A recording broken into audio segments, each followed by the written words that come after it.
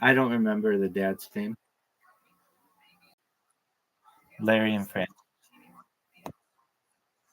Okay, yeah. That was a very good question. It was one that I was going to try to get, but I didn't know. I didn't know it myself. Um, all right.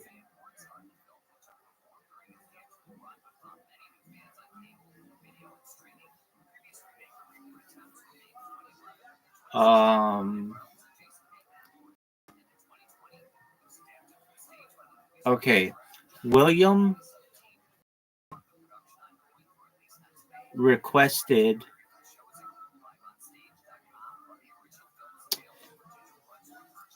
Let's see. This might have a couple questions in it.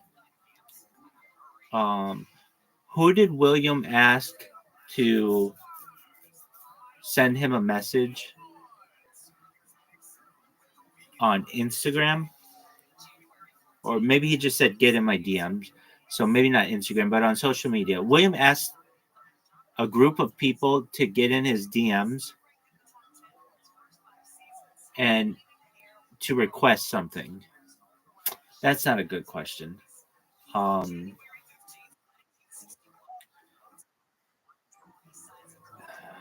he says it to the people at home basically.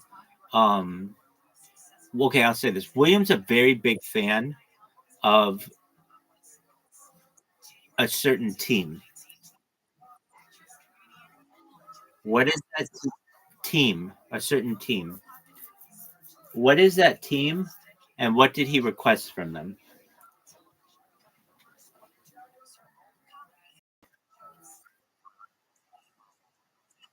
No, that's incorrect. Is that? Do you want to make another guess?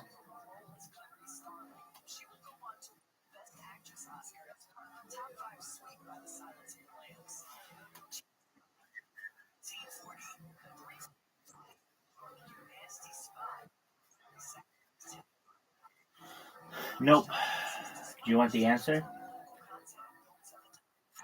He requested the Tennessee Volunteer baseball team send him a baseball mitt.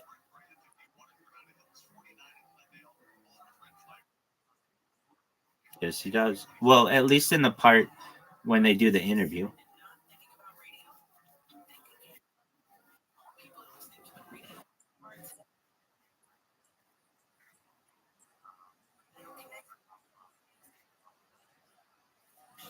Oh, I don't know. I guess I have to guess. William. Um, Tim.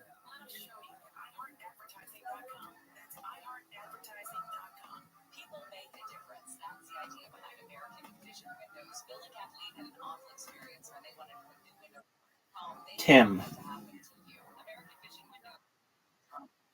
I have no idea. What is his name?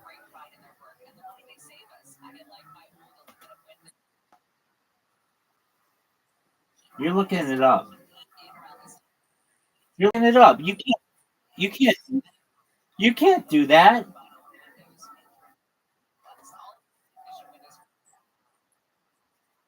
Okay. You can't do that. That's yeah, dude. That's not fair.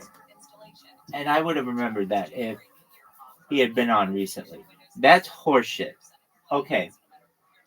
Here's one. This is, I think, probably pretty easy, but um,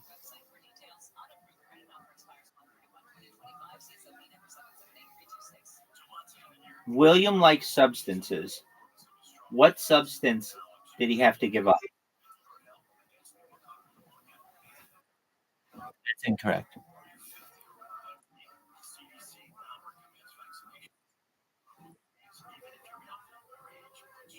I don't know. Gave it up.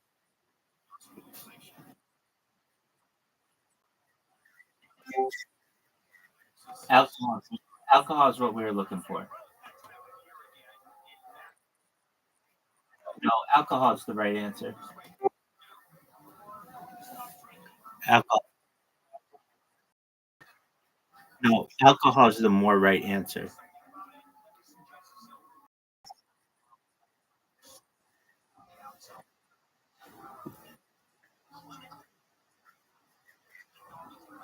Tony Hinchcliffe mentions that they were very proud of William for giving up alcohol and that he was 2 weeks sober and that they wished him the best.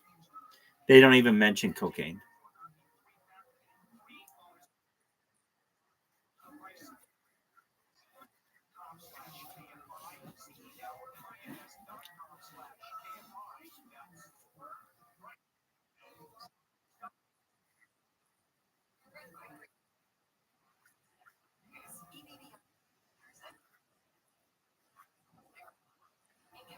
Carrot Top.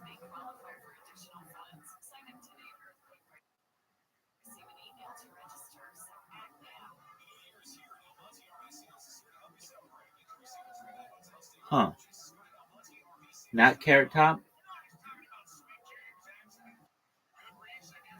A washed up version of who?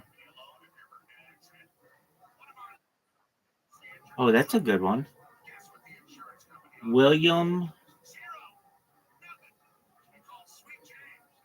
You know, it's interesting. He doesn't give that much up about himself, at least in his stand up. I mean, I wouldn't expect him to. Okay, William.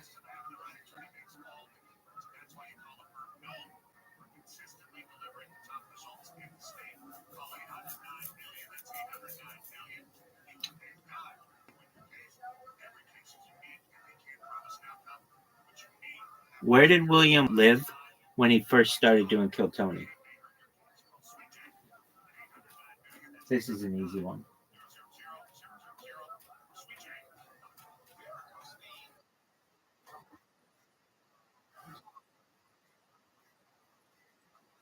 That's correct. But where specifically did he live? Did William live?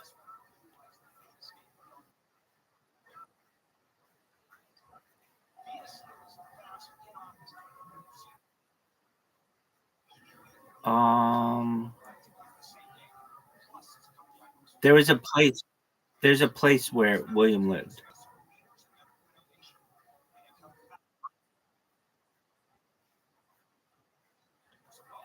We'll say it was in Los Angeles.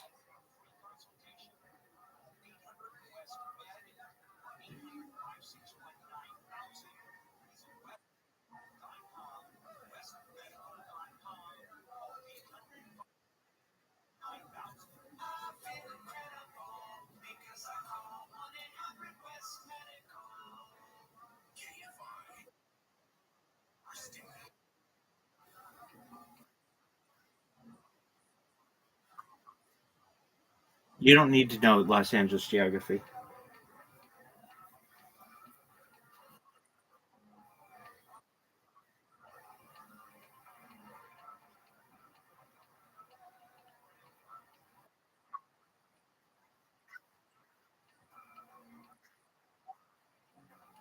Nope.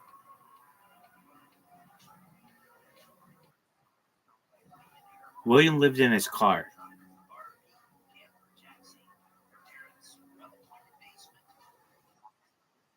Yep.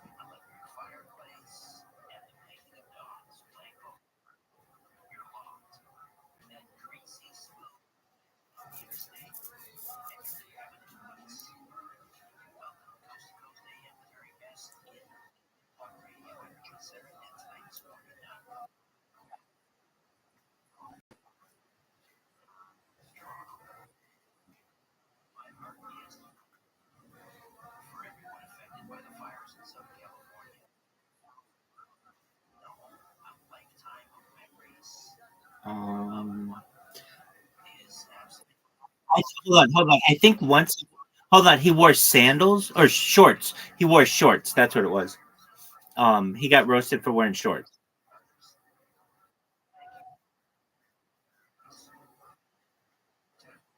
Okay, well, I got that right.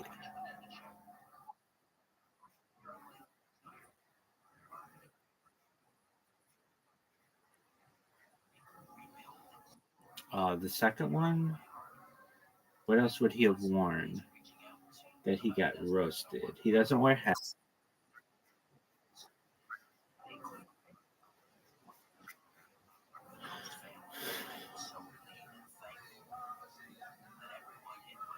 It was armless. Yeah,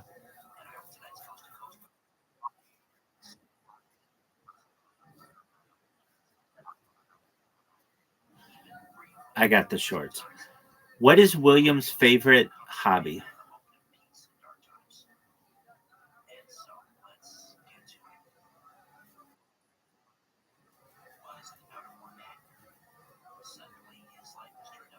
Are you asking, or are you going to tell me the answer?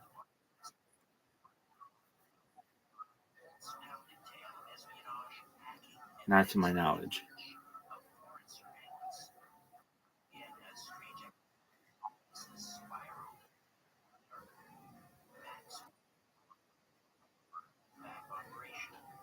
Are you asking me? Well, I mean, it could be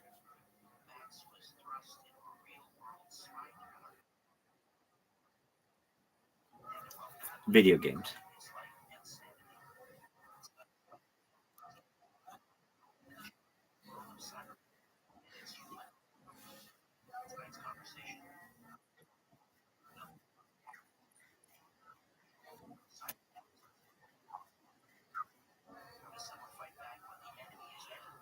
He goes through phases.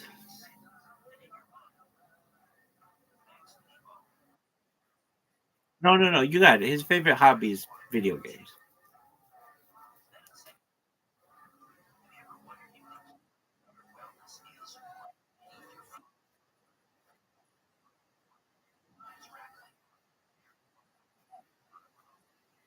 No.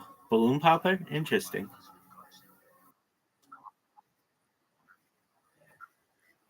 What uh, what does William brag about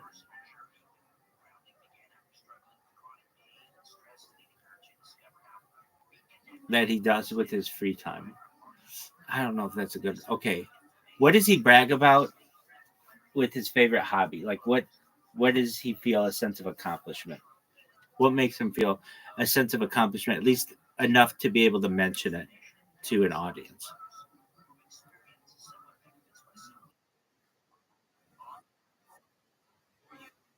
Doing what though specifically?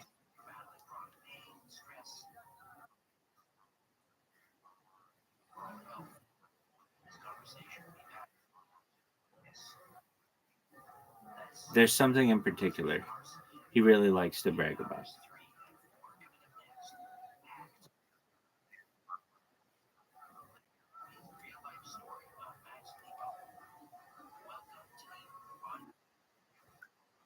He likes to get different skins.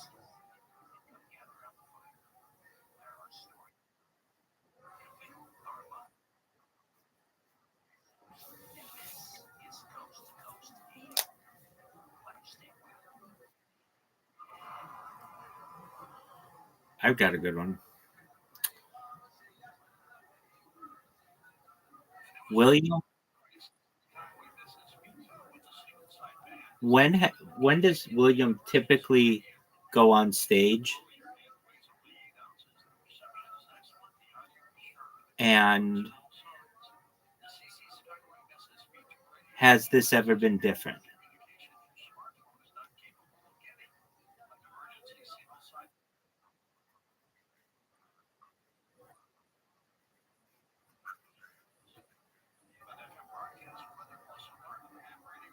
When does he go on first?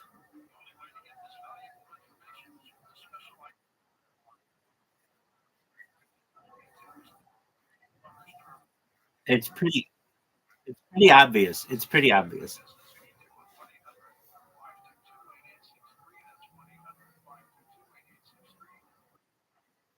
He's he's gone first.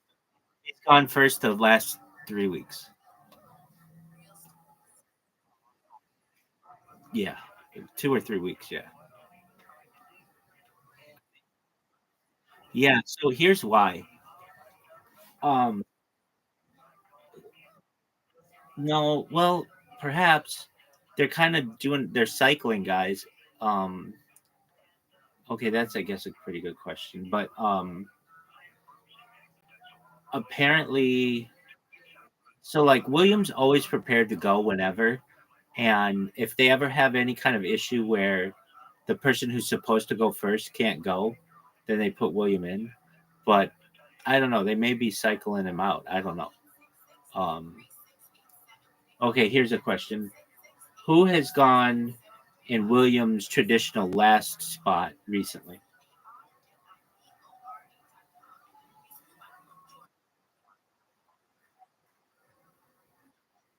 Because you're not as big of William Montgomery fan as I am, is what you're saying.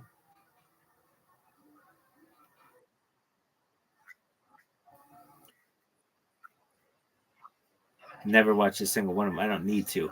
This man and I are like this, son. Ari Maddy has been going last.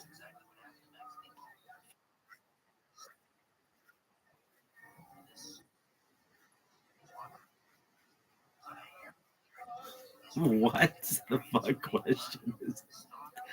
Um, uh, oh, I would have never gotten that. the, the cheating chin.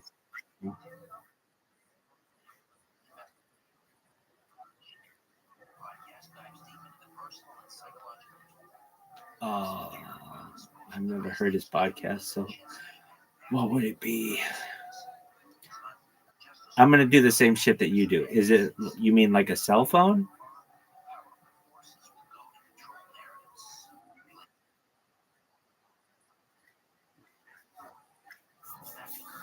Okay. You mean like headphones? That kind of like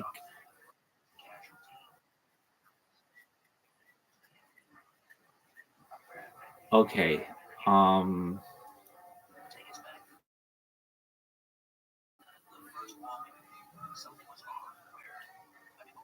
it's a piece of technology,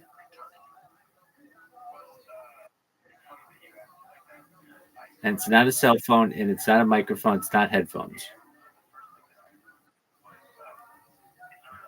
All right.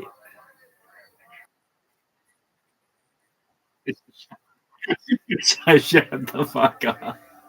Um, what did she give away?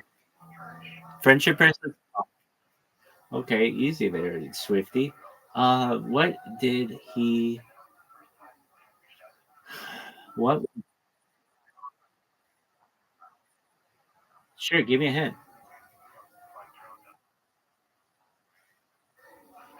Um,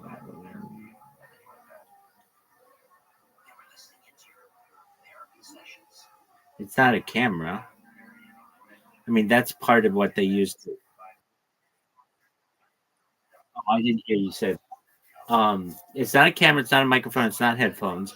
They use it a lot in movies. It's a piece of technology.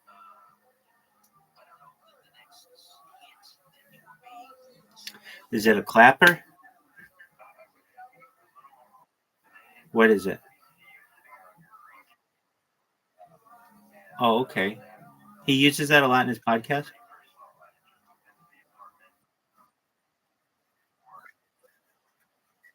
Oh, very cool. Um, all right. William Montgomery is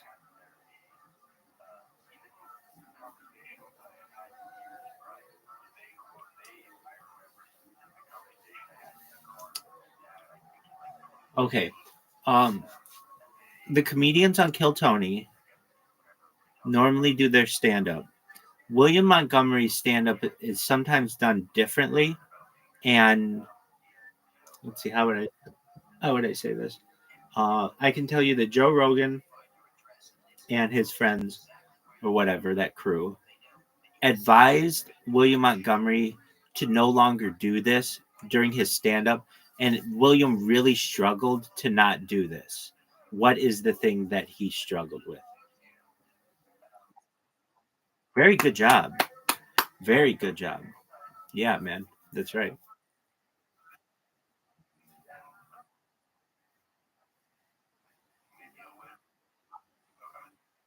You don't know his favorite food. You don't know what his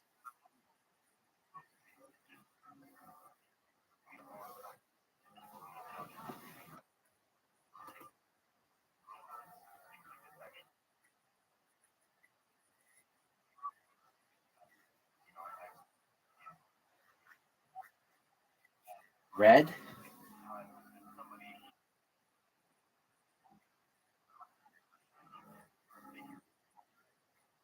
I exactly. Okay. Let's see here. Um,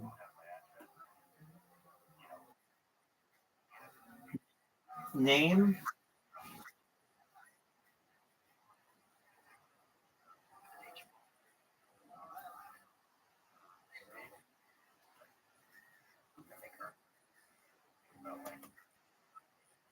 He lives in an apartment. He lives second floor. Okay. Name three people that William Montgomery routinely makes fun of.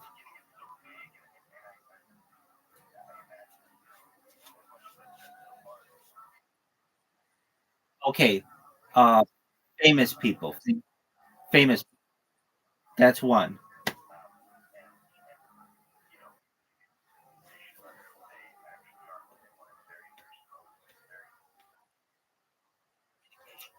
I don't.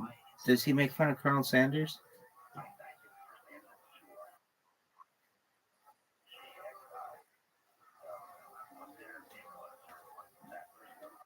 Okay.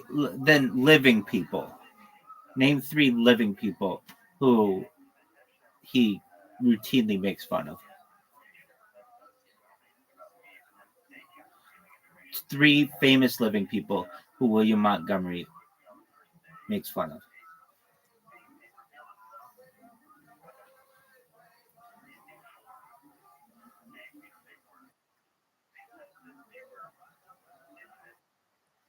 Oh, I already said famous people. Red Band's mom's name. Hillary Clinton is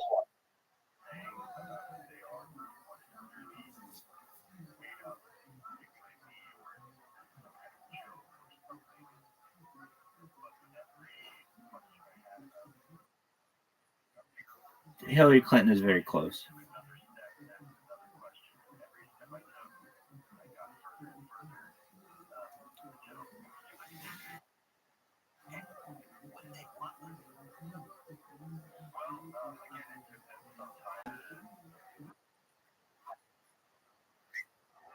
Nancy Pelosi and Joe Biden.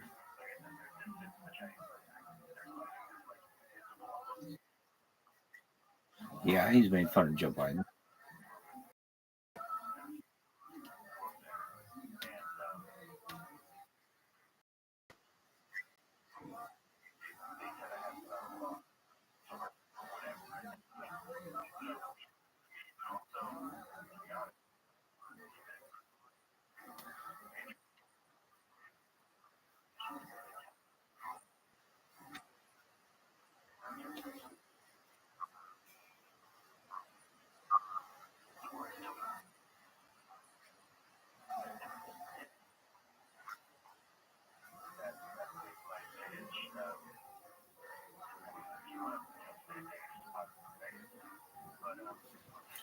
He's had to confront this thing. Is it a person?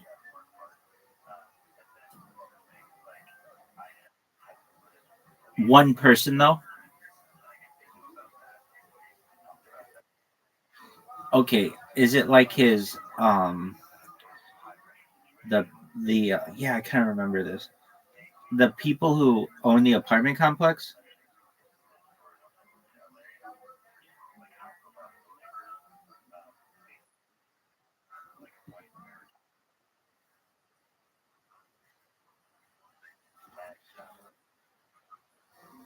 Okay. Um I don't know, what is it? Oh, that's a good one. That's a good one. Um, William does.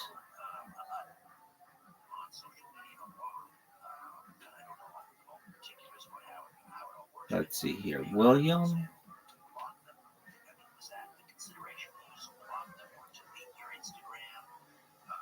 William has opened. Name two people for whom William has opened.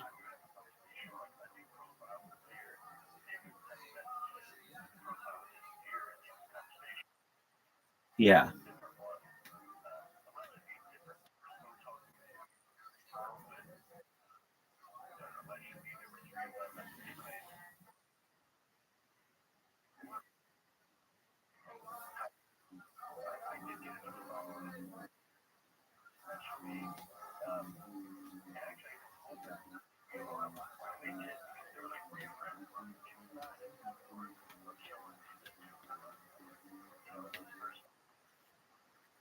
Joe Rogan is one of them.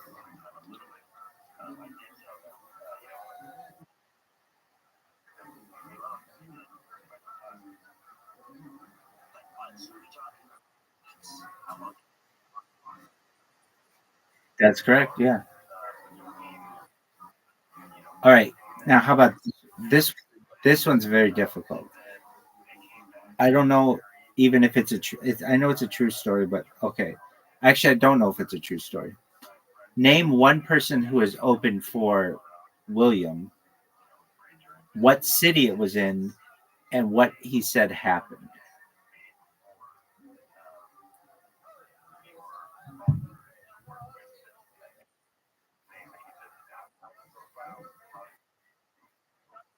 Super hard. Super hard. I should give you a clue, but like the no, no. Let me see if I can give you a clue. The person who opened for him was a man, and this was uh, in Missouri.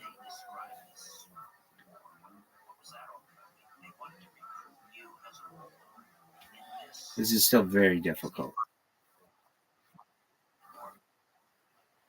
Okay, so the guy who opened for him was his name was something like Old Man Willie or something like that, who's 92 years old, and it happened in Kansas City that this guy opened for him, and William something like he yelled at him or something, and the guy fell down and had to be taken to the hospital. That's what he said. That's a tough question. I know.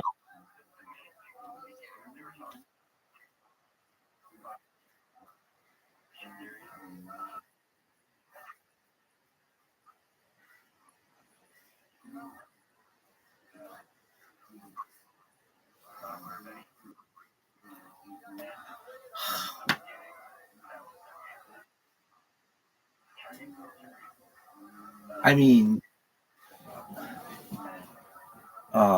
is it a hobby?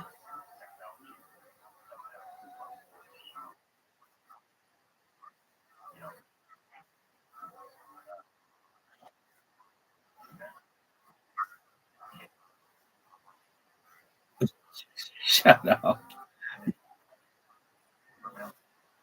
Okay. Okay. Like impossible questions. All right. William, we are. We are. Um. Okay. True or false? William has been a panelist on Kill Tony. That's correct.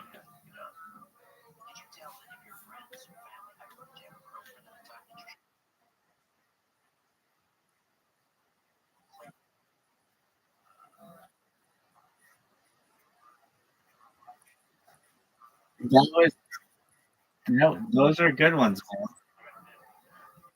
The raisin. Not. It's not raisin bran. Raisin bread. That's okay. That was a really good one, and they mentioned it, I think in two episodes at least. Um, yeah, that was a really good one. Um,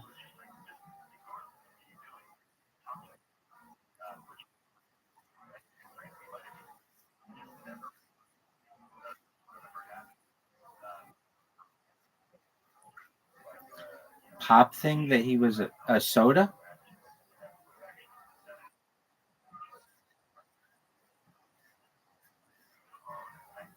dude wipe, dude wipes, and he was trying to get Kellogg's. There was like some kind of brand buds. You're saying, and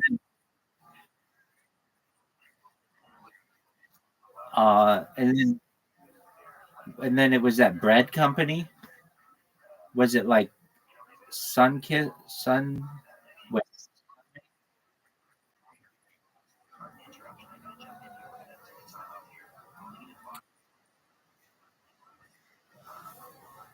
Um,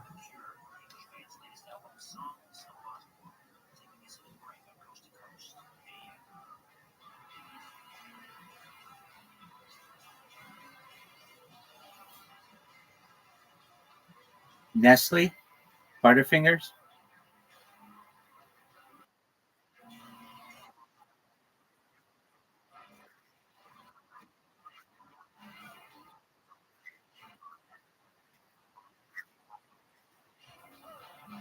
I don't know what is it.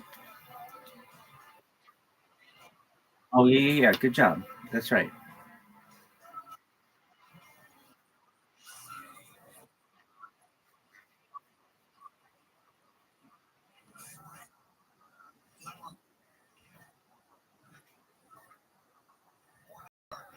Oh boy, a music group.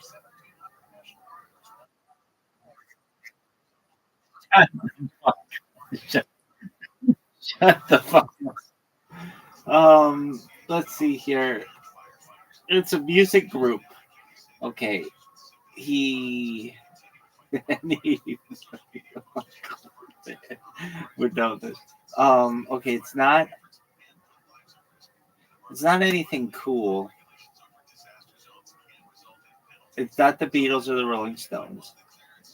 I would have remembered him mentioning that. I want to say it's a boy band, but um, I want to say it's Backstreet Boys. Is it Backstreet Boys?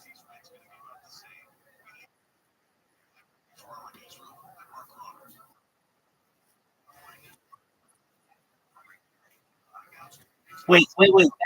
That's different. You said a band. Okay. No, you didn't. You said it was a band.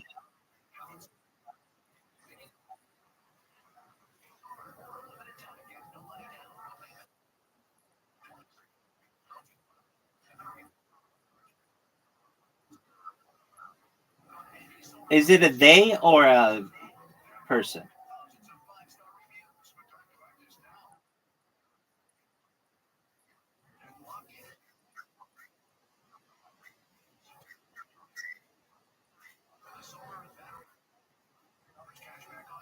Does this artist go by one name, like a name, like a first and last name?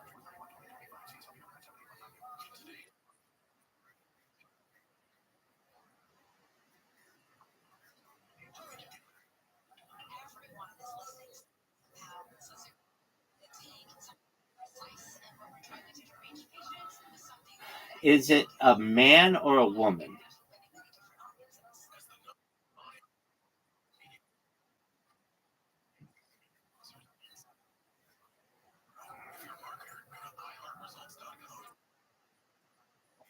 Yeah, give me a hint because it's you don't even know if it's a singular or a plural person or entity.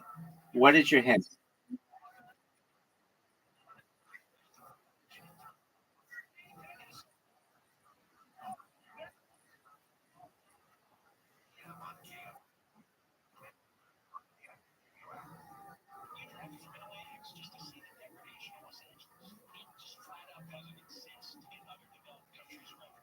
What is it?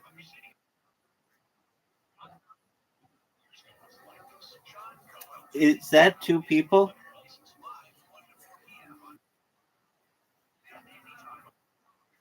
Right.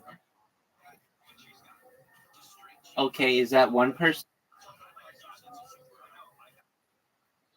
What do you mean, probably? You don't even know. We're looking this up.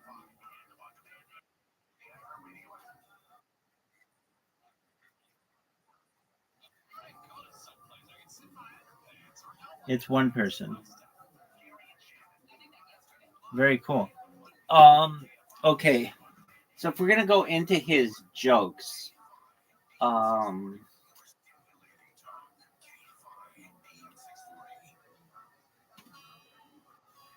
what would be a good one?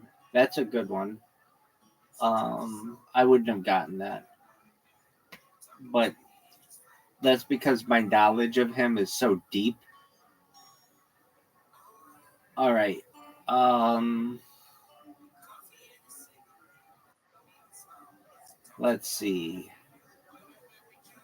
He William Montgomery is how old? You have to get it within 2 years.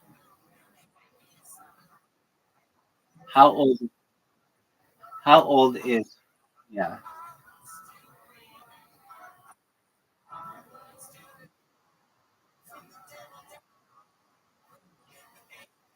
I think he's 39 now, but that's good enough.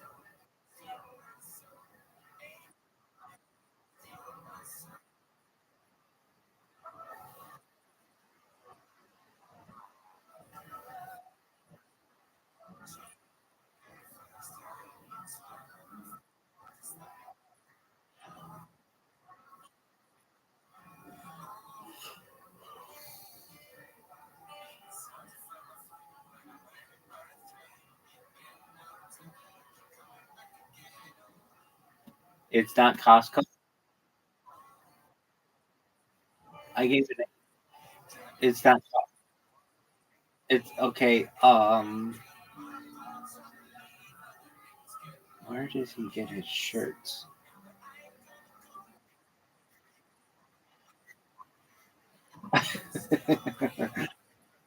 Where does he get his shirts?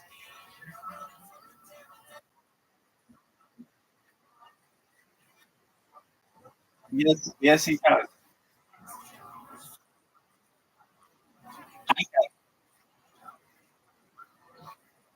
Go ahead. No, what is it? That's a good. That's a good one. Okay, Red Band has made a suggestion to William to improve his no, his um attractiveness. What is the suggestion? Incorrect. Any William Montgomery fan worth their weight would know this.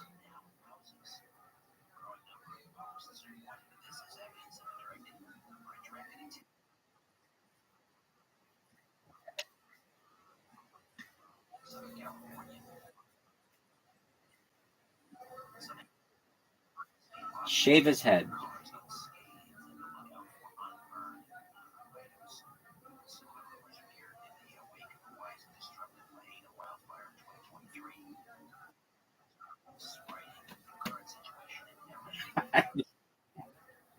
Oh wow, I've got one. I don't know if I can really put into a question. Go ahead.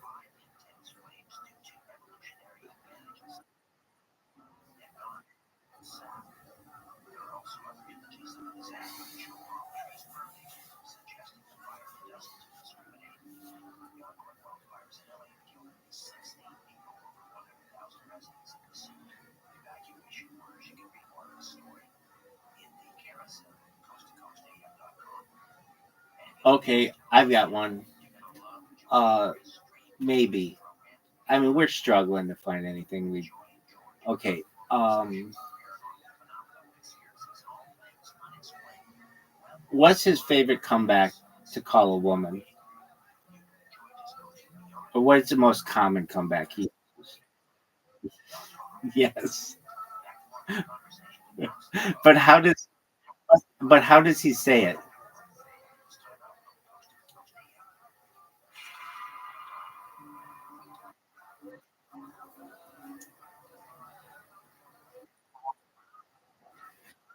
Yeah, kind of like that. Yeah.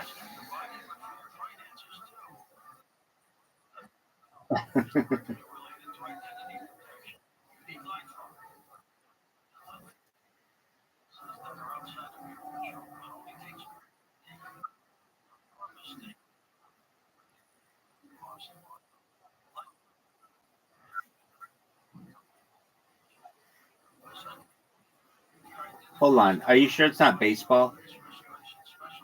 Wait, he doesn't much about it? Because I think his real favorite sport is baseball.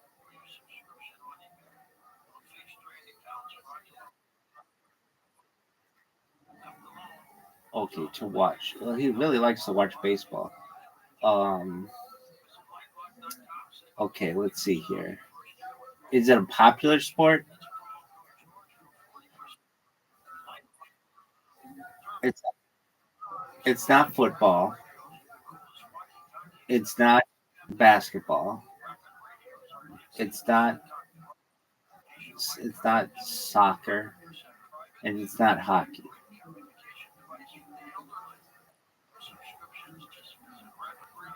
Those are the big popular ones. So it's pop. Okay, it's not golf. It's not um um. I don't think it's a motor sport. NASCAR. Okay.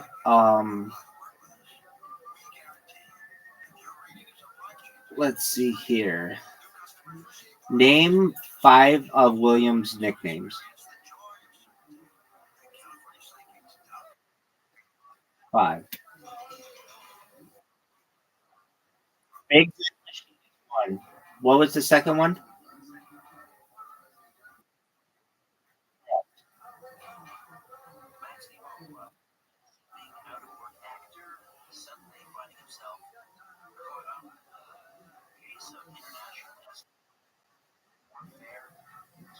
No.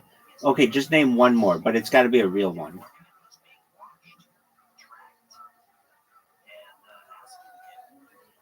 Big Red Machine, Memphis Strangler. It's a big one. They always call him this. Now, I really mean this. Like when I tell it to you, you'll be like, oh, fuck. But any true William Montgomery fan would know this right away.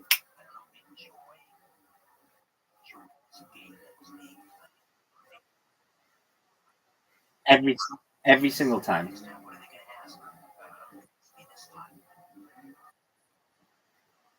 The Vanilla Gorilla.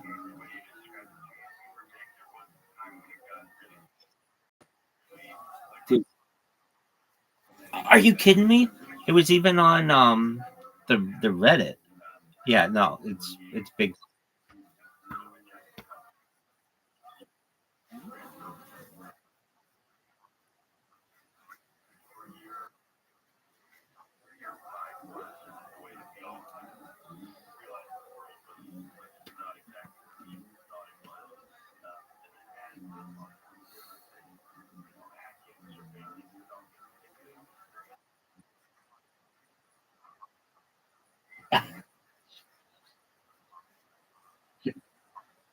Shut the fuck up. Um, he enjoys playing video games.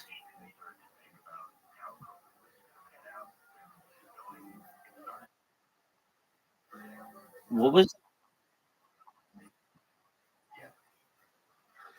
Oh, okay. All right. William is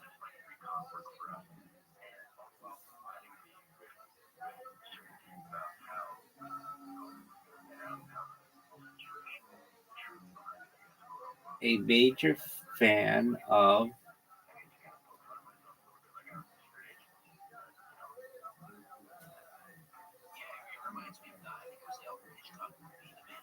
Okay, I can tell you. Okay, what prescription drug is William a major fan of? No, that's incorrect.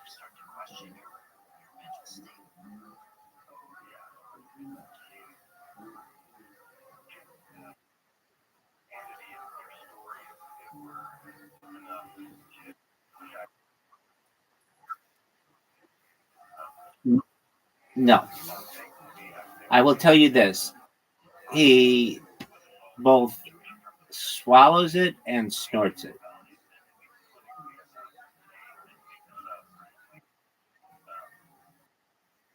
Correct. Yep, he mentioned it last week's episode, and he mentioned it that he took it when he drove from LA to Austin.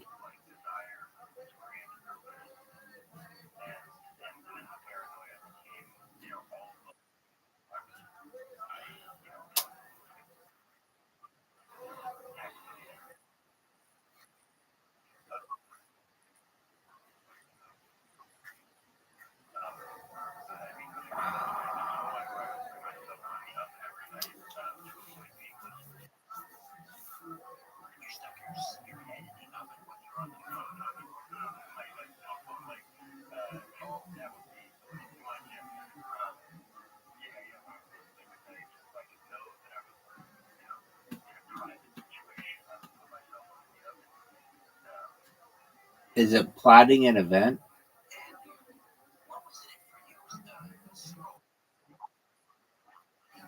Well, that's a good one. Good one. All right, last one. Let me think. What would it? Oh, okay. All right. In William's opinion, this is one of my favorite jokes of his. This is so funny. This is so funny. Let me see if I can remember it. He goes something like,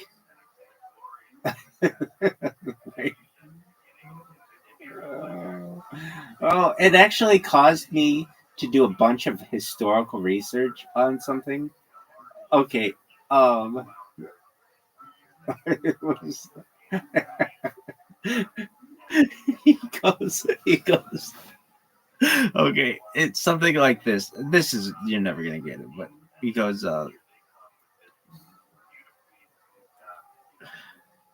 He does an impression of someone, and he goes.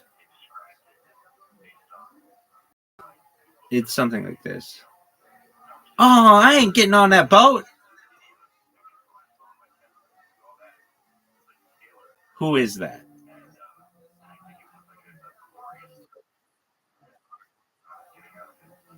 Oh wow, that would be a good guess. Pretty kind of close. No,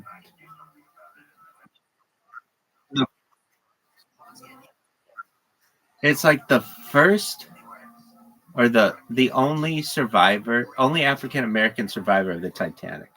Something like that. It's very funny how he says it.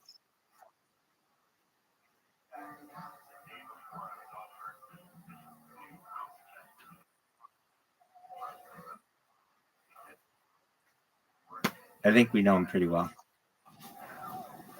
You had some really good ones. I learned a lot about him. I mean, I am his biggest fan, but now I'm even bigger fan.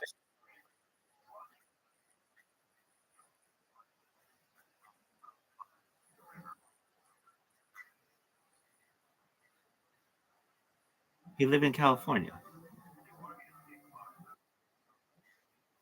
No, he moved from Los Angeles to Austin.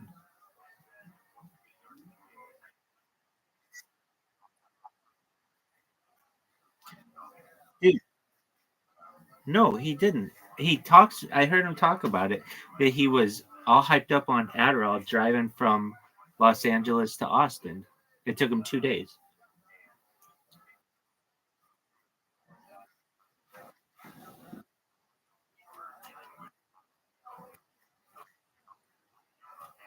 All right. Let me see if I can get one more.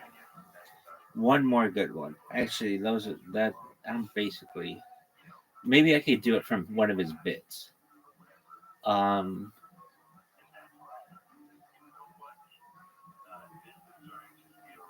William,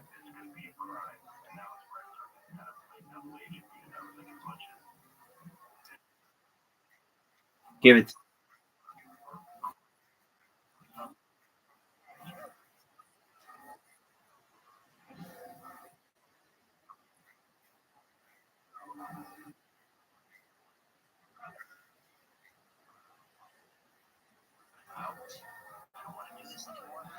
Doesn't need to go. Why don't you shut the fuck up, bitch?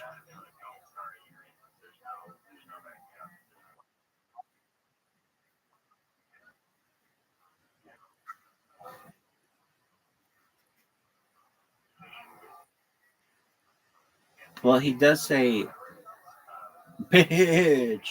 Um,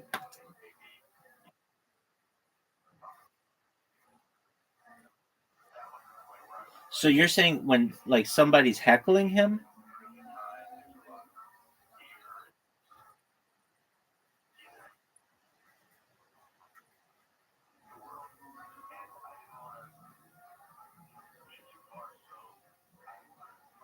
it's not. Well, why don't you just shut the fuck up?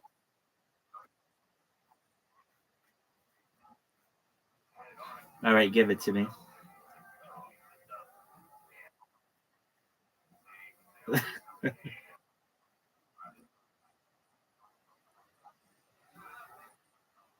Okay. Okay, that's a good one. Yeah, I've seen him do that. But um, sometimes, well, you said he doesn't cuss during it, so that's why I was like, oh. But the thing is, sometimes he can't hear them, so he's actually saying that like in a serious way. All right. Um, in what city did William say he had sex with Red Band's mom?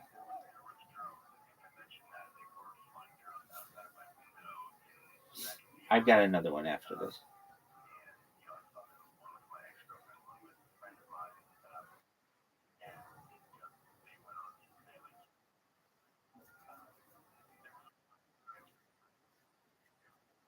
No, Columbus, Ohio. Okay, one time William made a comment about Red Band's mom, and Tony said he took it too far. What was the comment?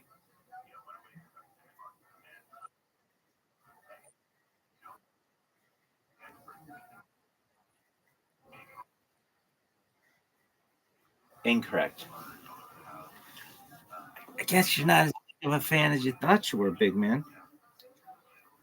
Yeah, he made fun of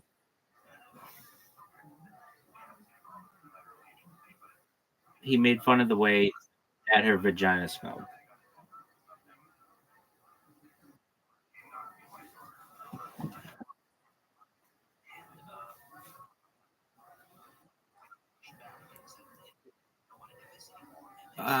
And did they stop him from saying? Did they say he took it too far?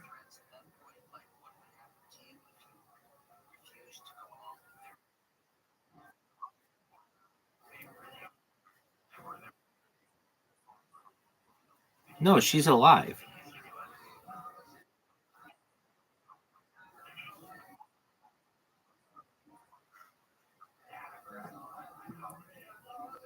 Champion. I don't think I know anything else about this man.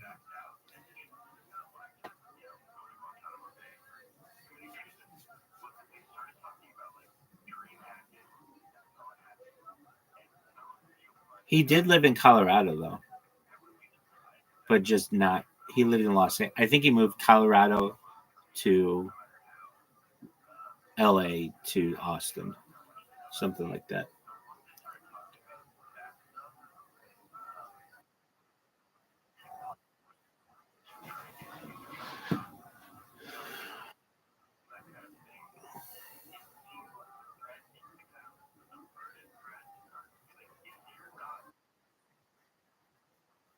What is it? Unless it has to do with his podcast.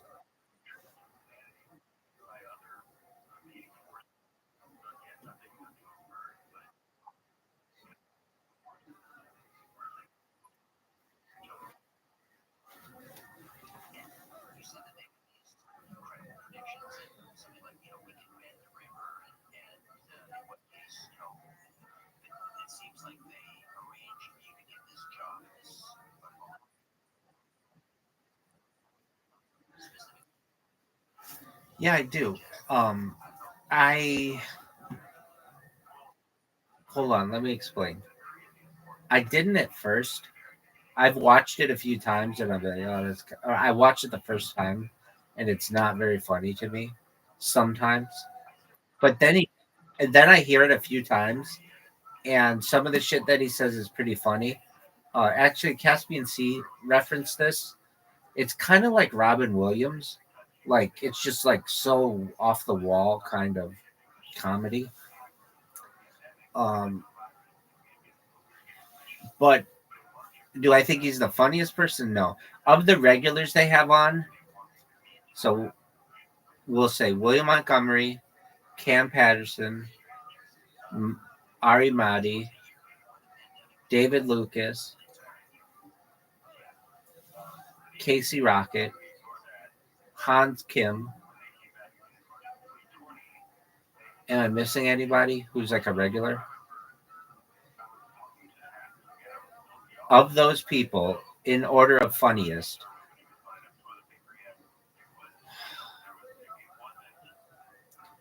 I think William's probably the one who I think is funniest, but Cam Patterson can be funnier than William. But I'd say William, Cam Patterson, then um, Casey Rocket. Is he third? Um, hold on. Oh no, Ari Mahdi's third. Casey Rocket's fourth. Hans Kim is fifth. David Lucas is sixth. Do you agree with that?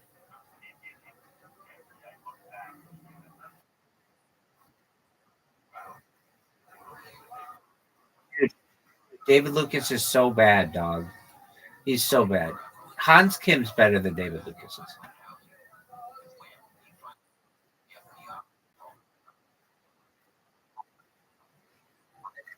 So shitty. He's the world's shittiest roaster. Here's how he roasts people. And Tony's booty hole. That is the punchline of everything. Everything is about a booty hole. Everything is about Tony being gay. It's so unoriginal. That's why they stopped having him on as a regular, and they just put him in the Hall of Fame so he wouldn't fucking um so he would just go do his own thing, and they wouldn't have to have him on every week anymore. His roasting is so bad, and I'm glad he got his ass roasted by a bunch of people. Um, that there, this guy from Canada roasted him. I forget the guy's name.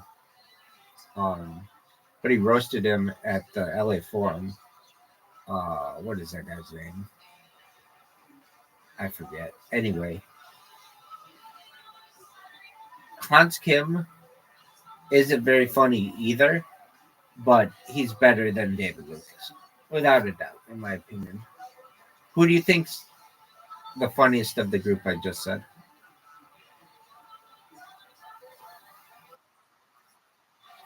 No, do you think it's?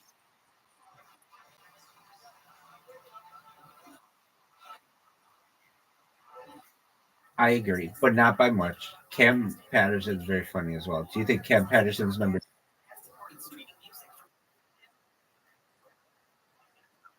Oh, dude, he's fucking hilarious. Okay, and then three is Ari Mahdi. Have you seen Ari Mahdi?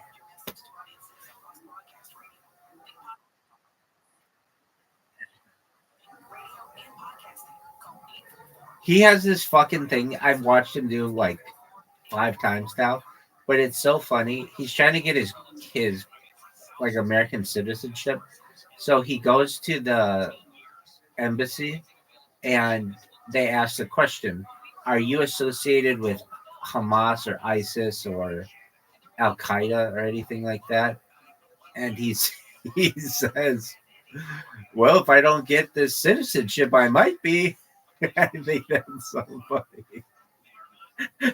And the lady's like, what'd you say? And he's like, oh, nothing. I think that's like a very funny answer, though.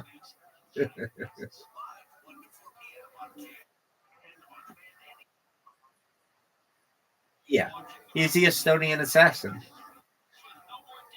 And that's the thing too, he'd be like he'd be at the citizens, the embassy or whatever, and people would be like, "Oh, it's the Estonian assassin." And he'd be like, "Shut the fuck up! I'm trying to get my passport or my." They'd be like, "Oh, it's the Estonian assassin." He'd be like, "Don't call me that."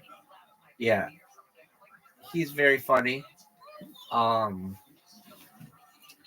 he has a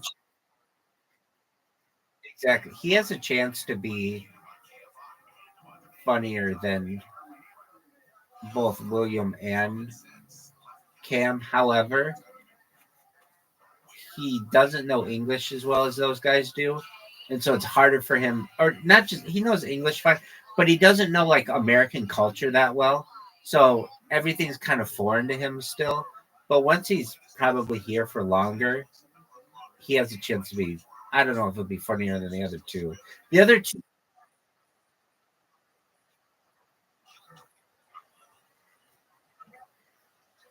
the other two have basically like very strong like catchphrases. Like I ain't never gonna stop. William is a solid catchphrase, and also like shut the fuck up, bitch. And then Cam's always like shut up, white lady, bitch, and or something like that. And um, the thing is, Cam is running out of material. I mean, I know. Here's what I hear. Like when he does, like these guys don't put their really good shit in Kill Tony because then everybody's seen it. They save it for their shows. But William, he has just done like six. He's done this for 6 years. That he's got a lot of material built up, and even Red Band, who's his biggest critic, has said that he's the hardest working comedian in comedy because he puts out a new minute every week, which I don't know if I agree with that, but it is difficult. But a lot of times his jokes are like kind of obvious. It's just like he goes to the news and finds something funny, and then he'll just be like, he'll talk about it and then give it a punchline, which I don't think is that hard, but he does it every week. Oh, dude, I was wrong. um, William was not on the episode last week because it was like December 23rd, and he went for somewhere for the holidays. Same with Cam Patterson.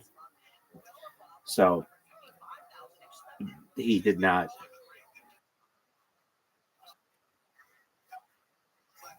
Yeah, and no Cam Patterson. It was interesting.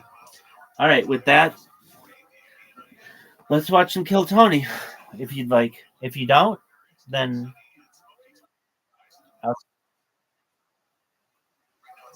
that sounds amazing, dude. Sort of, again, it's not really. No, it's a real piece of paper. Okay, that'll work. Ladies and gentlemen, can I get some? Oh, you got. Yes, you do have origami music. Hey, take care. Second biggest William Montgomery fan in the world. Come on, everybody!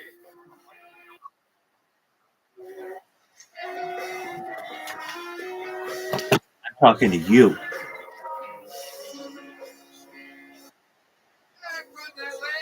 Oh, that was it? Oh my god. dude. Don't tempt me, or I'll start. Don't tempt me, or I'll start watching this fucking podcast, and I know everything about it. I know.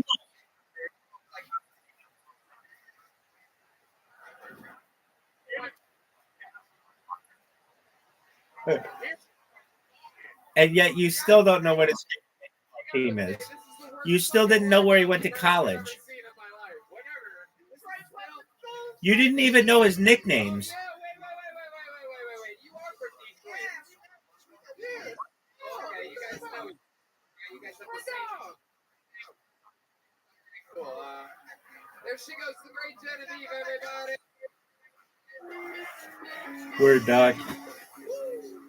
See Genevieve on Instagram. We gotta get one Later, more Gator. here, right? Peace. You guys want to go to the bucket one more time? All right. We got this table of day drunk white guys over here in the corner. Look at this guy, wasted over here. I like white summer. I caught you wasted as fuck, dude. I like your style. That's that white summer right there. It is. Look at these guys.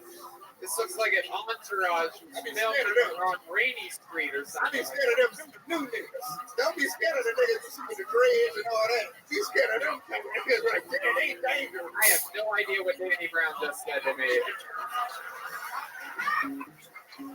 Ladies and gentlemen, your final comedian out of the bucket tonight goes by the name of Dylan Jarbo. Dylan Jarbo. Let's see what happens here. See if we can utilize all right, here he comes. One more time, come on. Give it up for Dylan Jarbo, everybody. He's got a shot. Woo. Give it up for the environment. Yeah, I don't know if you guys know this, but there's currently a 500-mile peninsula trash in the Atlantic Ocean. And I used to live there. It's called Florida.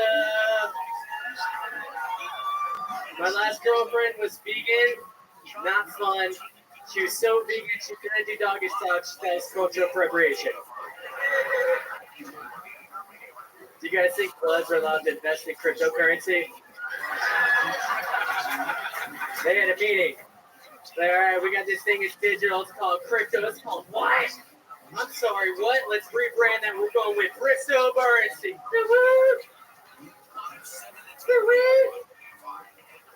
I used to skate a lot in Florida. I don't know a lot of skaters here, so I found an app to meet other skaters. It's called Grindr. Ooh. Not a lot of skate talk. Feels like more of a rollerblade community, if you ask me. Wow.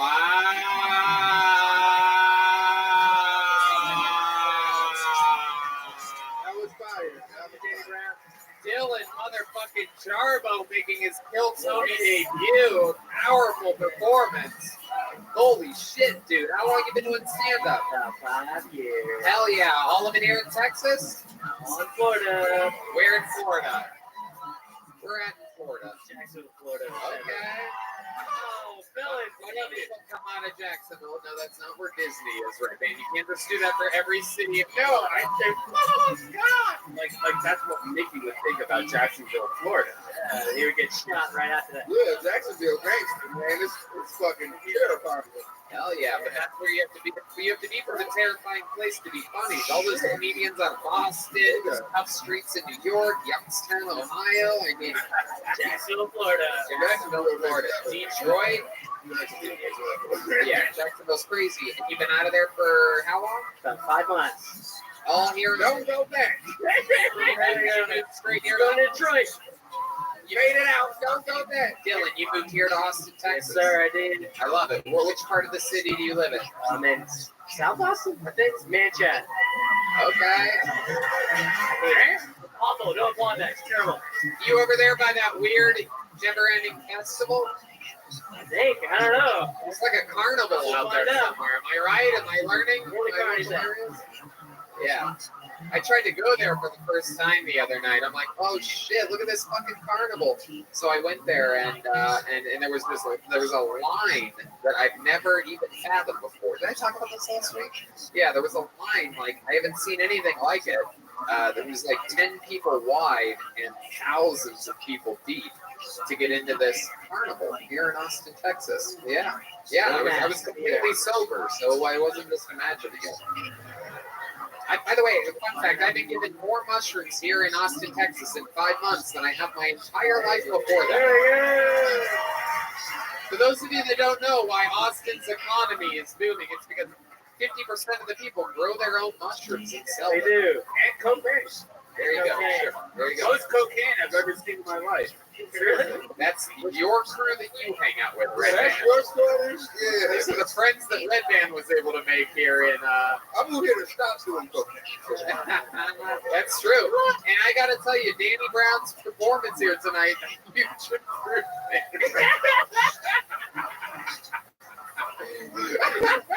Danny famously, I can talk about it now that we made it through this episode. Danny famously had an episode in Detroit. Some of you are just becoming fans now that we're here. Don't go look at this shit now, man. What the fuck? Now you're going to get down. Go watch. It's good now. It's good now because it's a comeback story, bro. But we did an episode in Detroit and we're like, oh, we're going to blow this audience's mind because we hadn't done an episode in Detroit up until that point. So we had, I think we sold like 900 tickets or something like that to this show of rabid fans that couldn't believe we finally made it to Detroit. And we're like, not only are we doing this, we're going to bring out the king of Detroit, fucking Detroit Danny Brown as the guest, man of Kill Tony. And Danny came out fucking higher than Elon Musk. To the moon. And I was at home, man. That's one thing. You can't do shit. I would say, doing something with someone when you're at home, it's just harder than when you feel like we're too. If you're wondering what an episode of Kill Tony is like when the guest never stops talking into the microphone. Go back and listen. He literally doesn't stop. I could be like, Danny, please stop for 10 seconds so that I could get the next comedian on. And he was telling us how to make like banana milkshakes and shit like that. I swear. Not one of my finest moments, but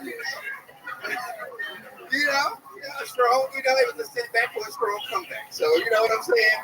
You make some noise for protection, And by the way, I want to say about Danny, this is what a badass Danny is. So when people ask him why he moved to Austin, he says because of the up-and-coming fucking comedy scene here. He's such a fan That's true too, man. I'm over here because of a beautiful lady that I fell in love with, so I'm with her too. Oh yeah, that too. You know what I'm saying? But y'all.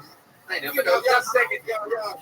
You can't take all the credit. Hey, pussy and comedy, my friend. Yeah, you know what I'm saying? You got one of them, dude. Like how big were you doing comedy in Florida? Like, did you? Oh yeah, this fucking guy's still here. I forgot about this guy. It's been so much fun out And he did great. He did amazing. Absolutely, fucking killed. That's as good as you can do. You're gonna get 2 big joke books after this. From Jacksonville, man, you deserve it. I love it. Tell us something about you that we'd be surprised to know, Dylan. Let's make this interview a strong one and get out of here. My roommate and I, we're growing mushrooms in our closet right now. Tony, if you're looking, we got it.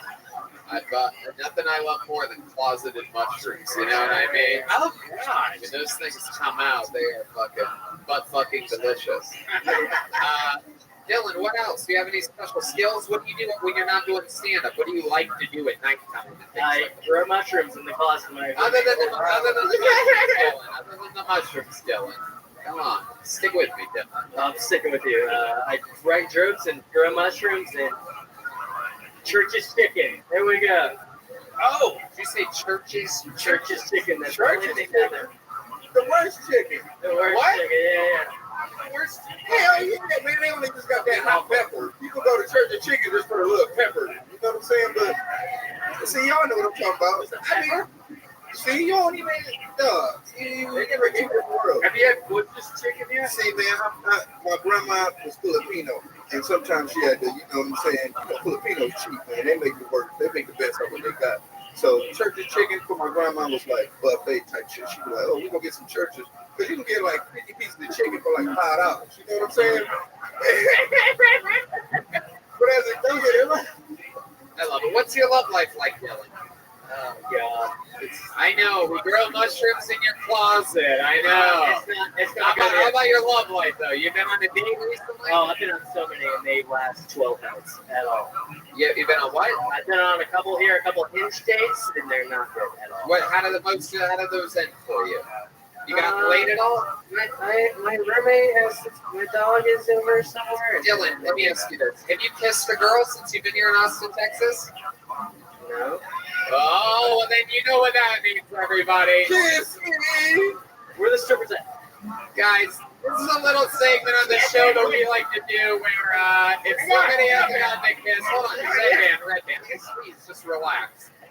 Jesus fucking Christ, you are the biggest creep ever. You couldn't wait.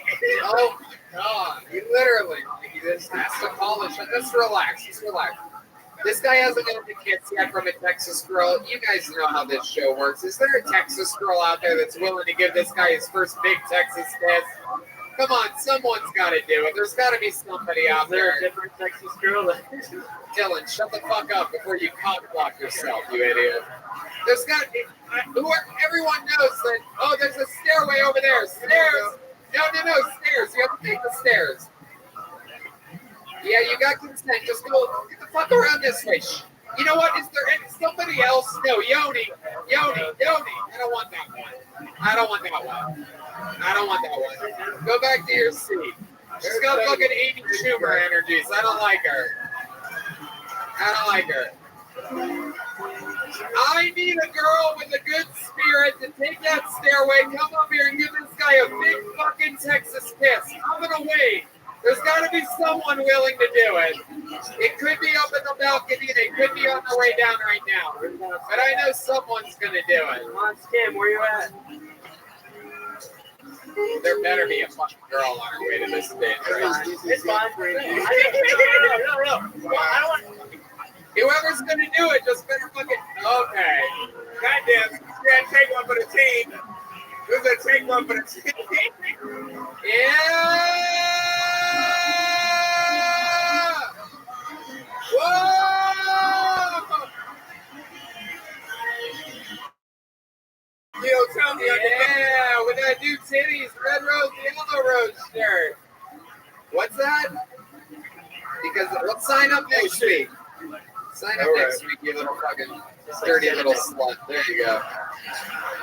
Yeah. The great Haley from Red Rose and Yellow Rose. I thought I recognized you. You got it. No, I did not. I'm so glad we stopped the fucking Karen from coming up here that was trying to make her way up here. She was going to kiss this guy and then complain to the manager afterwards about it. I didn't fucking know what I was signing up for. I could feel those energies from 12 feet away, lady. What's the longest set you've done? 30 minutes? Okay. I'd love to have you on Thursday. Is that right? Good. Look like Yeah. And he's on social media, Dylan Jarbo, DILLONJARBOE. How do you feel? Your first Kill Tony appearance, you killed it. You got love it. Dylan Jarbo, everybody! Let's head strip. There you go. You go ahead. We're not doing shout outs. Yeah, man. Jesus Christ. Shouting out streets over here. Streets in California. So stupid. Guys, there's only one way to end a show like this. You want to fucking do it? All right.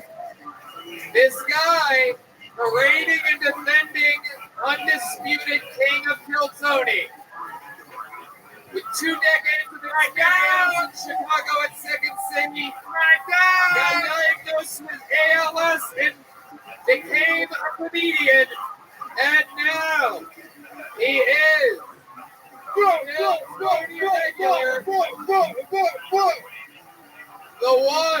the only, the great Michael Leary, everybody!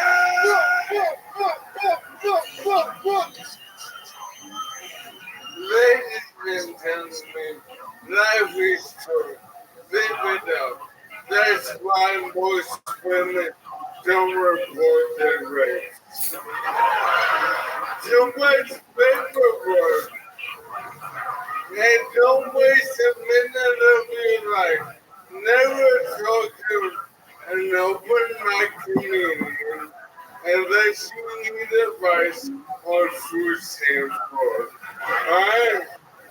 But I don't know how long I have left on this earth. But I know I want to be buried when I dig in the pit. Alright? But I will not waste a minute of my time. Do not give me advice especially medical advice. Nothing you tell me has missed my biggest dozen of neurologists, alright? You're giving me a research paper. I don't have time for research papers. I'm too busy fucking your mother. Alright? Now, but unless you're a woman, then you can name me Mindfulness, and I'll sit there with a Kool-Aid smile in the boat. Alright? But don't fucking touch me. My nerves are super sensitive. But if you're a woman, you can make me like a cow. Alright? But I want to say this.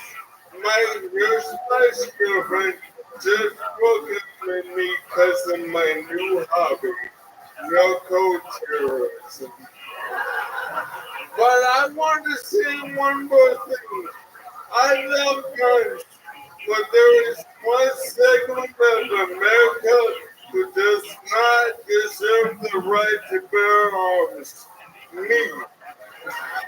Because there should only be one question on the gun application. Do you have any fucks left to give? I no fucks left to give. There's no guy. Yeah. Holy shit! These people get it. These people fucking get it. Man. Michael motherfucking lights out Lair in the house, ladies and gentlemen.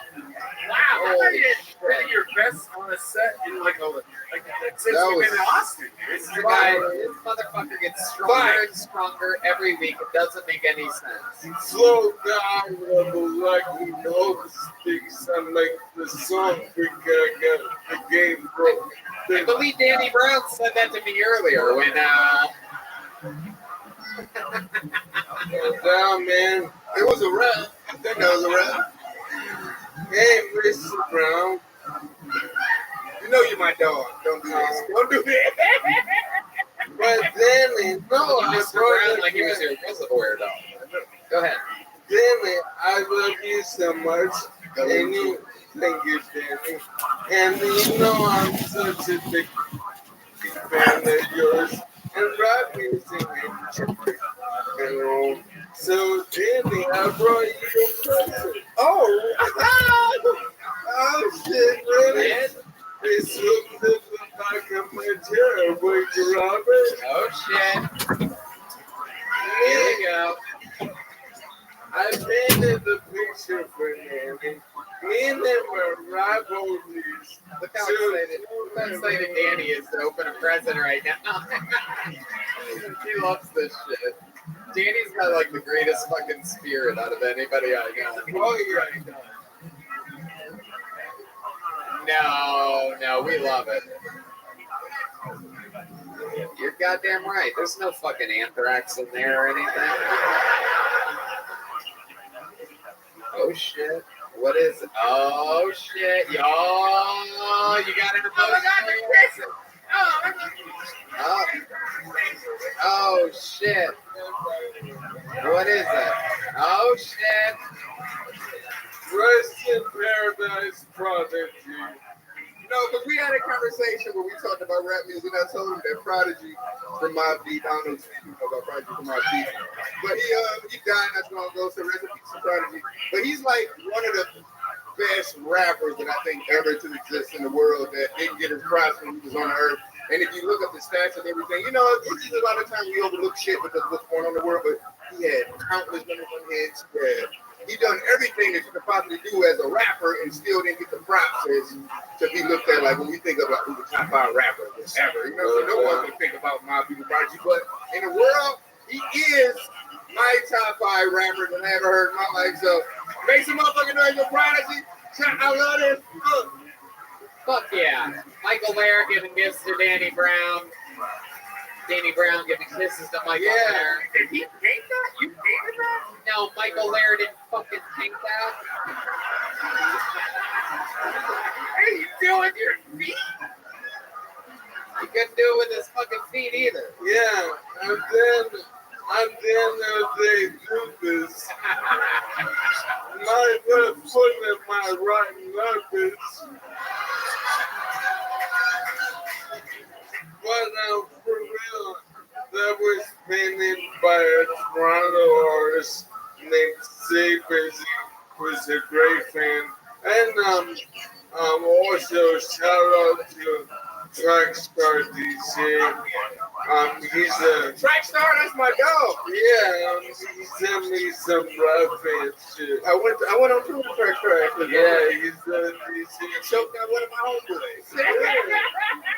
Oh, I've been having a tour for a long time. we've had so many shout outs on this. Is this Kill Tony or the Breakfast Club? What's going on? It's so bad. I don't even niggas on the set. Yeah, Trackstar did put my nigga in the redneck, but I think he was just mad. I'd like to get a shout out to Taekwon. Shout out to Lamar. Wanda. Yes. Keep going. Hey, Brian, how rate are you still pro? You on probation, man. Goddamn. Yo, Why I don't know. Look, I've been black for 40 years. I ain't made one nigga named Taekwon. That was definitely a white person ghetto name they came up with. I don't know what nigga named Taekwon, man. But it sounds like, I should know a nigga named Taekwon. You know that motherfucker. I ain't no Taekwon. We all man. know Taekwon. We all know that. Nah, man. You don't know ever, man. Today. Like, my name is Daniel. yo, Black people ain't naming kids Daniel no more. You get what I'm saying? Daniel? Ain't that fire? Think about it. In 2021, you like, fuck it, I'm gonna name my kid Daniel. Right. You got morals and values and shit like that.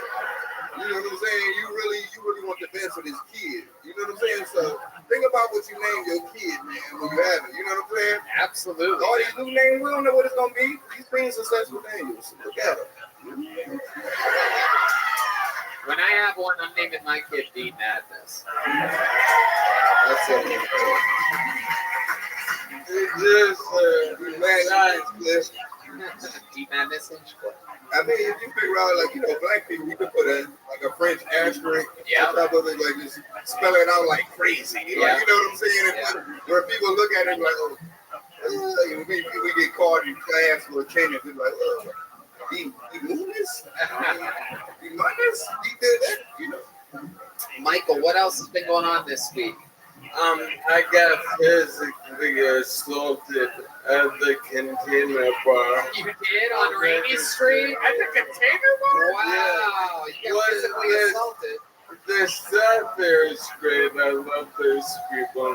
And I like to go to bars like that because I can't dance anymore. I like to sing. Wait, you can't dance anymore? You can't do the fucking... I ain't know that. He hit me up. My nigga Mike hit me up like, what's up? I'm at this reggae club. Pull up. I'm like, oh shit. Yo, dude. He got bitches whining on him. I swear to God, Michael Lehrer goes out more than I That's do. what I'm like, I don't know if I can pull up on this function. He said me clipping and everything. I was like, you know what? He was literally at that bar the other night, and I was texting him. I'm like, hey, what are you up to? You know, I had the night off. Like, hey, what's going on? And it's right across the street from, you know, we live right next to, we live in the same area. And I go outside and I'm smoking a cigarette, and I look at the place that he's at. The line is like a football field long. Music's bumping. Everybody's just wall to wall. I'm like, what the fuck is he doing in there?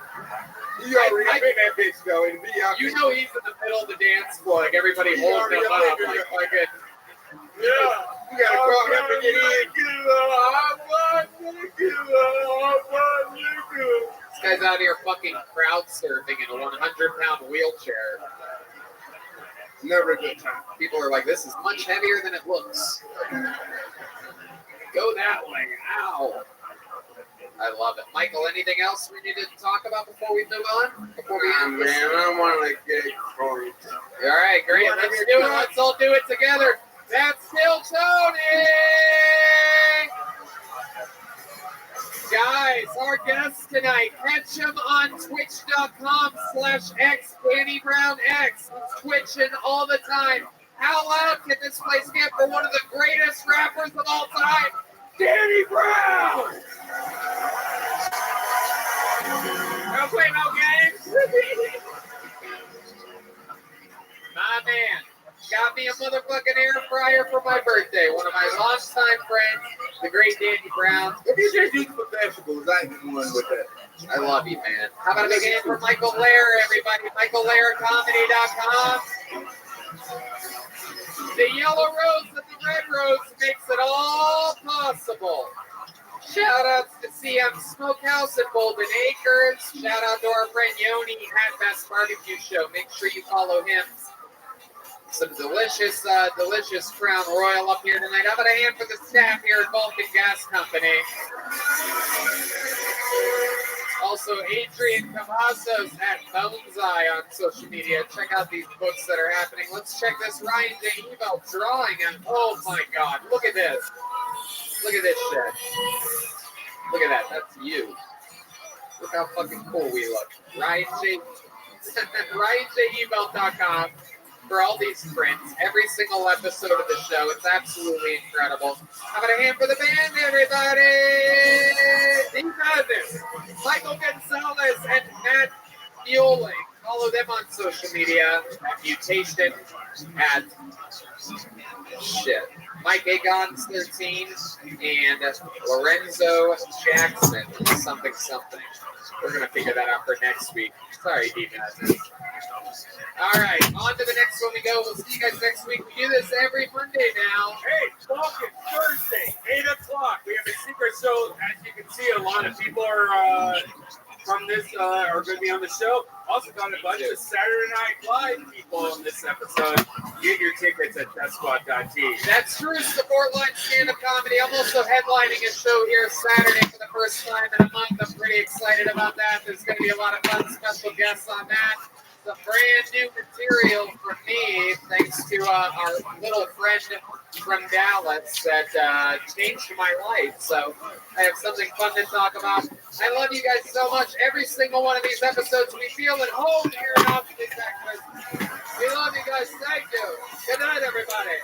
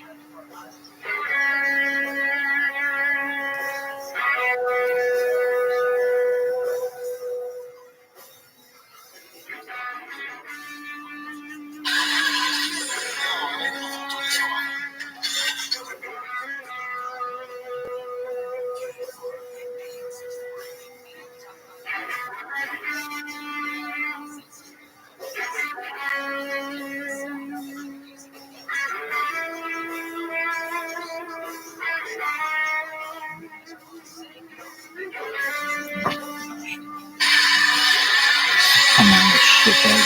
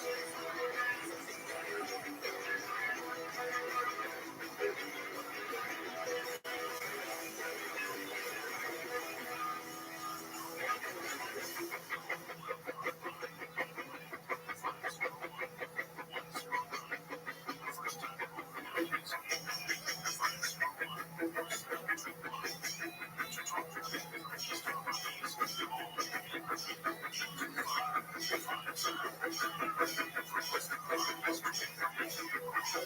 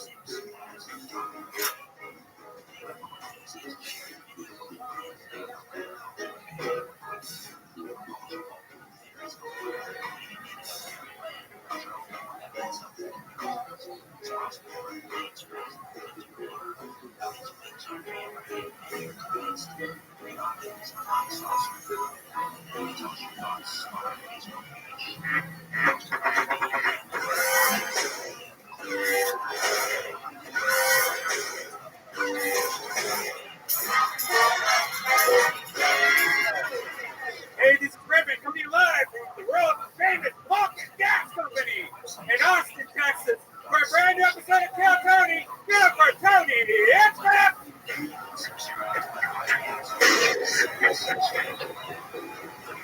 Austin, Texas, come on, make some fucking noise. We're here. Woo! Home sweet home in beautiful Austin, Texas, baby. Come on, guys, make some noise for the great Brian Redman is here. What's up, everybody? Yeah. Woo! Right. Yikes. Fuck yeah. I'm excited to be here. Another fun one lineup. Guys, how about a hand for the band that you've been listening to? A real professional musical. Audio there for a second. Band. Guys. Michael Gonzalez on drums. Matt Mueling on guitar. John Dees on the keys. And the man with an eye for talent, D Madness, right behind me, everybody. We're going to be rocking and rolling with him all night. Shout outs to CM Smokehouse, at CM_Smokehouse for filling us up with delicious food. Thanks to our friend Yoni, who can be found at Best Barbecue, a barbecue connoisseur here in Austin, Texas, and a hell of a friend. And shout out to the Yellow Rose and Red Rose for making it all possible. Very fun stuff. We have a bunch of handmade custom leather books by the great Adrian Cazos at Bonsai with a Z, Bonsai. And we have some small ones for people that don't do good on stage. How many of you like it when comedians do good on this show? When I pull a name out of a bucket and they do good. How many of you like it when comedians do bad on the show? Wow. I don't think I've ever asked that in Austin. It's good to know. Good to get a barometer for everything. I mean, these episodes have been absolutely crazy, especially since the big move from our former hub of entertainment to here, the Vulcan Gas Company. I'm going to hand for the staff here. An amazing crew.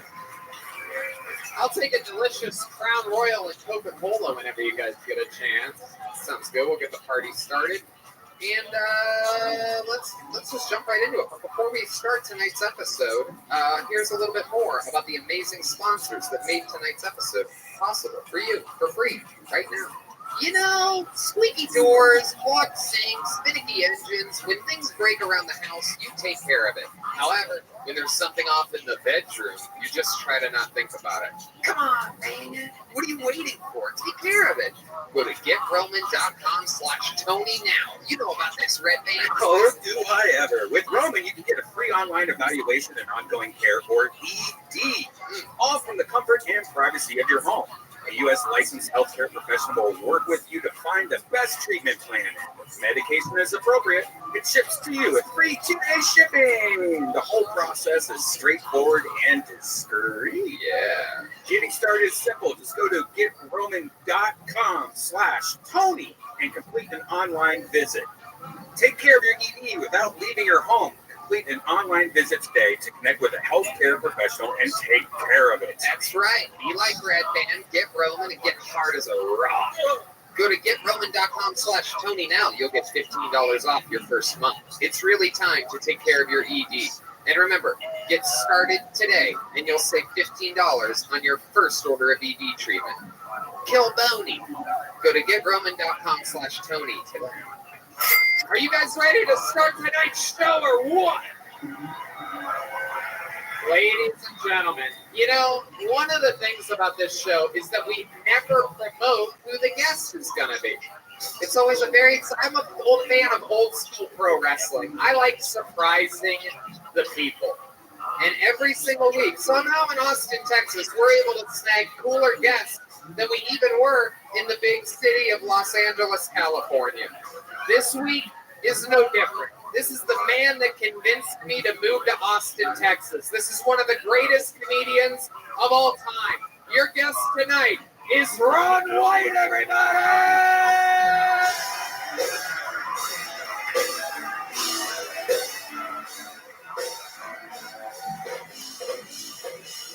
Woo!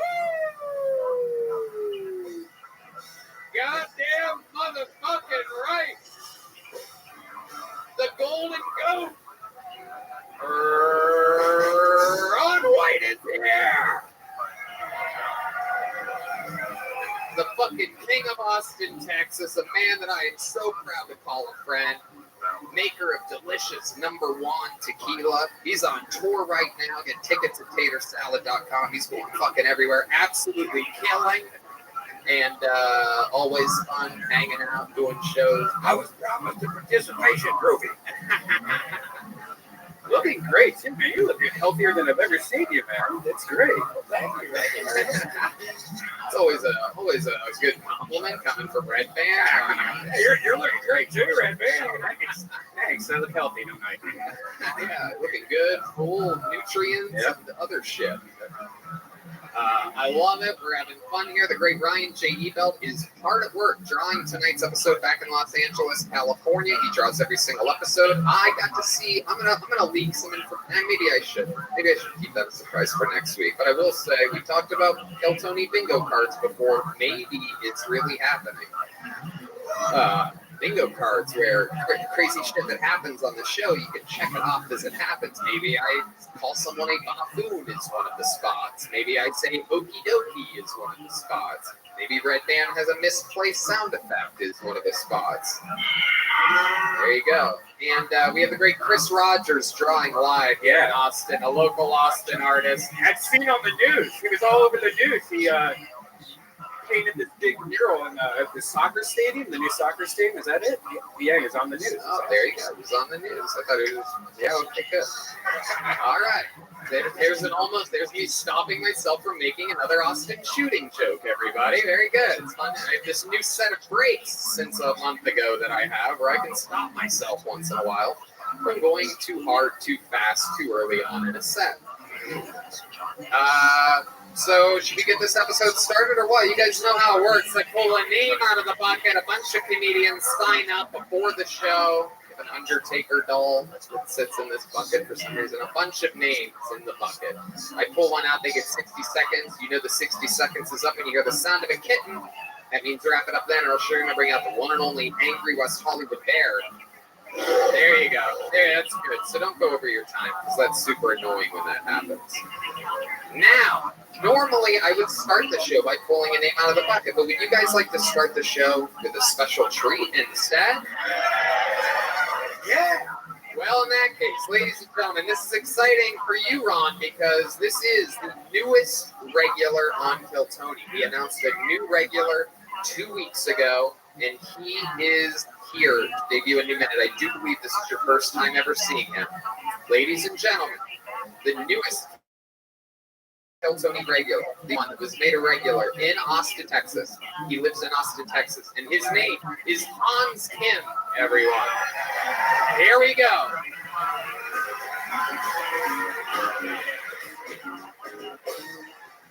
Hey, what's What's up, guys? Good to be here. My name is Hans, and I know what I look like, but I was like this before the vaccine, too.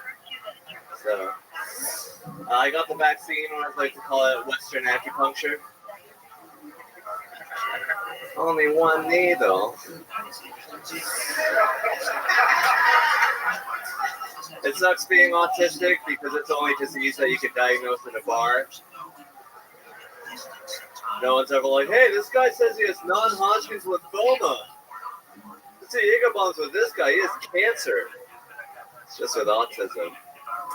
But I saw a dude at a supermarket take off his mask to cough, which I thought was the wrong way to do that. And I wonder how this guy has sex.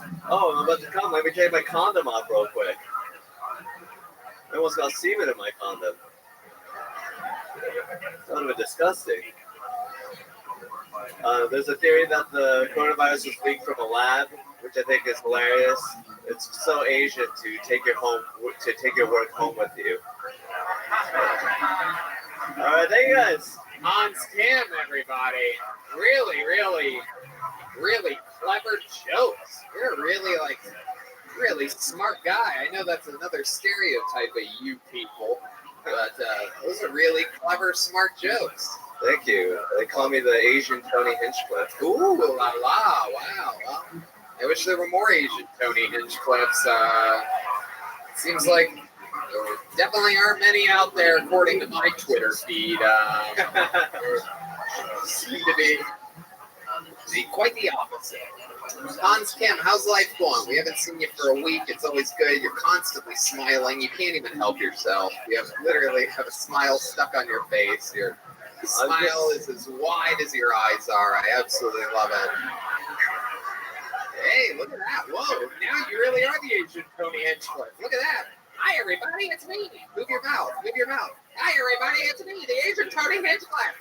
Welcome to another show. Make some fucking noise, everybody. Ah. There you go. We're pretty good at this. We're like a little ventriloquist doll made in China. Hans Kim, you're an absolute killer. Ron White, this is your first time seeing Hans. This was a brilliant move on my part, making him a regular 2 weeks ago. Yeah, I wonder how that happened. I don't know. Yeah, that's amazing. You know what? I thought he stayed really calm. I thought the jokes were solid, and he stares them down, and they don't come right at you, so that's hard to do as a young comic. And I think he did really well, and I hope you can fish Tony out all these fucking problems. And it is a tough position you're in. Going first is the hardest spot on the show, and you're paying your dues here as the newest regular. How you been enjoying Austin? What have you been doing for fun around town? It's beautiful. I went to Martindale to go floating down the river. Okay. And there's a little child that was lost, so I took it upon myself to paddle down the river on a paddleboard. And I didn't find her, but I went on a journey. Wait, you didn't find the child? No, I found myself. How'd you? Wow. The glory of looking for a child on mushrooms. You just found out that there was a lost child? Like, ladies and gentlemen, a lost child. You went looking? Is that what you're saying? Like they announced? It was the guy that was hosting us, his son.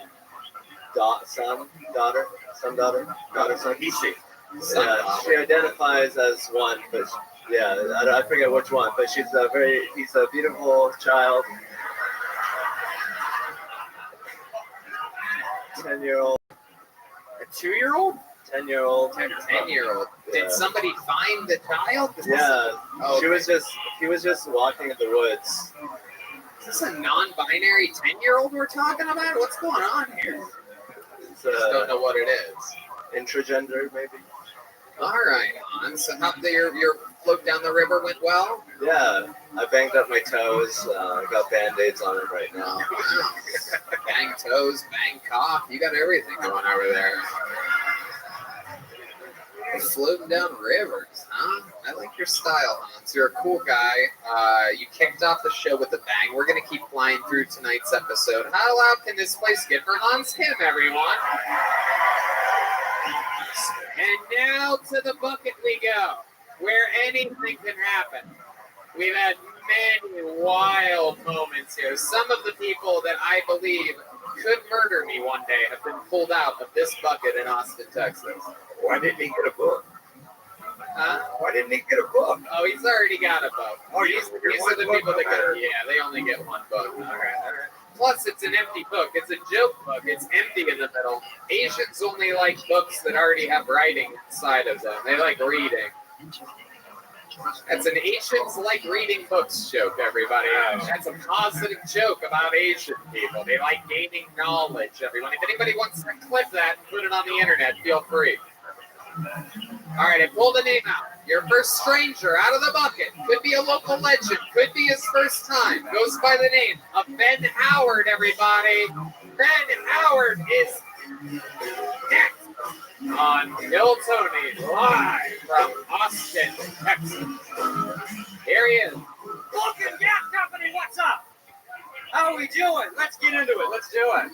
I'm single. I know. I'm sure you summed that up. Thank you, the one person that yelled. I don't know. I can't relate to girls my own age. I just can't do it. I don't know. Let me ask you this: when did every girl get together and decide you were all going to be obsessed with zodiac signs? When did that happen? Because you know it did. Every girl in here right now is looking at me like, oh, typical Virgo. But I'm not. 2015 Ford Taurus. Practical, reliable, American. But they are. They're obsessed. Because I haven't met a girl in the last 10 years without, in the first 5 minutes, that question pops up. What's your sign? What's your sign? I was like, fuck. I know there's a wrong answer to this. Which there is. Every time I tell them, it's always like, oh, we don't get along. It's like, that's shitty of you to just decide. We just met. You're telling me based off of your knowledge of a galaxy far, far away, you can sum up my whole personality? I'm not allowed to assume your gender, but you can do that? All right, sorry, that's my time, I guess. Fuck yeah, there he is. Ben Howard coming in. Coming up. Thunder and lightning. Welcome, Ben. How long have you been doing stand-up?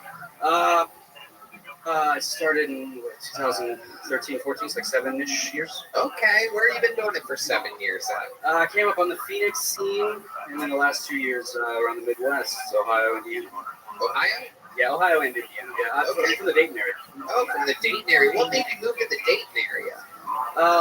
Life is unfair. You should do that joke. Yeah. They're not wrong. Yeah. Dayton. And according to what you talked about, Dayton hasn't been going so good for you, huh? No. You should do that one, too. Really, everything we're saying is much better than what you said. I've learned more about stand-up in the last 30 seconds than the last 7 years of doing it. Maybe not dressing like a jack-o'-lantern on stage would also be good for you. Maybe not low-key looking like low-key. That's hard to avoid with his face. I'm like Diet Ryan Gosling. Indeed. Diet's one way of putting it. Simply looking is another way. Yeah. Ben, what do you do for work? I work here in Austin for a moving company. A moving company? You're a mover? I would want my money back if you showed up with those fucking arms. You take my shit. What do you do? Like one shoe at a time or something? I carry a long trip back and forth from the truck to here.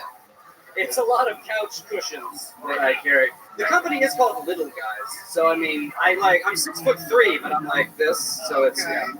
All right, a moving company. Is it like discounted or something like that? Is it cheap? It's pretty cheap because I show up and they're like, I don't think you can handle. Yeah, because why would you, like, if you're hiring a moving company, why would you go with somebody called Little? In LA, a lot of the moving guys are little guys, but they're Mexican, so they can put a refrigerator on their back and walk around with it, just laughing up and down stairs.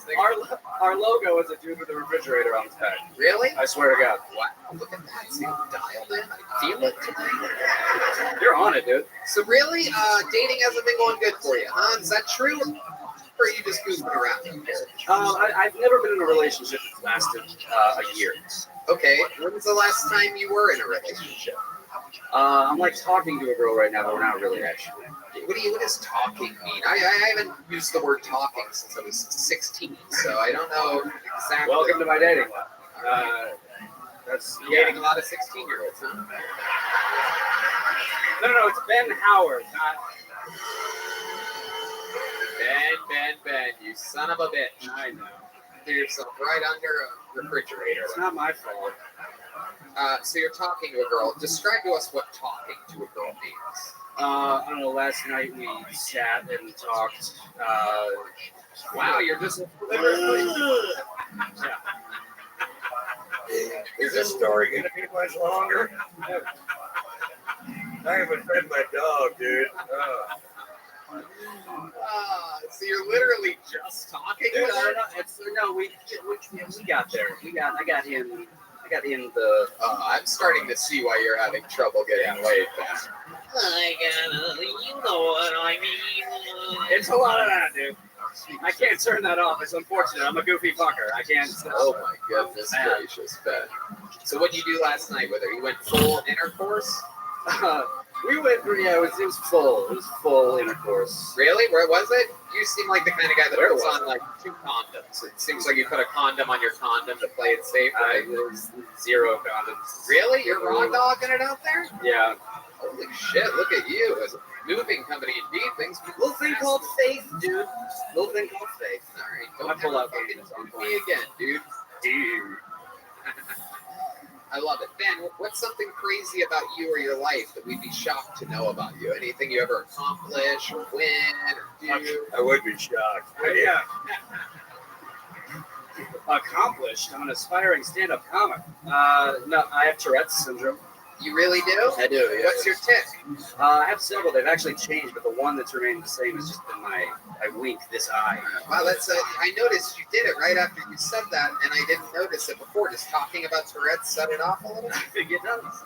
No, it's when I'm on stage or like on cameras, I'm zoned in. So I guess I've been told that at least it doesn't really come out when I'm performing. But day to day, I'm just winking at everything. Did you ever get in a fight like a guy got? You just wink at me, motherfucker. No, but my other one, I have to extend my middle finger, and like I swear to God, that started in like junior high. And I did the first time it ever got. I was driving down the street, my hand is like on top of my car, and this dude was up and "Why are you flipping me off, dude?" I'm like, "I'm not, and I can't." We're going 75 miles an hour. I'm not like, "I'm sorry, I have a condition." Like, it's not.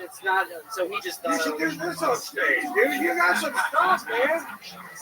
You get once you stop doing stand-up, you're not bad. That's good to know. You're the riffer. Oh yeah, fucking Jack the Ripper over here. I love it. All right, Ben. Well, you were fun. You know, you're talking about being safe. It felt like something was off. You know, you're like a good-looking young buck. You should be. What else do you joke about other than being single? Oh, What are just premises? Don't do a joke. I'm not loving God. Don't do another joke. I'm just asking what types of things you like to talk about. I don't know. I talk about people who vape. I talk about tornadoes. What do you, I gotta know what you say about tornadoes. I have to fucking know what you fucking say about tornadoes. It's like I think it's time we started naming them because we name hurricanes and I feel like they do a similar amount of damage. You told me not to do a joke and now I'm doing a joke. I know. Don't. But especially if we could go back in time, I would tell you whatever you do, don't say that I told you not to do a joke while you're in the middle of a joke. So let's fast forward now. Now you're back. We can name hurricanes. We should name tornadoes. Yeah, because they do a similar amount of damage. Like when you watch news coverage of a hurricane, you know who did it. They're always like thousands of homes destroyed, millions of people displaced because of Hurricane Katrina, and everyone's like, who the fuck is this Katrina bitch? But just it would be nice to have a name to throw the blame on to bring us together with a tornado. Like, what happened to your house, dude? Fucking Doug. That's good. That's good. You can lose about 20 seconds off the front of it. We name hurricanes. We should name tornadoes. Blah, blah, blah, blah. Tighten it up. Doug, yeah, Doug Boom, exactly. Ron and I see You got the Doug part, right? Because Doug is funny. You know, all by itself. It's funny. It's one syllable. You know? It's good. I like that. You just got to trim the front of it a little bit, you know? It's a long setup. You sort of dug yourself into a little hole there, you know what I mean? Ben, fun times. Thanks for getting this show. Thank you so much. Started. Hey, Ben, check this out, dude. Look what you got. You got a Kill Tony book coming your way. Make some noise for Ben Howard, everybody. Come on. On to the next one we go. You guys having fun out there? Hell yeah. Goddamn right. All right. I like the name. Let's see what happens here. Make some noise for Tony Arabolo, everybody. Tony. Can I get a Crown and Diet? Oh, look who just started his giant, everybody. And can Ron get a Texas Select? Yeah, another beer for Ron White. Here comes Tony Arabalo, everyone. One more time for Tony. What's up, crowd? How y'all doing tonight? So why is it that girlfriends who haven't wanted to have sex with you in literally like 5 months suddenly decide that they want to bone as soon as the first episode, as soon as you start watching the first episode of Kill Tony, that brand new episode of Kill Tony that comes out?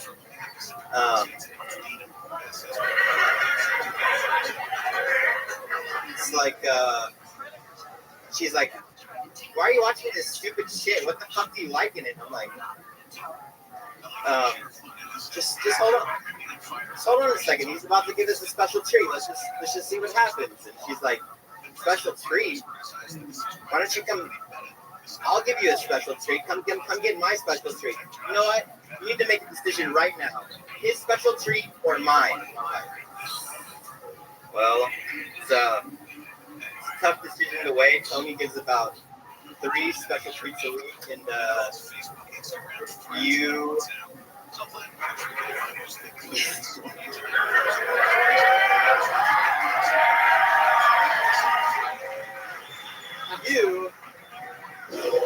There you go, Tony Arabalo.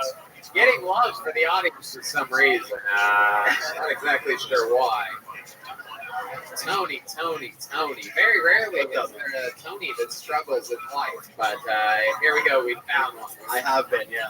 Look at you. You are absolutely adorable. The first thing I said when I saw you, I don't know if Red Band even heard me, but I put my mic down, I said it out loud, I go, this guy's gonna kill. And boy, was I wrong. Very rarely are my instincts that off. I thought by your look alone, there was nothing you could do to possibly fuck up.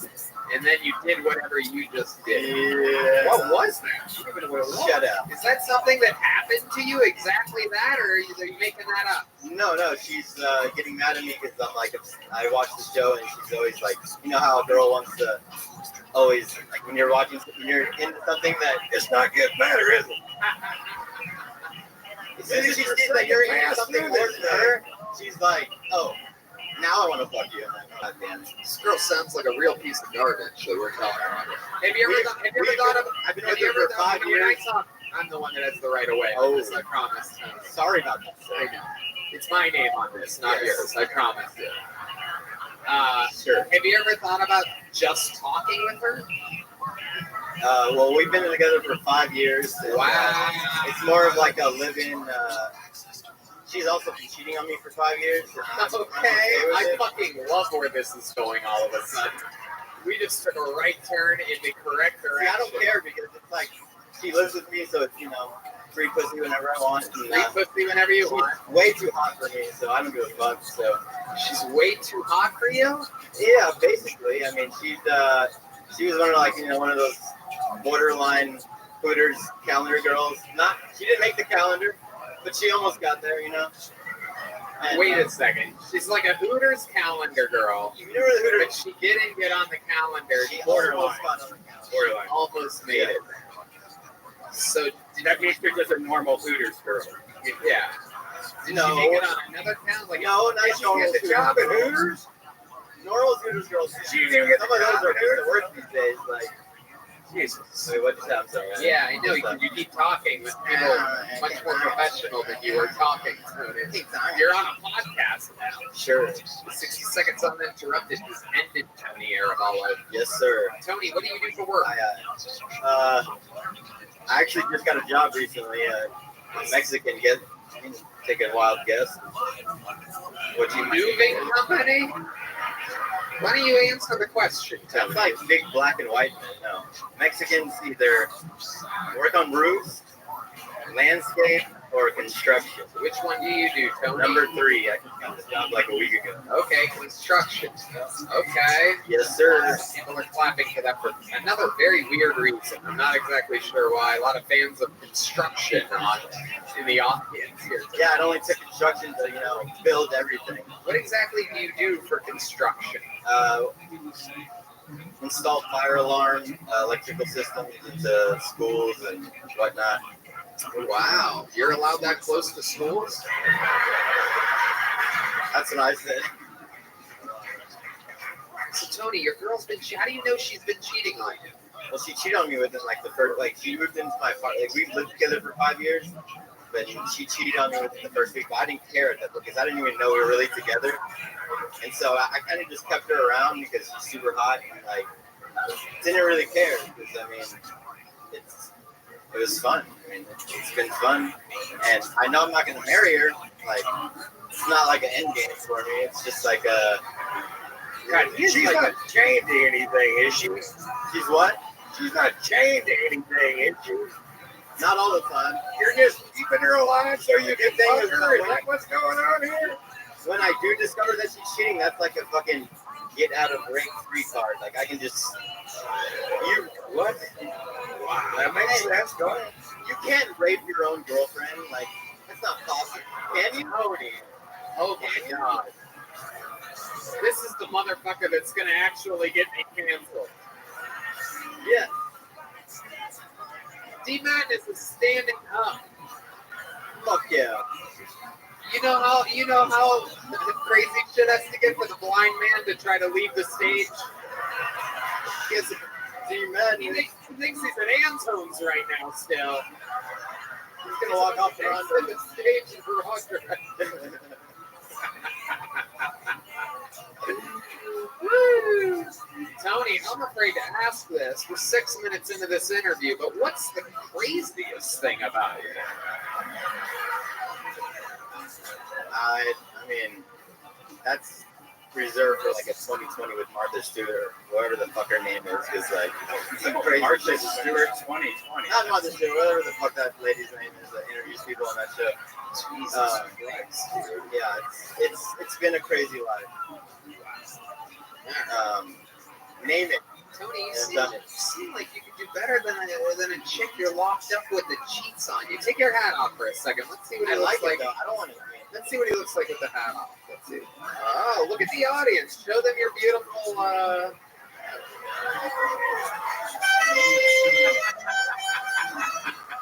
Fuck you, Red. All right, Tony.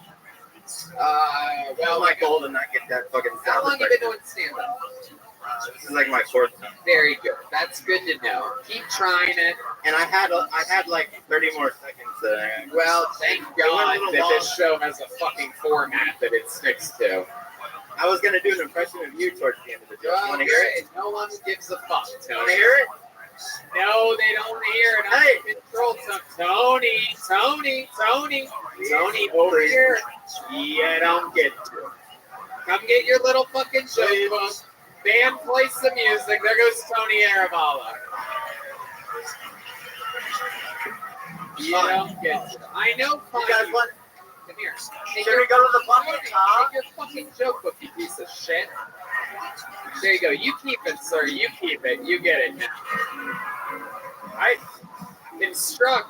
I hated that. You construct a fucking 1 minute set, you piece of shit. That dude had the worst energy I've ever met on somebody. Damn. Like just uncomfortable, creepy. It's weird. You guys said it that you like it when people do bad. We're 0 for 2 here tonight. Hans Kim brought the heat, but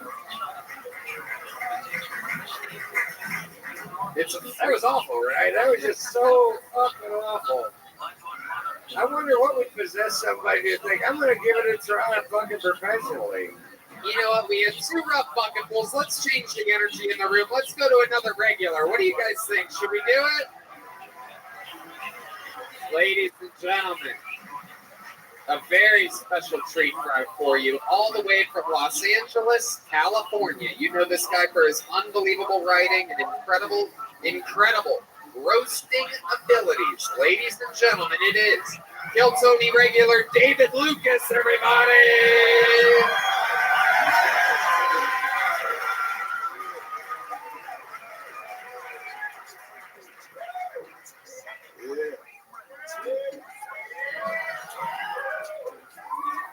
So I got this girl that I'm really into. Like I think she's the one. Like I want to marry her and shit. And like we trying to have a baby, but the problem is I got like 8 abortions under my belt. So it's like every time she get pregnant, one of the ghost babies kill our new baby.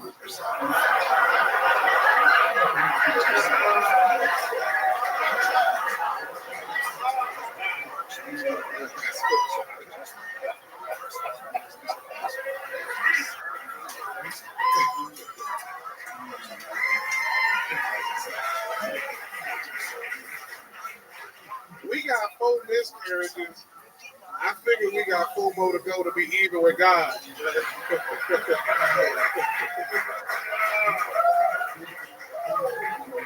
Sometimes she's like, I feel the baby kicking. I'm like, no, somebody kicking that nigga ass.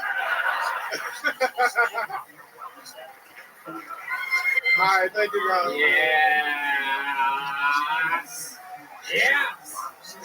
This could be one of those nights. It could just be the Kill Tony regulars fucking hitting grand slams while these bucket pools are out here just fucking writing manifestos. Yeah. David Lucas coming in and absolutely fucking smash. Yeah, Tony, you got on a gay scuba diving shirt. Well, it looks great. Looks like I can dive right into you because you're dressed like the fucking ocean tonight. 8 abortions ain't the only thing you got under your belt. You look like a 1980s gay condom, nigga.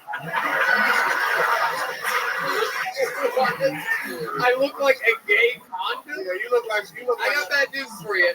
Gay people didn't use condoms in the 80s, my friend.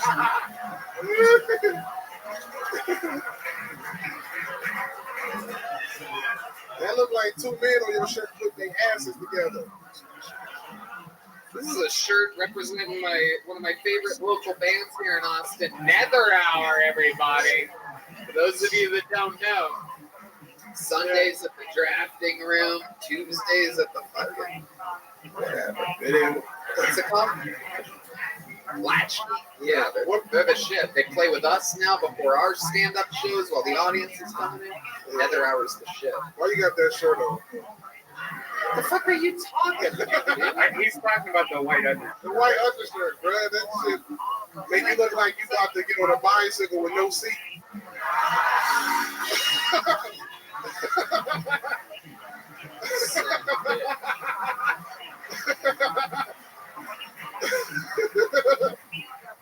Well, you look like you're definitely not about to get on a bicycle.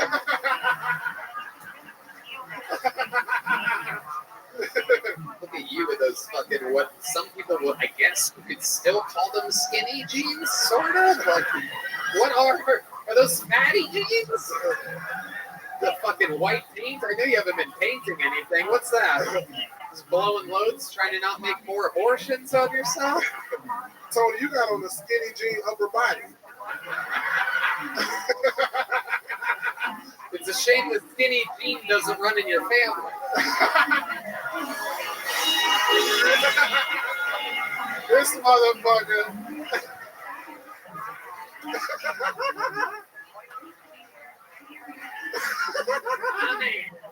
Yeah, boy, you look like a gay tube sock.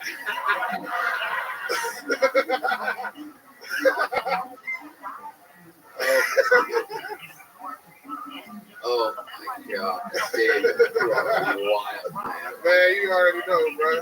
I fucking love it. So how's life been going? It's been a couple weeks since we've seen you. You've been in Los Angeles. You're one of the guys that goes back and forth. You got a place here. You got a place there. Yeah, and I took my daughter to Georgia for 2 weeks. Okay. They're beautiful kids. Yeah, they really are. They're unbelievable. They're in the house tonight. I'm up in the green room. They watching me right now. What's up, Gary? Are they? Yeah, they watching the TV upstairs. I love it. I love it. Yeah. When you gonna have some kids, you gonna give birth. I don't know. You're the one that looks like you're pregnant with quadruplets right now. What is the reason why you want to have so many kids? You've always joked about how you want like No, I want like at least 6, so I can have different baby mamas. But doesn't that seem like a nightmare financially and like your face? Like, I'm gonna tell every girl that get pregnant by me, if you try to get on child support, I'm gonna quit comedy. All my shows gonna be charity. All of Yeah, but you're still going to owe them money. They can't take nothing from nothing. Nothing from nothing. Hey, gotta Yeah, they can't take nothing from nothing, bro. I gotta go lock. I'm gonna get bitches pregnant in other countries. Oh my God! Really? Yeah. Where's your next country that you're gonna go to? You're gonna go to Thailand. I said that bitch $20 a year. Wow. That's a lot. That's a lot of money. That's a lot of money. Buy a boat? Yeah, that bitch gonna be balling. Get her a new cat. Yeah, I ran into Ron today at the barbecue joint. Okay. Yeah, we ran into each other. At CM Smokehouse. Yes, sir. The amazing, our favorite place. I go there fucking at least twice a week. Always schedule a nap after I Damn right. You got to. Boy, you eat that motherfucking brisket. Unbelievable. I feel bad sometimes talking about it on the show because people that don't live in Austin, I mean, there's a couple places you could live, obviously, but if you don't, I mean, it is just a whole different fucking level of food that happens here. It's an entire experience. It's by far one of the greatest food cities I've ever been to, not to mention Glendale. LA food ain't got shit on Austin food.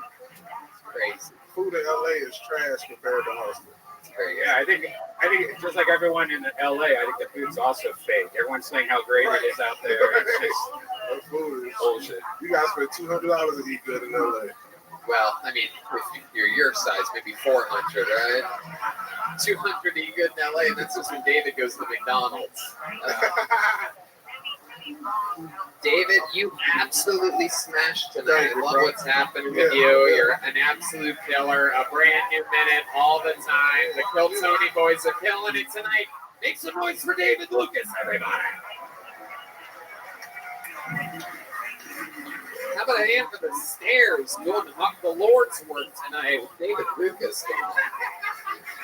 I gotta tell you guys that comedy is born from tragedy, and that was fucking tragic. That was fucking good comedy right there. That guy's fucking hilarious.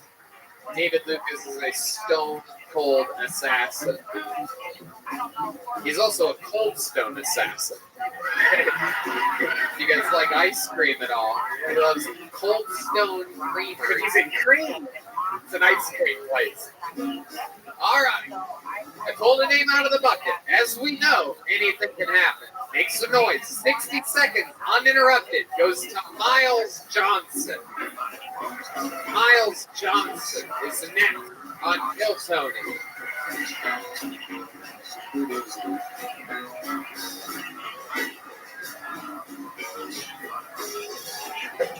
Come on, one more time for Miles Johnson, everybody.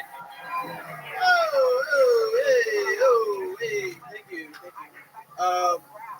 I met a guy the other day. He told me he was translingual. Apparently that means you just feel like you should be able to speak Spanish. Yeah, he just walks around doing like George Lopez show, basically. It's mostly English, and then he throws in a one of those. His pronouns are vosotros. That's pretty nice. He's very good. Good for him. He's a good guy. Learn to be better. I talked to my brother the other day. He's a gay man. He says, Miles, being black and gay, that's the hardest life. I said, yeah, you're right. But I don't know about the hardest. Try being black and unironically into Linkin Park. It's a little bit harder. Thank you. Fuck yeah, Miles Johnson. Welcome, sir. This is your first time on Kill Tony? Yeah. Very likable man. How are you, Miles? How long have you been on stand-up? I'm good. I've been doing stand-up like a year and a half, something like that. All of it here in Austin? Yeah. Is this where you're originally from? Like born or? Sure, any of it, yeah. I was born in Temple, Texas, and I moved here for school, and I've kind of been just hanging. Okay, you went to Texas? Yeah, YouTube. Yep. And what did you study there? Economics. Okay. Did you graduate? Yeah. What year? 2018. Okay. You use that degree for anything? No. What do you do for work? I'm an auditor. at UT. So I don't know. I don't use. You can't I learned after I got the degree, you can't really use economics just like. Don't you think that colleges should probably tell you that before? It's such a fucking scam. There you go. Red band. There's so many people I know that have degrees. I was like, yeah, I was too far into it, and then I realized I can't do shit with this. Well, why don't you have that career or that diploma? It's absolutely true. I was going to make a joke, but I completely. If there's a 17-year-old listening to this, stop your plans. Don't listen to your parents. Get good at something and go do that for a living. It's ridiculous. We don't normally get that serious on this show. No. Jesus Christ. College a waste of everything. So here you are, Miles. You're doing it. Ron disagreed with our don't go to college advice. I just don't know why we dealt with this fucking buzzkill, dude. We're trying to have a good time over here. We don't care that much about him. I mean, really, why are we acting like we give a fuck about him? You? No. It's a fair point. I'm no one. But I will tell you this. I really like your demeanor on stage, and I think you have a good presence on stage. I think you're good with the microphone. You're very clear when you talk, and I think that makes a good platform to do stand-up comedy from. So I think in the last year and a half, you've made quite a bit of progress towards becoming a decent comic. So good on you. I absolutely agree. 100%. So let me talk with you here a little bit, Miles. What do you do for fun? What is a guy like, you're what, 24, 25? Yeah, 25. What do I do for fun? It's kind of black, right? Basketball. Wow. I love it. You had to say kind of black before that. I wish I got to say that of all the kind of black things that I'm into.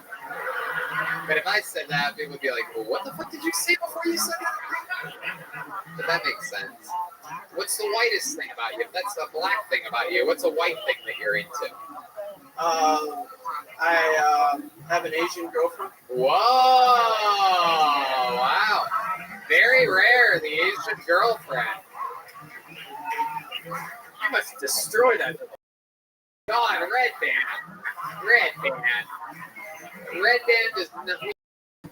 does not, these comments do not, are not responsible. Kill Tony, whatever. Do you destroy that little Asian pussy or what? I bet that thing's got some miles on it, if you know what I'm talking about, Miles. You know what I'm saying? Hell yeah, dude. You're fucking turning that thing. All right, go ahead. How long have you been dating this Asian girl? What kind of Asian is she, first of all? The $1 million question here, because I'll tell you, I have my favorites and my least favorites. I'm really pulling for Filipino right now. To be honest. The South Korean, Japanese. It's fine. No, she's a little hot piece of chicken tikka. You know what I'm talking about? I don't. I'm really trying my brains. I took my alpha brain today. I'm filled with vitamins, but I have no idea. Little chicken tikka masala. You know? She's Indian. She's Indian? She's Indian. She's Indian? Yeah. Oh, you're calling an Indian an Asian? I do not like that. I'm sorry, but it's true. Yeah. Geographically. Yeah, you know it's true, but you could also have just said I'm dating an Indian girl. You know, everyone knows the Asian, mostly the Asian. You know, Koreans. Or, you know. I was gonna invite you guys to sushi, but looks like that would have been a bad idea. Okay, how long have you been with this Indian girl? About a year. Okay, where'd you meet her at? Tinder, actually. Oh, wow. All right. Okay. My goodness. Is there something different than being with an Indian girl that's different than being with other races that you've been with? I've never been with an Indian girl, so I'm actually Great tech supported. Yeah. Everyone knows Red Dam's a worldly sex addict.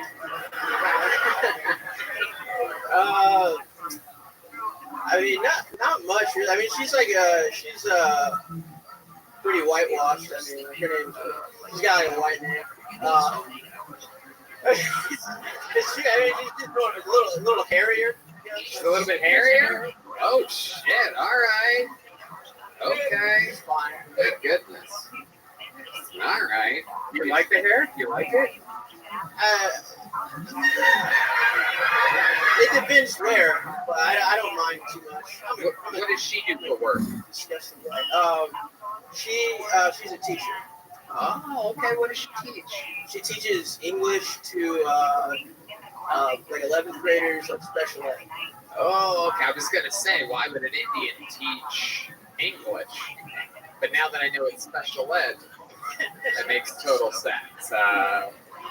Those people have a different style than us normies. You know what I'm talking about? Okay. Okay. It's funny because these are all the jokes that I've always known, but now it's like now everyone can just feel the tension in the room ever since the old incident. But it's like, oops, he did it again. All right, well that's fun. It's extremely interesting stuff, Miles. And what are you afraid of? What scares you? Do you have any interesting fears? I have it. Yeah, red baby.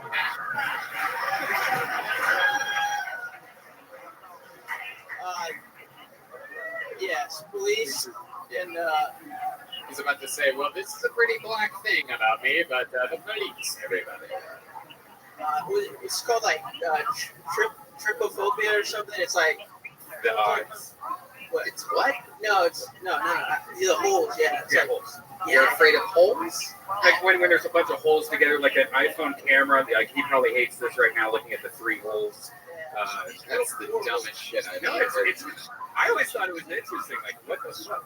You're afraid of holes? I'm not afraid. It just kind of like grosses me out. I don't know. Yeah. Any kind of hole? No. It's like when holes are together like this, like when it's like a pattern, kind of like a bunch of eyes or Like something. 80 holes, or like a fly's eye. Yeah. You said trypophobia. I thought you were talking about like Robitussin or something like that. I don't know. It's all new to me. But Miles, fun stuff. Like I said, you're super likable. I could talk with you all day. It's a very long interview. It already happened. Time flies with you. And you know what? You're getting a big joke, buddy. Miles Johnson, everyone. Follow him on Instagram, Miles the Black Guy. That's literally his Instagram. MYLES, the Black Guy, all one word. Back to the bucket we go.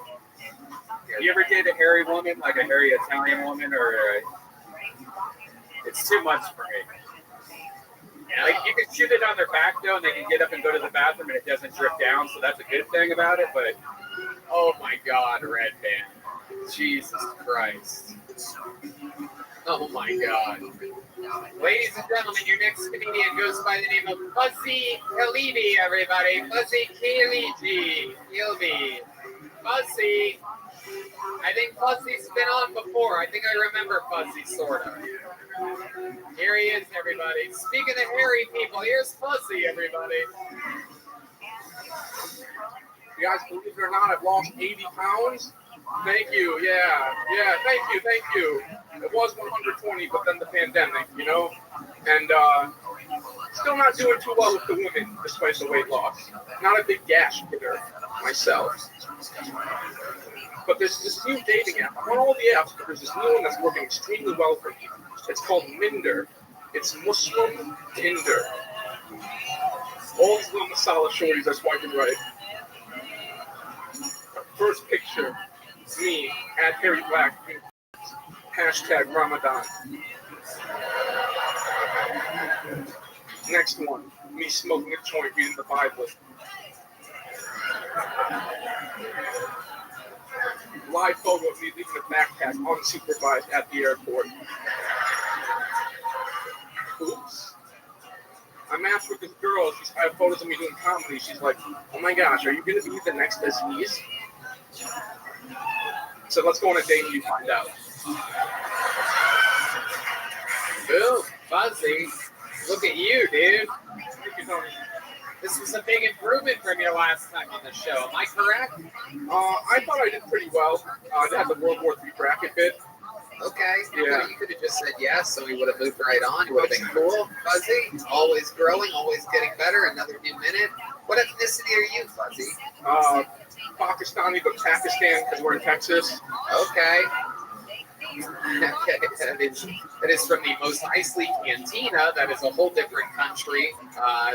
Literally in a different galaxy far, far away. But That's how you just got on this. I've been doing it for over a year. I know. Fuzzy, welcome to the show. That was a good set. So you said that you are on a dating site. What's it called? It's called a Minder, but it's like it got sued by Tinder, and now it's called Salons. Jesus Christ. But I'm not actually on it anymore, but I dabble. Okay.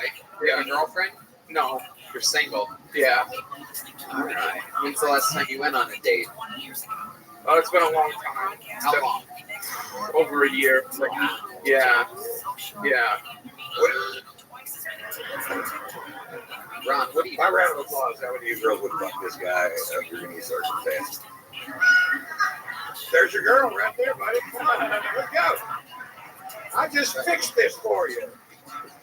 Thank you, Somebody, Ron. you're a nice looking guy. I thought you did a pretty good job. But I think you really look like a comedian. I mean, you look like you ought to do stand-up comedy. I bet people told you that all the time, right? Yeah. That you look like a comedian. So Yeah, I've done it a few times growing up and things like that. But that means a lot, man. Thank you. yeah, but being a comic really doesn't matter if you don't get any pussy. Because that's what pushed me over the line to really do the hard fucking work was Honestly, the second time I ever did an open mic, I got fucking laid afterwards. Right. Second time ever, and it's not happened since. By another comedian or by an Just a girl at an open mic watching me. You're in Austin? No, in Milwaukee. Oh, Milwaukee, yeah. Some of those Maroon artists out there. Some of those fucking Turner shit. Yeah, some of those fucking Milwaukee fucking. All right. So how about here in Texas? What's your stats like? It's been over a year since you got laid, right? Yeah. That was a year since the date. How about since you got laid here in Austin? No, I haven't, honestly. You haven't even kissed a girl here in Austin? Yeah, I kissed a girl I made out. Yeah. Such and such feeling like the library or whatever. Which is The library? It's the name of a bar on 6th Street. Excuse me. What? It's a name of a bar on 6th Street. The Oh, library. okay. Fuck yeah. That's why you're not getting laid, dude. I was gonna say, I thought only Hans kid made out with girls at libraries. That's a very Asian thing. Pakistanis, you guys will fucking take out like on front of airplanes before crashing into towers and things like that, right? No, what I usually do is I've made friends with this Amish guy, and White man. yeah, me and him exactly. that's a sick, huh? Me and him hit 6th Street, and then I go up to girls. I'm like, "This is my friend. He's on Rumspringer," and it never works, but so much fun every time. Right. Is he really Amish and on Rumspringer right Yeah, he's been on the show actually, Rich Hershberger. We know Rich. Oh, yeah. What do you do for work, Fuzzy? I was working at a call center. I actually got rid of that job. I got my job back that I had pre-pandemic now, which is like a coordinating producer for a sports league. Okay. What do your Pakistani parents think about you doing stand-up? They haven't seen much. My dad loved the Kill Tony that came out just with Louis J. Gomez. He thought it was hilarious. I haven't really talked to my mom about it because she's probably going to be like, you know how they get. Yeah. And your dad loved it. My dad loves it, but yeah. That's okay. What does your dad do? He's a police officer, private detective. Wow. Yeah. Damn. Pakistani detective. Yeah. Yeah. Getting under all the hairy situations. There you go. Oh, we found some DNA on this scene. Wait a second. It's mine. Black curly hairs everywhere. I love it. Fuzzy, how long you been doing stand-up? A little over a year. A little over a year. Like 13 months, yeah. Okay. What's your favorite joke you ever wrote? Shortest favorite joke. Have you already done it on the show? I really like the World War II bracket. When I have a short one, I can do, yeah. Yeah. Yeah. What's one thing you haven't done on the show? I think Jesus was gay. Right? The Last Supper. Jesus, you want to roll to Bethlehem, get some bitches? No, let's just get the boys together, drink some wine. Can you imagine Jesus and the disciples getting blasted the night just before, just knowing the impending doom? Smoking joints, taking shots. That's what I call cross-faded. Wow. Incredible. Yeah, for sure. He was definitely gay. That guy loved getting nailed. Add that to it. Take that. That's a gift from me to you. Thank you. I mean, he did come out of the cave. Right, Dan. Don't do that part. Don't do that. He's on Instagram at Fuzzy Kill. Did you get a big joke book last time? I didn't actually. All right, well, you got one this time. There goes Fuzzy, everybody. Fuzzy Wuzzy. At Bonzai on Instagram with the Z, Bonezeye. He's a taxidermist turned guy that makes leather books out of things. It is absolutely incredible. Fun stuff. Should we do another special treat? You guys are here on a very, very, very special episode of Kill Tony. There is something that's going to be accomplished here that has never happened in the history of the show, and you're going to find out by the end of the episode exactly what it is. But this is a part of it. There's another regular here, ladies and gentlemen. He moved to Austin, Texas, and he famously destroys every single week with a brand new minute. Ladies and gentlemen, the big red machine himself, William Montgomery! Holy shit. Holy shit. Make some noise, people. It's the real William Montgomery.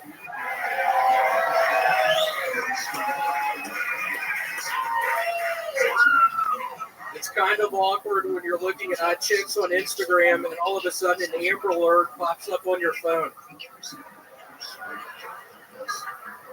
A true marketing genius would sell ads on Amber Alerts. Kaylee Henson, 8 years old, Plano, Texas, 2-for-1 margaritas tonight at Chili's nationwide. Ashlyn Parker, 11 years old, Fort Worth, Texas, last seen in a black Chevy Cruze.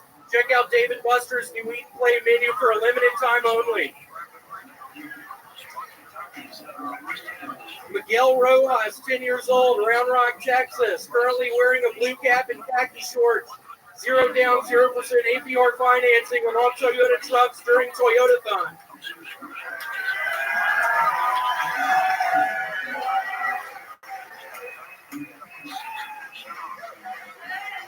But also remember with Kill Tony, get free shipping on 4 items by using promo code Amber Alert at checkout.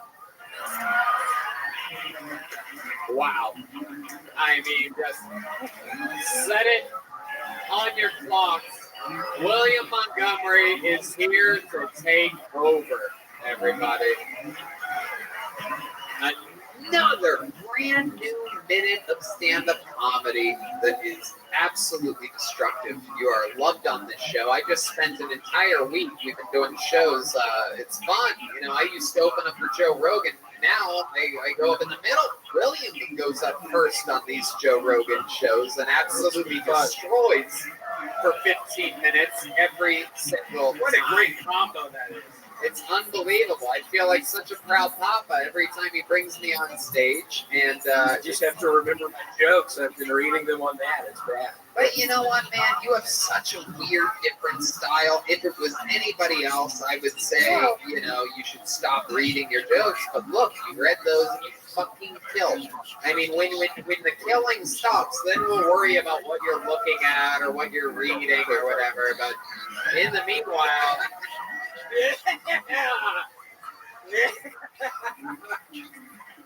Yeah, well, you were really bummed the other night. Like we hung out with you after a Rogan show, and you tried to not read from your joke thing for a while. We peer pressured William. We wanted to see what it would be like if he didn't read. So like, and I couldn't do it. Joe bullied him into not reading his jokes, and it turns out it is. You're just different, not reading. Yeah, I couldn't do it. It was horrible. In a street. I felt awful That's afterwards. because it's way fucking harder, dude. It is. It takes hours of fucking practice I and know. shit. Right. You're a genius. Oh, it's so funny. I'm 31 days sober now. 31 days 31. sober. Wow. I still have a bunch of cocaine in one of my jacket pockets back in the apartment, though. I'm waiting to do that on a special night. You found some cocaine? No, I just had a bunch. And then the night I went crazy, I stashed it away, so I still have some. Like a little chipmunk. Wow. Yeah. Look at you, you little coke chipmunk. Incredible. And have there been any close calls or temptations or anything? This stuff's so interesting to me because William was this guy would wake up and he would walk to go buy his first 12-pack of the day. I don't know. Be careful, my parents watch this. Don't say that.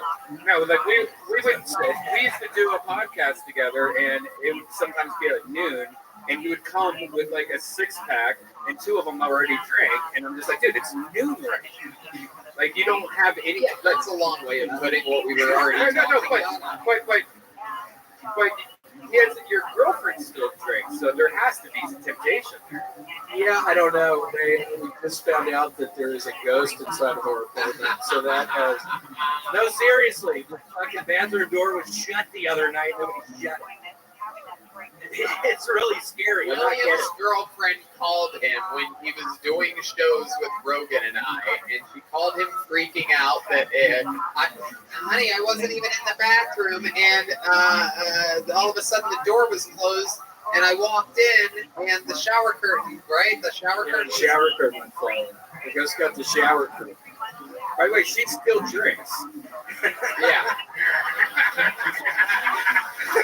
The long and short of that story is that she definitely just wanted William back home. She didn't want him hanging out, getting his fucking little red dick sucked after a Rogan show. She's like, baby, there's a ghost. Hurry home, I swear. She got me. I believed it. It scared me to death. I was standing up in that bathroom with goosebumps on my arms. I was like, oh my God. Wow. It's horrible. Goosebumps on your arms. Oh my God. It's unbelievable. Did you see a ghost? Did you feel any presence or anything like that? No, nothing. No? Nothing at all. Do you think that there was a ghost there? What do you think happened there? Do you think your girlfriend maybe just wanted you to come home a little bit? I don't know. That might have been. You said that, then that made a little sense. Yeah. I don't know. I was literally just scared of a ghost. Yeah. I told you, I go, William, never in the history of life has there ever been a proven ghost ever anywhere of all time. And then you said, are you sure about that? Sure. You could probably find Bigfoot before you find a ghost, William. Yeah, I don't know. We'll see. I don't know. Right. Well, what else is going on? What else is happening in life? Anything else? Not a lot. Still watching. I don't know what season it does, but still exclusively watching Survivor. I love that show. It's not a joke. I literally just cannot stop watching it. You're just watching old episodes of Survivor? Yes. You're binge watching them? I am binge watching Survivor. Okay. All right. Pretty exciting stuff now that I'm not fucking drinking and doing cocaine all the time. It's boring as shit. I hate it. Have you been eating a fucking lot? hate it. Rumor on the streets is that you have filled your drinking and cocaine habits with a huge addiction to food. Is there any truth to this? Yes. Yeah, what have you been eating? Eggo waffles with a bunch of butter and syrup. I'll eat 4 of those stacked up. You gotta fill every hole, right? How many Eggo waffles? What? How many Eggo waffles are we talking about, William? 4 at a time. I have 4 at a time, and maybe that 2 times. So 8 in all. There's a lot of holes in those waffles. At least we know you're not tryptophobic. All right, ladies and gentlemen, another absolutely killer minute from William Montgomery. On to the next one we go. There goes William Montgomery. Let's pull a name out of this bucket. We're coming around the bed now. There he goes. William squeezing through the fan. We're proud of you. We're not drinking, William. How about another hand for William Montgomery, everybody? There he goes. Now, many people come to Austin, Texas, and then find sobriety. Opposite room. Yeah, most of our friends found Adderall and cocaine here, brand new addictions. All right, ladies and gentlemen, your next comedian. This looks like a new name. Goes by the name of Paul Cyphers, everyone. Paul Cyphers is next on Kill Tony. Let's see what happens here. Sit back from that ledge, my friend. Here's Paul Cyphers, everybody. One more time for Paul. When I was a young boy, I was sexually attracted to a Nintendo 64 controller. It was one of the clear purple ones, the sexiest kind, I would say.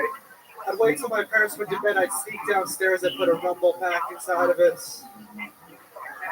and then I would shove it into my ass, everybody. I'm sure some people played the game Tony Hawk's Pro Skater, right? I beat the game Tony Hawk's Pro Skater without using my hands, ladies and gentlemen, so... I used to play with my brother. He had pink eye for 3 years. So, one of my favorite games is Mortal Kombat. It's a very progressive game. Featured the first disabled African American in fighting game, which is Jax. Also featured the first Jewish character in fighting game, which was Reptile. Everybody. So.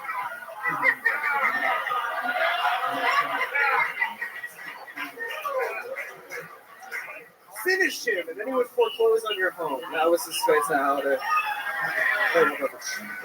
Wow, that was a great set. Paul Cyphers.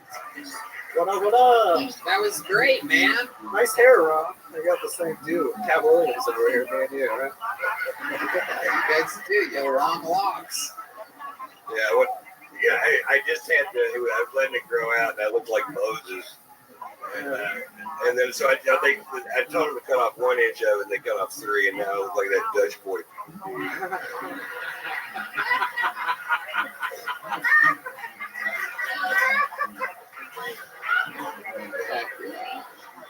Heck yeah.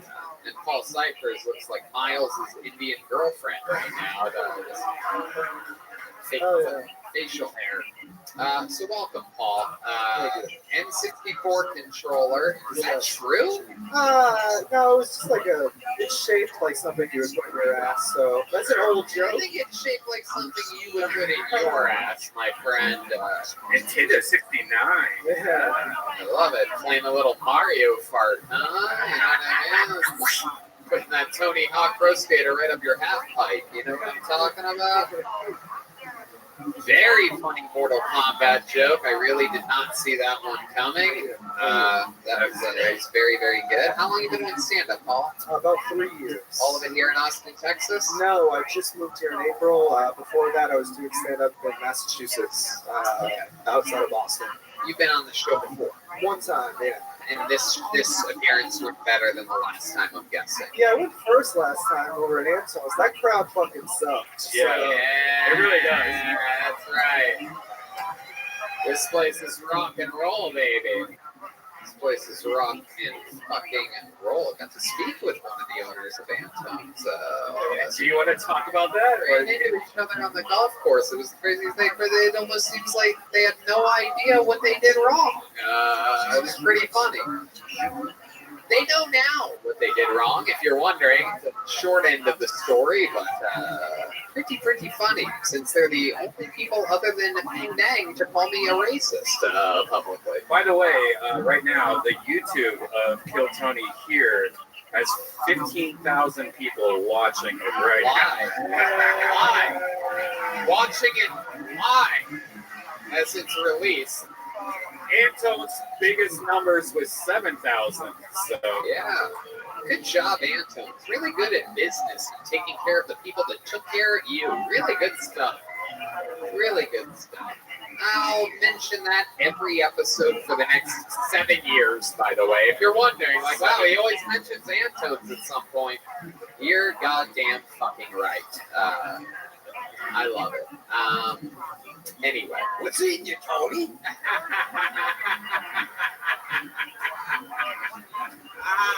I love all your video game jokes. Do you have do you Twitch stream? Are you a video gamer? Or are you? Before I did stand up, I played the game Super Smash Bros. At tournaments. So I was like, making money doing that. Who was your character?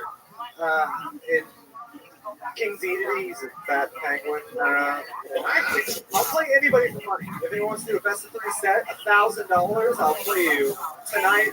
I'll get drunk beforehand. I'll fucking. You ever go to a strip club? No. Have you ever gotten a lap dance before? I have a girlfriend who's a comic, so I would love to get a lap dance, but I Who don't the really. fuck said that you're about to get a lap dance? I'm just asking you if you've ever had a lap dance. I've seen people get lap dances on the show before, and I wanted to preemptively say that I don't think she. How many of you think Paul should get a lap dance right now on this show? Put one of those chairs. Thank you, sir. Wait. Get rid of that. Stools don't work for lap dances. Pull up one of those chairs right there. Thank you. By the way, make some noise for Kate from CM Smokehouse. That's one of the best goddamn chefs in the city right there. Paul, have a seat. We're going to have... No, come on. Don't do this to him. His girlfriend's here. That's bullshit. Red man, shut the fuck Come up. on, dude. Jesus Christ. Rolla, put your fucking microphone down. Shut up, you poop joke motherfucker. Ladies and gentlemen, I present to you Kaylee from the Yellow Rose and the Red Rose. Have a seat, Paul. Have a seat.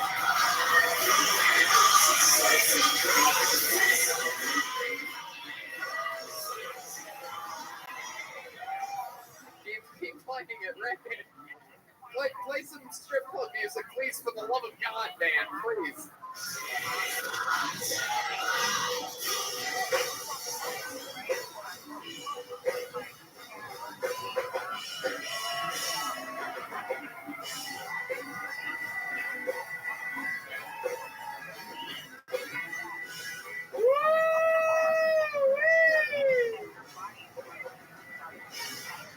Look at her, Paul.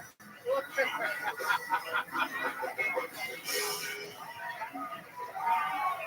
That is the first in the history of Bill Tony. Normally, the first kisses go to people that don't have kisses. Normally, a lap dance goes to somebody that's afraid of girls. That's the first.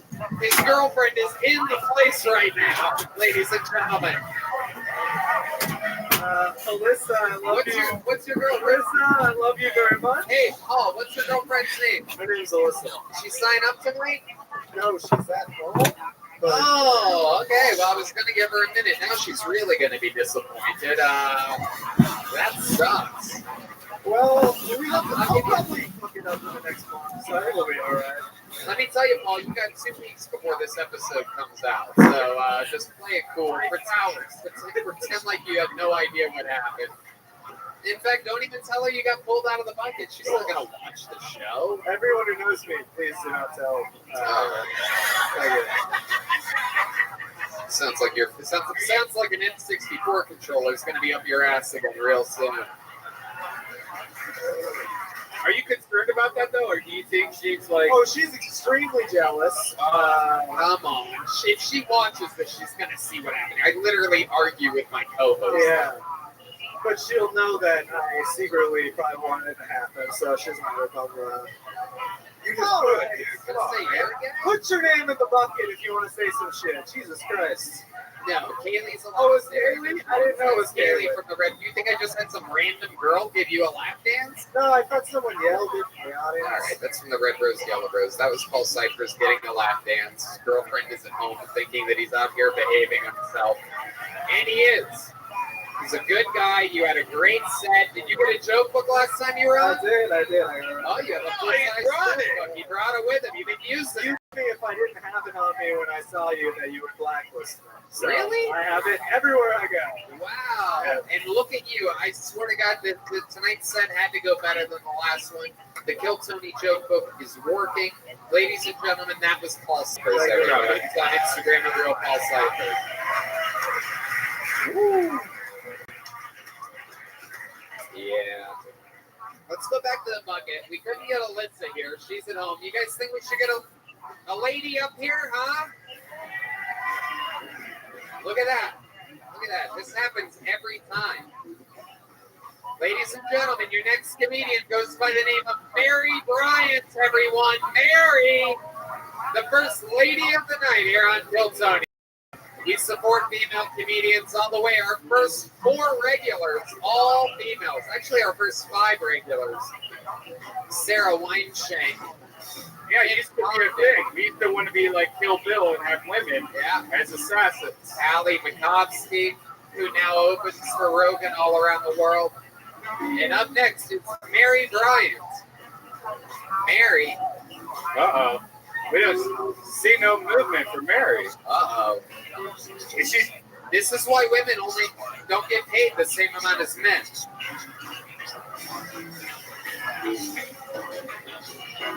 Mary. Oh boy, it's big trouble. Uh-oh. All right, who knows what happened? It could have been oh boy, all dudes now. We're in big trouble here. Uh-oh. Uh-oh. Is Addison? Addison's a woman's name. Addison Kleber, everybody. Addison Kleber.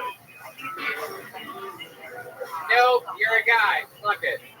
Get the fuck out of here. Get yourself a man's name, bro. Wow, that was a real dude's name? Fuck that. What a bitch. Yeah. All right, this is it. Ladies and gentlemen. Oh, You know her, you love her, a stone cold assassin from New York City. She just moved to Austin. Make some noise for Leonarda Joni. This is a killer. We love her on this show. Oh shit, is she not here?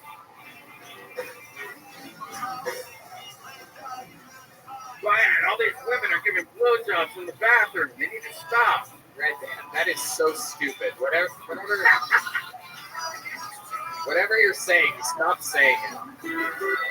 I'm starting to sense some real tension between you two kids. We have the kids of the old Pink Floyds. We don't really like. By the way, give it up for Tony. We was on the premiere of Rick and Morty last night. All right. I don't know what the fuck that means.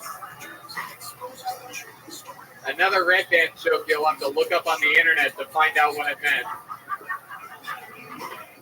Okie dokie, we're literally pulling every name out of the bucket. If anybody's friends with any females in Austin, you can tell them that they should start stand-up comedy. There's literally a shortage.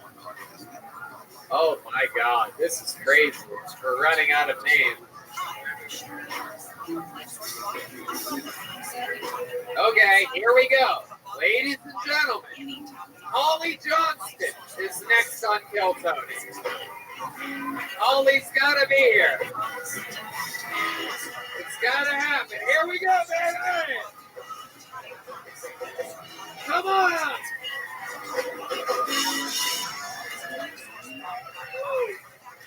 I'm so excited to be here. This is awesome.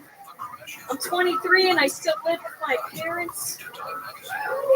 Yeah, it's really hard having a relationship when you live at home. My mom's always like, he has to sleep on the couch. And I'm like, where's Dad gonna sleep?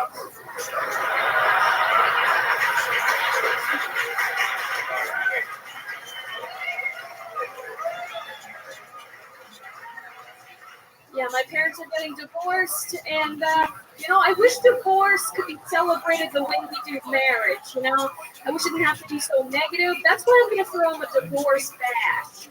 I'm going to invite all the friends they have left, and I'm going to play their wedding video the whole time.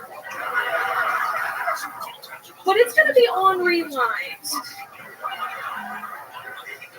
Because if you think about it, your wedding video on rewind is a divorce. You're pulling away. Oh, okay. You're pulling away from the kiss. You're taking off the rings, and the bride is being dragged back down the aisle by her father. Wow.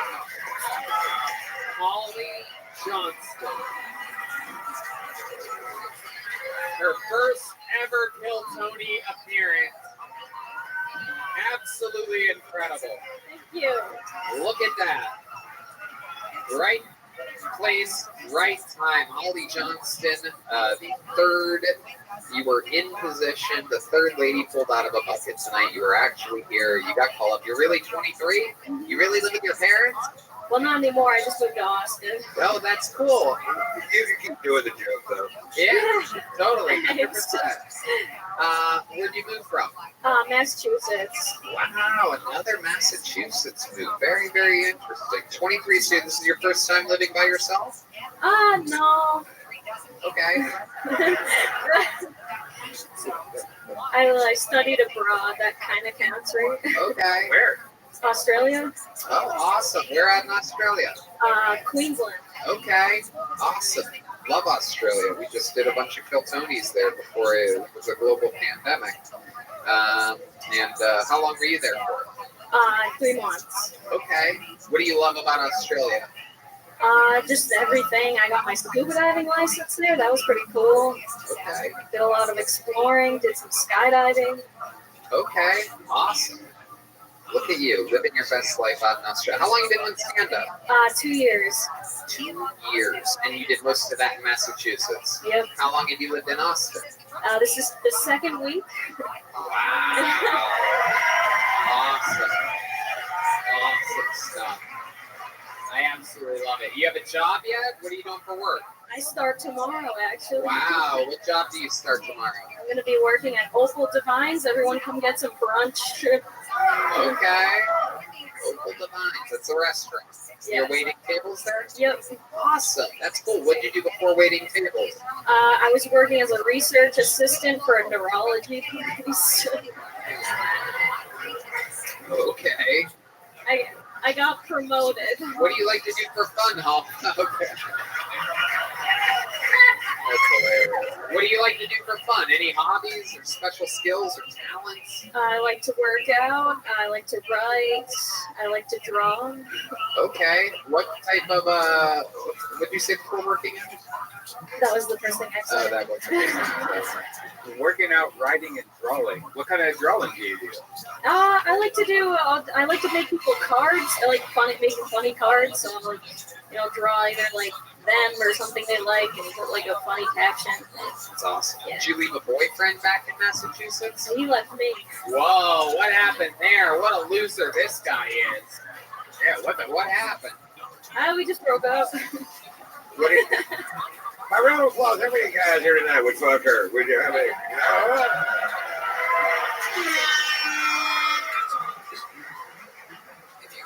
I think you're good. Yeah. It's pretty much everybody. Holly, you're in good shape.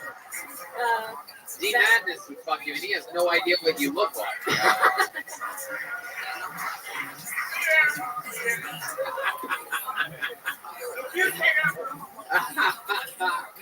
I love it. Holly, have you ever been to a black man before? I have not. You have not? Oh my goodness. Well.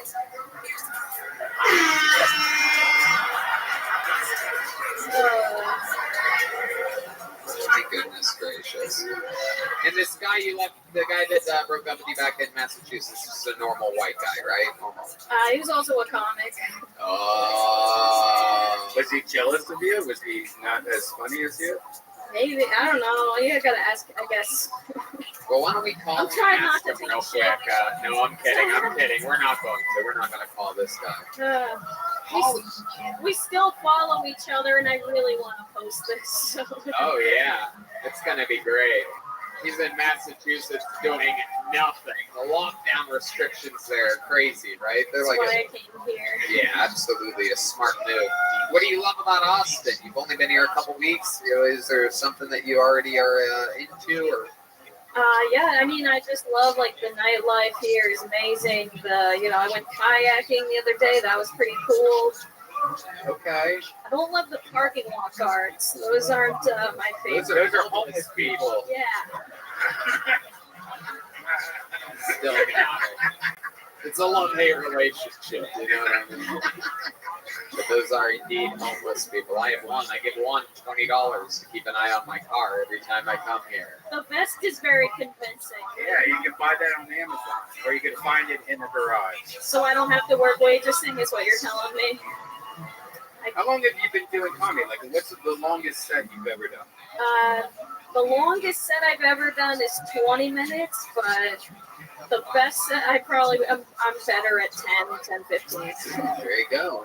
Would you like to do the Thursday's Vulcan show? Yeah!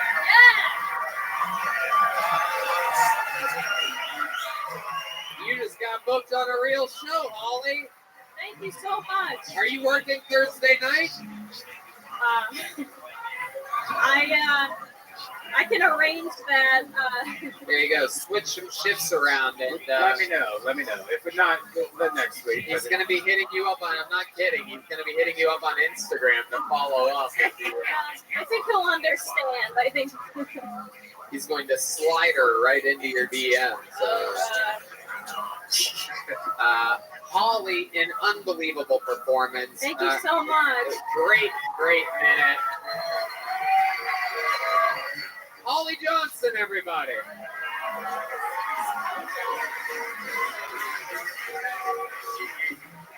Oh, okay. Oh, wait, yeah, Holly, come back here. Holly. No, don't give it to this dweeb. He's going to pocket it. This gay guy's going to shove it up his ass. Don't throw it at him. Holly, come up here. A big joke book handed to you by the great Ron White.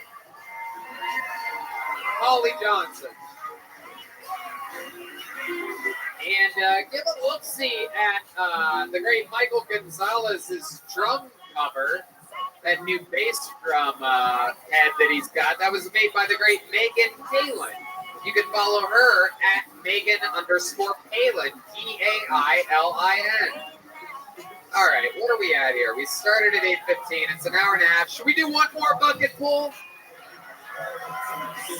All right. One more. Ladies and gentlemen, your final bucket pull of the night goes by the name of DK Prabhu. DK Prabhu. Here we go. He's coming to the stage.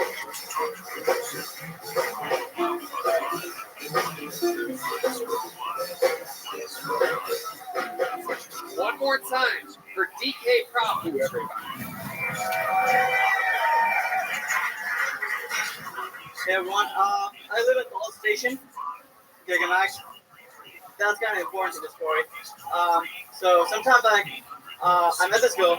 We got talking. I thought we had a connection, and afterwards I messaged her, and she invited me over for game night. I was like, yeah, I'm in. This was kind of an excuse. You know, those make those up, but it's all booty call. So I show up there, and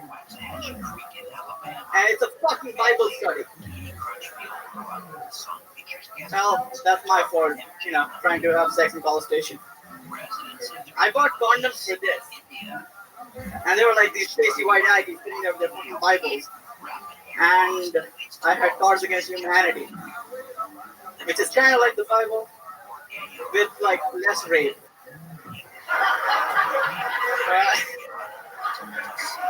Okay, that's all I'm gonna say. DK Prabhu. I missed it. I'm gonna be honest with you. I missed it. What was the thing that got a laugh there at the end? I'd given up on you in a 57 seconds. All the I wasn't listening either. I guess what was it?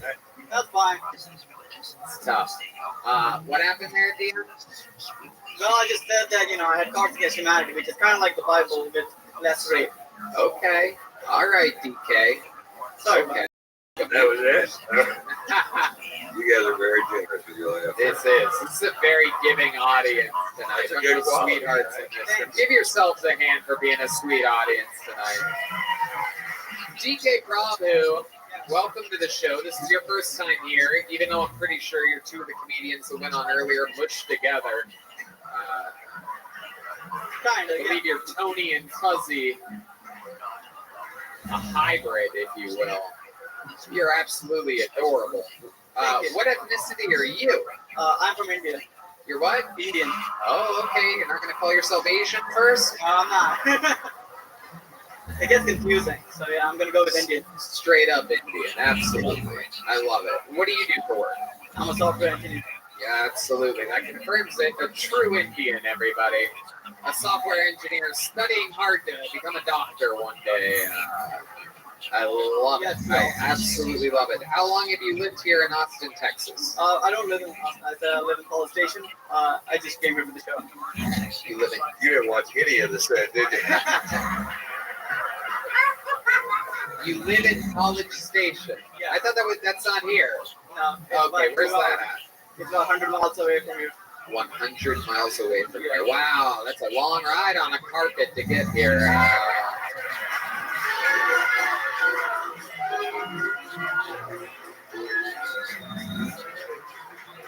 So stupid.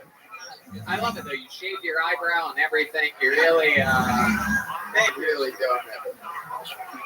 I love it, DK. So you drove 100 miles by yourself? Yeah. Okay. What kind of car are you driving? Nissan Sentra. Nissan Sentra. Yeah. Okay. I like it. All immigrants have those. Like immigrants have like 6 cars: a Sentra, Altima, Corolla, Camry. That's all we hear, DK. That's all we hear. You're in Austin, Texas. I love it. You are in the capital of Texas, my little friend. Thank you. The long drive from College Station. Even the Mexicans are making fun of your accent. That's hilarious. That's when you know you're real. We only have so many cars. I love it. So DK, let's talk about what do you like to do for fun? You seem like the kind of guy that likes to fucking have a good old time. You know what I mean? I bet you have some deep dark secrets. I don't have any deep dark secrets. This is fun. This is a hobby. I don't do this for a living. So. Yeah, that's probably good.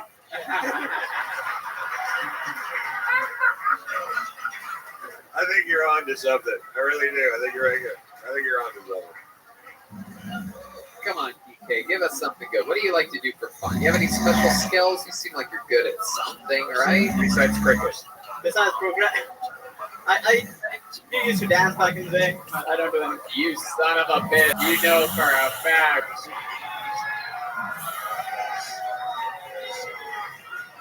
How many of you want to see DK dance right now? Oh, yeah.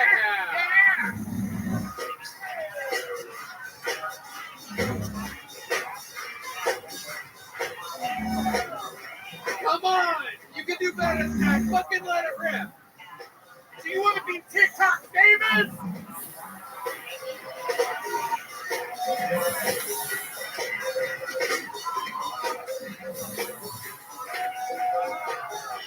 Absolutely. Wow. I can tell you waited your whole life for that fucking moment. You should have seen the look on his face when I'm like, you can do better than that. He's like, I can't do better than that. I could fucking show you what the double hand same way thing. What kind of software do you work on? Like we're working on software now, dude. That's really something. Oh, God. You really want to know that? Nothing fun? Nobody gives the fuck. Yeah, I know. It's for the fun, but I get Python and JavaScript doing it. That's fine.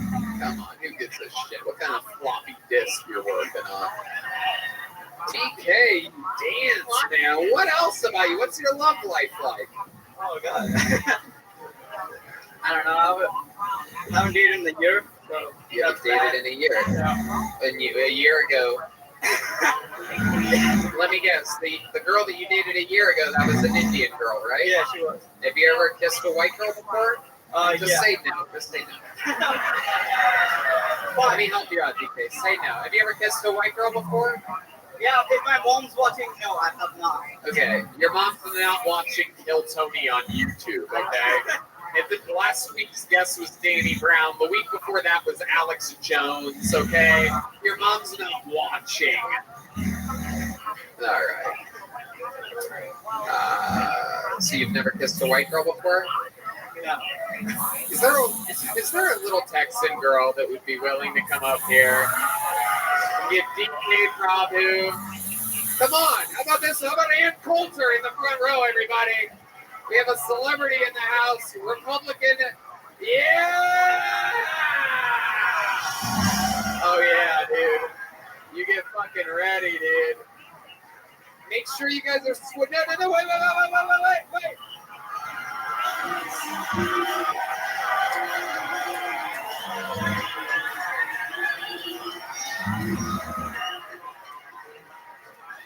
That was a fucking good one.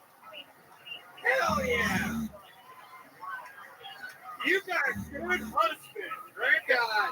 Man, you're a bad bitch, lady. Yeah. You get free tickets to the Secret Show Thursday. Oh my God. Wow, look at that. She went fucking. That was awesome, right? Nothing but tiki marsala flavor in that one. There. Oh, yeah. One in the curry, two in the scurry. You know what I'm saying?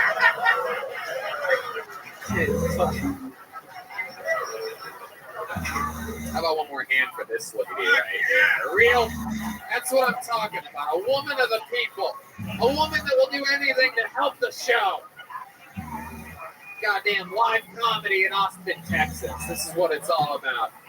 DK, love the dance, love the kiss, love the set. You got through it. Ladies and gentlemen, that is the Kill Tony debut of DK Prabhu, everybody. DK_Prabhu. And look at that, a brand new Kill Tony joke book. There's even a snake on it. There's a cool snake in the middle of these Kill Tony joke books, so if you play your flute, it'll probably dance.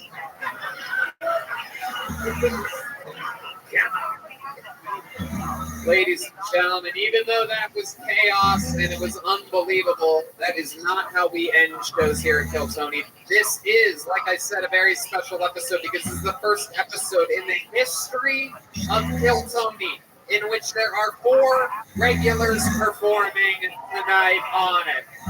You know who's closing the show. He's the closer, the Mariano Rivera of Kill Tony. Ladies and gentlemen, diagnosed with ALS a few years ago, decided to chase his dream of becoming a full-time stand-up comedian. Over 20 years of experience at Second City, one of the greatest improv artists of all time, now one of the great stand-up comedians of our era. This is Michael Lehrer.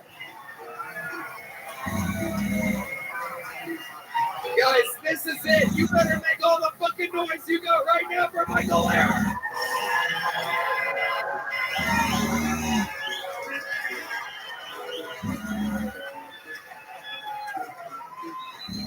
Shut the fuck up.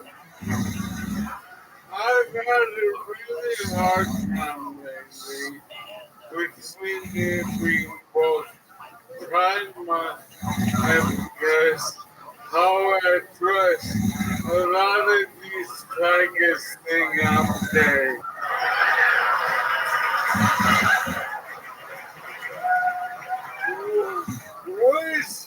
Words make people so angry.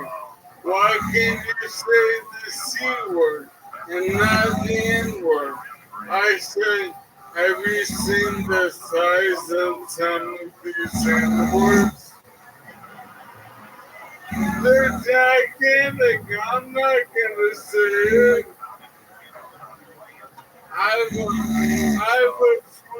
22-year-old son I did not raise, but because I'm super sick, locally.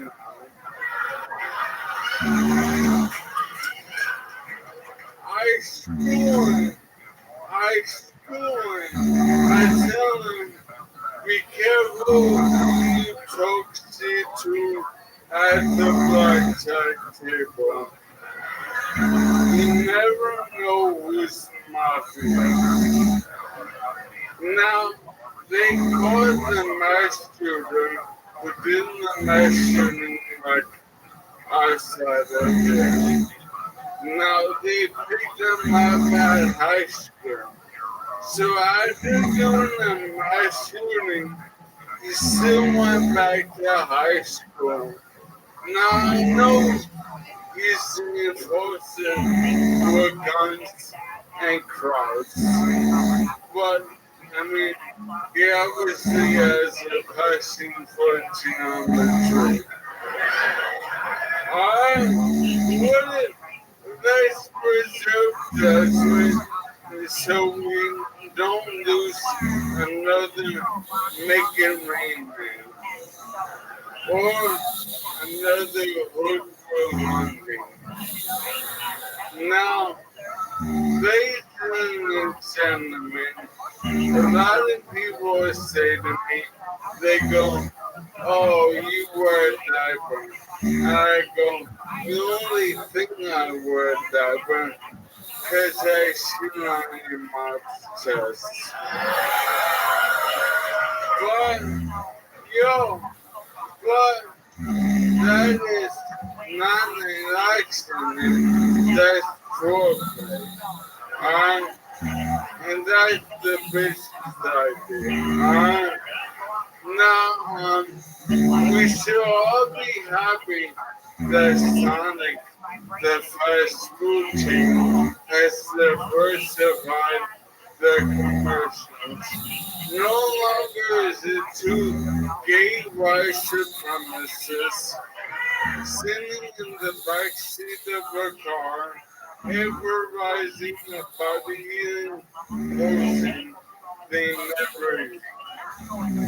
Luckily now, the Sonic commercials feature brown, black, and fast food. The garbage food is actually marketed towards. Yo, not the fucking there, yo!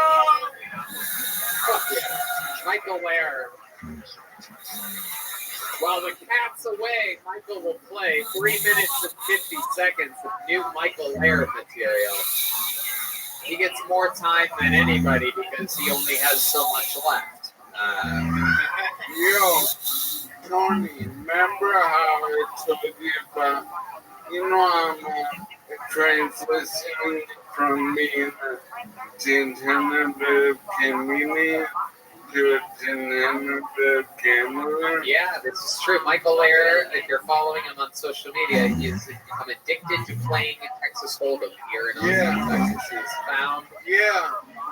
He's found two of the most degenerative gamblers I know from the poker house are here, and they're willing to put $1,000 on another week to see who gets the most blacks and no blacks. So two people that have never done stand-up before are each going to do a minute, and whoever the audience decides wins, gets $1,000.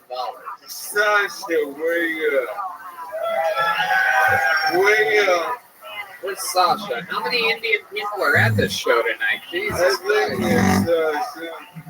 What's your name? Where's Sasha? What the fuck He's up there. He's on the balcony. Oh, dude. Tony said it's right. What kind of debt do you have right now? Do you owe a lot of money to a lot of people right now? What's going on here? No. Bro, he's talking about two degenerate gamblers that want to bet each other $1,000 that they're the funnier one, and I think that'd be fun on this show, right?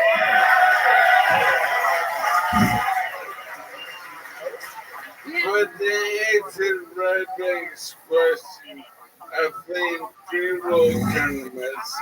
So I can still ask for charity from y'all. There you go.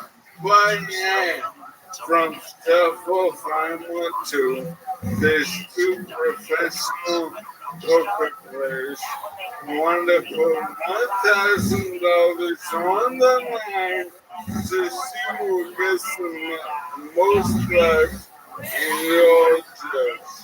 Hell yeah, absolutely. Michael's been playing a lot of poker lately. I mean, a lot of poker.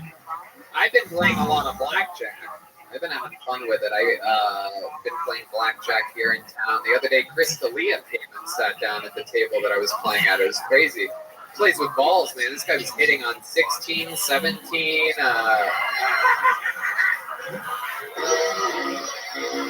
He was busting everywhere, busting all over the place.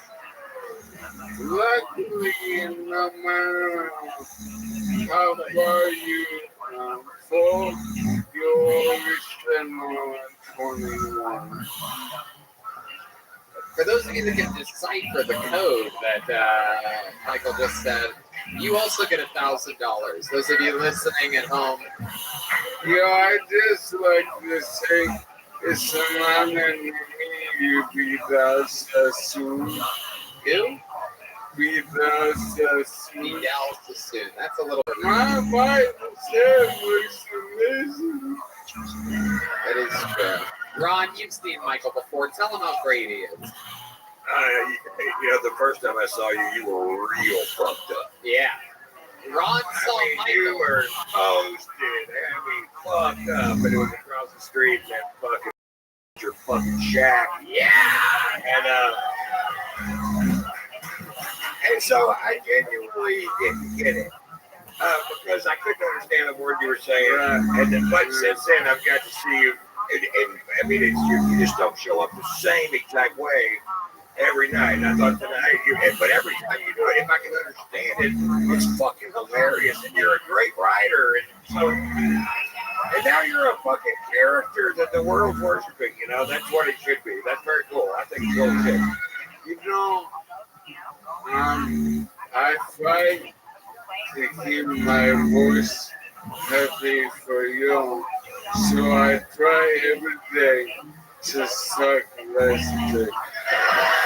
Michael Lair dropping a brand new minute of Thunder and Lightning. We did it again, everybody! Kill Tony live in Austin, Texas. Nobody has more fun on Mondays than us.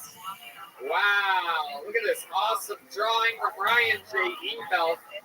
Absolutely incredible. Check that out, Ron. Ryan J. Ebelt drew that while watching tonight's stream in Los Angeles, California. Cool as fuck. Every print of every episode available at RyanJAbelt.com. Ladies and gentlemen, go to tatersalad.com, those of you watching around the world right now, because Ron White is here and coming to a town near you, the owner of Number One Tequila and a guest of Kill Tony, a royalty. Come on, people! Make some noise for Ron White! One of the greatest to ever do it. And I'm telling you, we've been doing shows all week. This guy's stronger than ever. Absolutely murdering. Michael Lair at comedy.com for everything Michael Lair. How about one more hand for the band, everybody?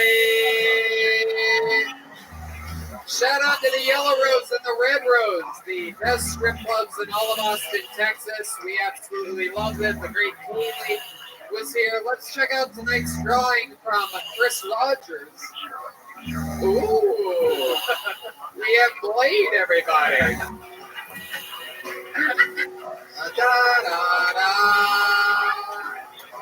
Chris Rogers art on social media, a local artist.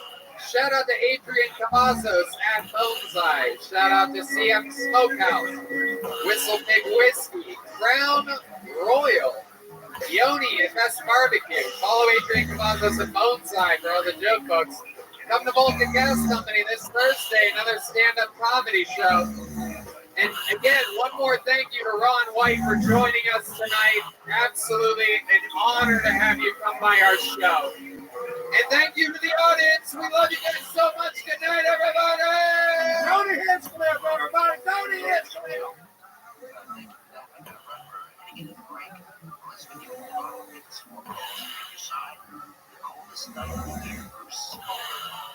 Classic by the Ottawa, Ontario, one service operator taking us to the break.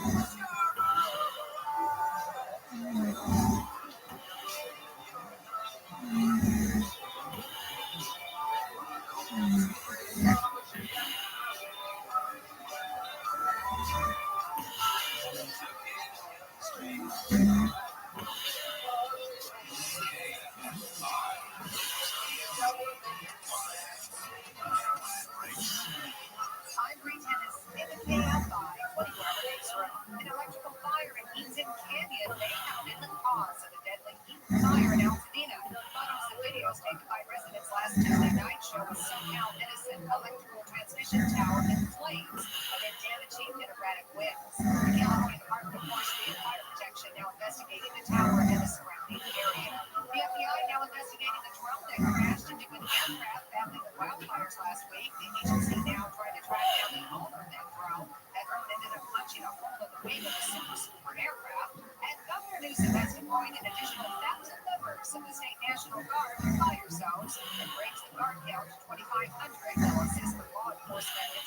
control. Also, the stop lifters. Southland weather from KI5, windy and smoky with highs in the 60s right now. You want to work out when it's too cold. From the KI5 news from 5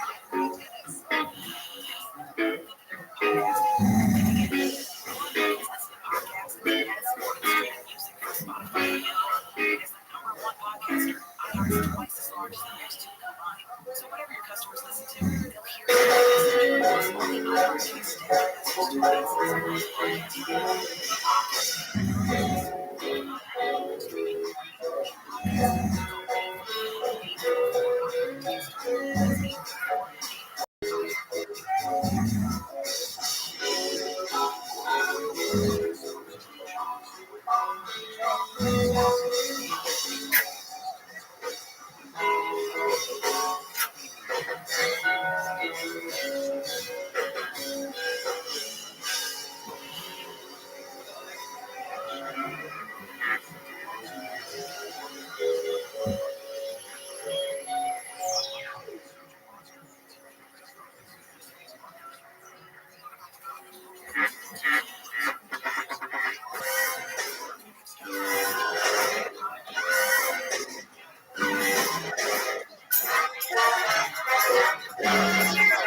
Hey, this is Rabbi coming live from local gas company in Austin, Texas.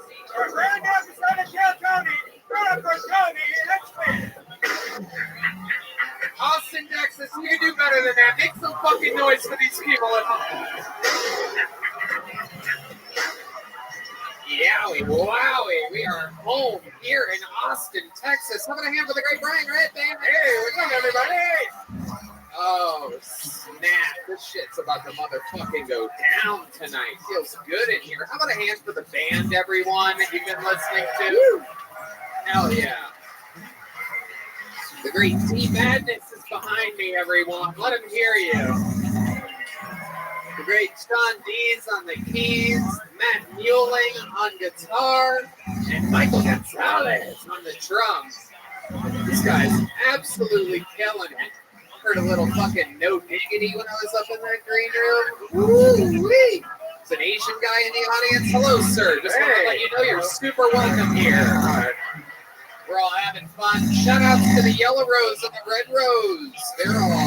They are some of our biggest supporters in town. If you guys ever go to a strip club, go to those ones. It's common sense. They have a world famous cheeseburger there. Sometimes I go there just for the cheeseburger. Awesome, actually just had it. Great. Speaking of delicious food, shout outs to Yoni and Best Barbecue and CM Smokehouse. That's where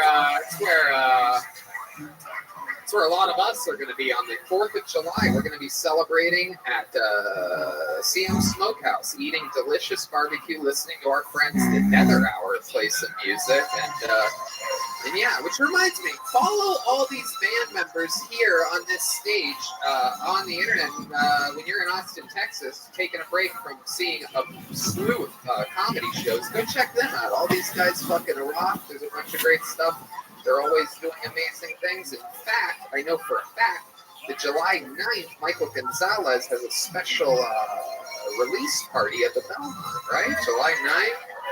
And July 1st, Matt Mueling is doing a live show on the internet. So you can watch that wherever you are. You can support Matt at purplebee.org.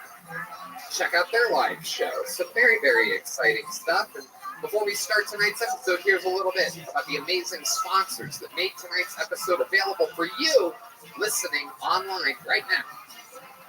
My goodness, I gotta tell you, truly one of our favorite sponsors of all time, Liquid Ivy, has been saving my little buttock since I moved here to Scalding Hot, Texas. This place, I don't know if you guys know, it's a special, different kind of hot. Not that desert heat we were used to in Los Angeles. This place is freaky. And I lose electrolytes quick out there on the golf course or literally doing anything. It's so hot out here. I mean, it's just wild. One stick of Liquid IV and 16 ounces of water hydrates me faster and more efficiently than water alone, and it'll hydrate you the exact same way. Plus, summer flavors, watermelon, strawberry, lemon, lime. Sounds like summer, doesn't it? Well, doesn't it? I use it first thing in the morning before a workout when I'm feeling run down. after golf, before golf, during golf. It's a hangover cure. It's a no-brainer. Liquid IV is absolutely unbelievable. When I'm feeling a little bit down, it picks me right back up, and they're great people too. They give back to the world. They've donated over 11 million sticks to people around the world. Red Band, you know all about this stuff. Heck yeah, I love the passion fruit. I love the berry. Acai. I've never had this much water in my life. I hate drinking water. Now, I probably have 3 or 4 things of water a day. I have one before I go to bed after a night of drinking. I wake up, the first thing I do is grab a liquid IV before my morning coffee. It has 5 essential vitamins, has more vitamin C than an orange, and as much potassium as a banana. Healthier than sugary sports drinks, no artificial flavors or preservatives, and less sugar than an apple. It's made with clean ingredients, non-GMO, vegan, free of gluten, dairy, and soy. What makes Liquid IV so effective is the cellular transport technology, CTT. It's the optimum ratio of glucose, sodium, and potassium, delivers water and nutrients to the bloodstream. It's perfect balance that keep you hydrated more quickly and effectively than water alone. 1 stick of Liquid IV is in 16 ounces of water, hydrates faster and more efficiently than water alone. Yeah, they're on a mission to change the world, no doubt about it. Grab your Liquid IV in bulk nationwide at Costco, or you can get 25% off when you go to liquidiv.com and use the code TONY at checkout. That's 25% off anything you order when you get better hydration today using promo code TONY at liquidiv.com. Man, I gotta tell you, there was one my life where I thought I might not even be able to be a comedian anymore, and I had to look for a job, and there was a lot of challenges that I faced, and it was stressful. It took a lot of time to fill out applications. I wasn't hearing back from anyone. I felt lost in the shuffle of applicants. I was searching for a job, and it felt like a full-time job, you know? I started stress eating. My eyes were burning from staring at job listings. I mean, it was so hard. And then when I came hearing back about jobs, it's nothing but crickets. Nobody likes crickets. I was a lone wolf, lost in the shuffle. And then came ZipRecruiter. ZipRecruiter knows that the general experience of looking for a job is pretty sucky. That's why they figured out a way to make it unsucky. When you sign up on ZipRecruiter.com, you can create a free profile, then get matched to great jobs. Plus a lot more. ZipRecruiter will proactively pitch your profile to employers whose job match your experience. Not only did ZipRecruiter help me, Red Band, I also got to keep my dream job of being a comedian. Candidates who are invited to apply on ZipRecruiter are nearly 3 times as likely to get hired. Plus, if you like the job, you can apply to it and many others with just 1 click. It's that easy. No wonder ZipRecruiter is the #1 rated job site in the U.S. And being the best at what you do is important. So sign up for free on ZipRecruiter.com today and experience the better way to find a job. Go to ZipRecruiter.com right now to sign up absolutely free and put ZipRecruiter to work for you. ZipRecruiter. You guys ready to start tonight's show or what? Austin, Texas. Every single week, these shows get better and better here at Vulcan Gas Company, and I got to tell you, this week is no different. How many of you have been fans of Kill Tony for a while? You know the show well. Well, then I think you're going to be very excited about tonight's guest. Ladies and gentlemen, this is a real in-house promotion I bring to you. Tonight's full-time guest. He's going to be with us the whole show on this stage. You know him. You love him. Kill Tony regular, Big Red Machine. William Montgomery, everybody. Wow. A huge moment in the history of Kill Tony. As the longest standing regular in the history of the show, joins the desk for the first time in its history. Oh, half a standing ovation for William Montgomery. I hope the cameras picked that up. Now, this is a very, very exciting time. Very rarely do we get you've been a part of the band before. You've been a regular on the show for literally years. You just will not stop writing a new minute every week. And this is your first time sitting here with me and Red Band.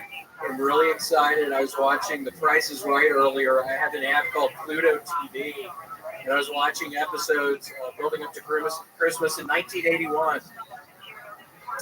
Oh, here, let's switch mics. See with my microphone. Give me that fucking thing. Peasant mic. My fancy little yellow microphone. You have that microphone. Thank you.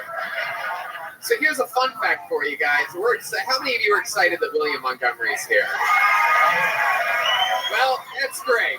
I'm glad you're all very excited about that, because that means that I can tell you that tonight's guests were almost Quentin Tarantino and Joe Rogan. So I'm glad that you guys are happy, because that's what you almost had.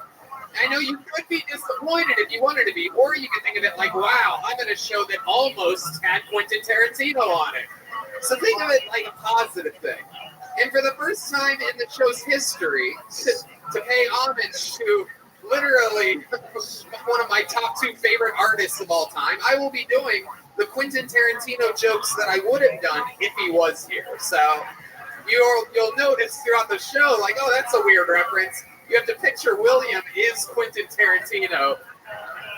It's going to be fun. So we're going to be doing that throughout the show. You'll notice when it happens, because it's going to be very awkward. But yeah, you know, we got William. Who cares? You know what I mean? I wasn't even that excited about Quentin Tarantino. You know what I mean? It's like, yeah, we got William Montgomery. You know, it's like going from a bowl of lobster bisque to a bowl of cum. So everybody loves a bowl of cum. It's Adam Egan. Shout out to Adam Egan. So you guys know how the show works. If I pull your name out of the bucket, you get 60 seconds on this stage. You know your time is up. You hear the sound of a kitten. That means wrap it up then, or we're going to bring out the angry West Hollywood Bear. We have the great Ryan J. Email drawing tonight's episode live. Yes, he's watching live in Los Angeles, California. We have a great local artist, Chris Rogers Art, drawing something else right over here. Follow him at Chris Rogers Art. He's going to show us his work at the end of this episode. So let's start the show. You guys ready for this shit? Okay. Before we go to the bucket, a very special treat. Just 2 or 3 weeks ago, we announced here in Austin a brand new regular who will be doing 60 seconds every single week on this show. He started, and he's been killing every single stand-up show that he's on. This guy is the future, and he's the present here on Kill Tony. Here is a brand new minute from our newest regular. Make some fucking noise for Hans Kim, everyone. The real Hans Kim. Here he is. Hey. What's up, guys? My name's Hans Kim, and my eyes are open right now. I have small eyes, but the Lord blessed me with a long face, so when I'm eating a girl out, I can still make eye contact.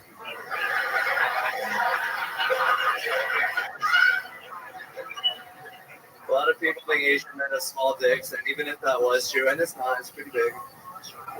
Even if it was, it's not like we hear that and be like, oh, we got small dicks, okay, we'll go find a new hobby, sorry to bother you. We wouldn't just give up, we start studying, that's what we do. We learn how to use it like a sewing machine.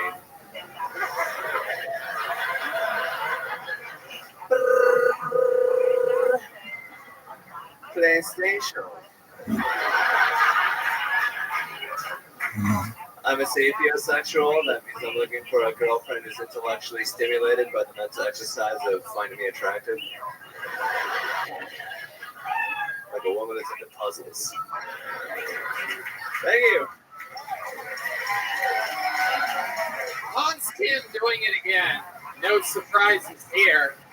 What a great way to get the shift started. Fuck yeah, Hans. Welcome back. How are you, buddy? I'm good. Thank you for having me. It's good to be here with Quentin Tarantino. Oh, yeah. Well, yeah, it is. It is. It is good to be here with him. I mean, good old Quentin here just hanging out with all of us. I love it. So let's talk about this set, Hans. This was a good set. Another stellar performance. I have a question for you. You said your dick is pretty big. What do you mean exactly? How big is it? Like, I mean, like, are we talking like in conversion rate, like Asian to white? Like, I heard D Madness crack up when you said you had a big dick. Not only does he have a black dick, he also has a blind dick. So that's extra power. It's like having a retard strength cock.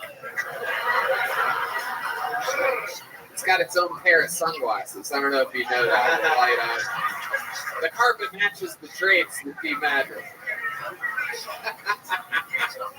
He's got a remote for his glasses that he plays in between playing the bass guitar. So how big is it, Hans? How many of you want to know how big Hans is?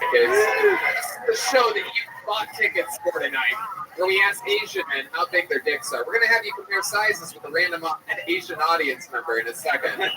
See exactly what pretty big is. What are we talking about, Hans? I would say, if I'm being honest, 5.5 inches. Wow, 5.5 inches with a. It's pretty good. How big is it when it gets hard?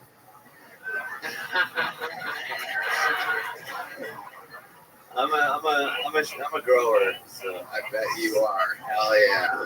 I bet you are. Do you have a huge squeezing bush, or do you have it completely shaved? Yeah. Is it like a right now it's pretty good.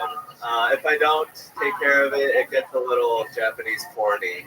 Oh, okay. Pixelated? Yeah, it's got Pixelated. Yeah. Pixelated. I love it. So Hans, that's interesting. Who are these girls that you're eating out? I love the joke about you being able to make eye contact while eating out. Who exactly are you eating out? My ex-girlfriends who are white. Oh, you have a white ex-girlfriend? Yeah, most of them were comedians. Oh, okay. What's the longest relationship you've been in? 6 months. Oh, 6 months. That's it. Yeah. Wow, looks like you never found true romance. That's one of my best movies. Thank you, Quentin. You wrote that. You didn't direct it. Yeah, I wrote that. That's the beginning of me doing misplaced Quentin Tarantino jokes. So you really have to. I noticed there was a little delay there. You really have to be waiting for them to work. Hell yeah. Hans, what else has been going on in your world this week since the last time we saw? If you're wondering, I'll always hit William when I do one. So, what else has been going on this week, Hans? Kim? I've just been chilling with the boys, playing a lot of Settlers of Catan. What? It sounded like such a prepared response. Well, Tony, I've just been chilling with the boys. Playing what? Settlers of Catan. What is that? It's a board game, a turn-based strategy game. It's like Monopoly and Risk. Jesus Christ. Wow. My goodness. Well, I got to tell you, Hans, another great set. Anything else for Hans? No, I'm just going to say, we found out recently that his home was damaged. His car was, he wrecked his car. He doesn't have a house right now. And, is that true? Yeah, my van home was, I had a home accident. Yeah. Wow. But he didn't, Hans doesn't have much money, so he started a GoFundMe. So, he did? Yeah. To try to get his house back.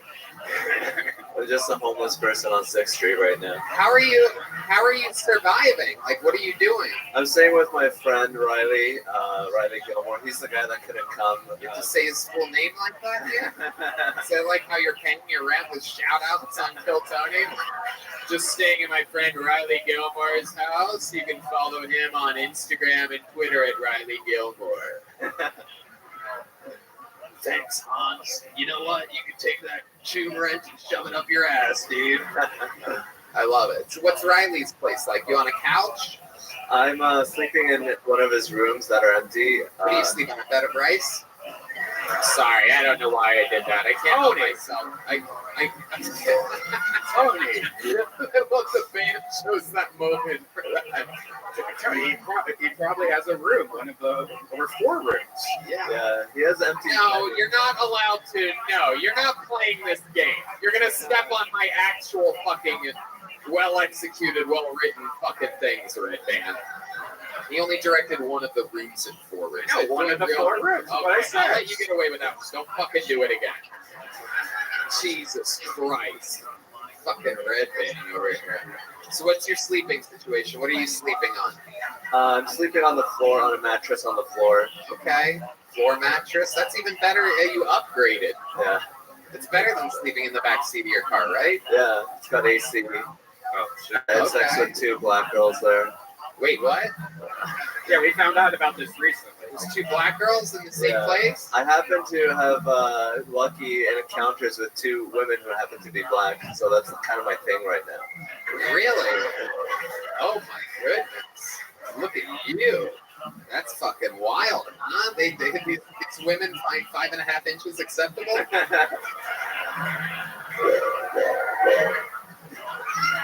I end it with chopsticks. Oh, you son of a bitch.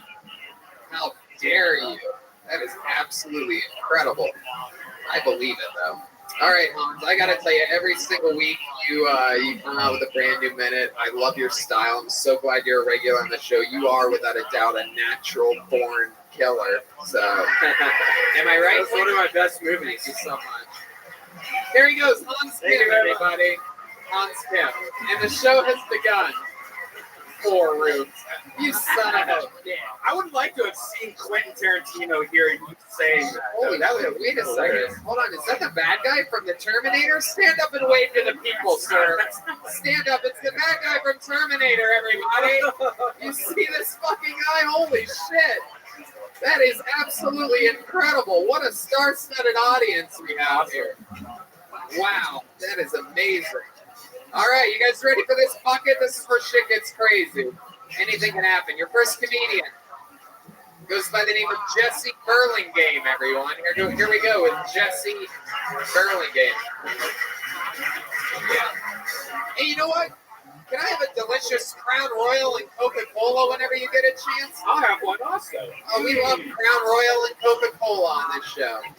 Can I have a seltzer water with lime, please? Seltzer water with lime. Hey, everybody, make some noise. It's Jesse Burlingame, everyone. What's up, guys? Yes, this is the haircut that I asked for. Thank you. Told my barber, can you make me look like I sell bad weed but have good coke?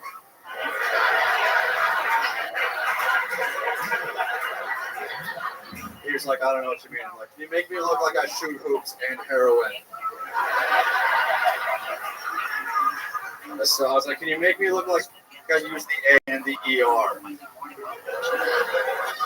It's like, oh, all right, I got you. I'm not racist. A lot of my friends are white girls in their 20s. They would have called me up by now. They would have said something on Twitter. One of them accused me of toxic masculinity. You guys heard the term toxic masculinity? I asked my dad what toxic masculinity is. He said, shut the fuck up, pussy.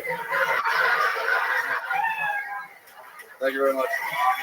Jesse Burlingame with a great set tonight. You've been on this show before, right? Yeah, I was on with Tim Dillon. Hell yeah. I feel like tonight went even better than that appearance, right? It did, yeah. Better crowd here. Look at that. Well, I would, right, but I would give yourself some of the credit. Yeah, thank you, Tim. Jesse, awesome. How long have you been doing stand-up? 4 years. 4 years. All of it here in Austin, Texas? No, from Worcester, Massachusetts. Okay. Worcester. How long have you been here? 2.5 months. Okay. Be 3 on the 1st, I guess. Yeah. Okay. What's your living situation, Jesse? What are you doing here? I live with 2 other comics. We got a 3-bed, 3-bath with a pool. It's pretty sick. Jesus. My God. So, that many bathrooms? It's not Riley Gilmore's place, but it is pretty dope. Yeah. Hell yeah. I love it. What do you do for work, Jesse? I work in a factory. We clean parts for other factories. Oh, God. It's terrible, dude. Get it together, bro. My God, that's incredible. What do you want to do? Not work. That'd be cool. If I could do stand-up comedy full time. How long have you been working at that factory since you got here? Yeah, but I worked in another factory for 7 years before that. Wow. Making lasers. What's the benefits of working at a factory? Do you just get like free haircuts or something, or? Looks like it. Looks like a free haircut to me, for sure. Factory cut. Red Man wants to know because he wants to work at a chocolate factory. Yeah. Tony wants to work at a gay factory. Oh, wow. That's a great roast joke, right? David Lucas read it for me. Oh, my God. That is incredible. My factory is pretty gay. I can get you in there if you want. What? So my factory is pretty gay. So yeah, what's gay about it? It's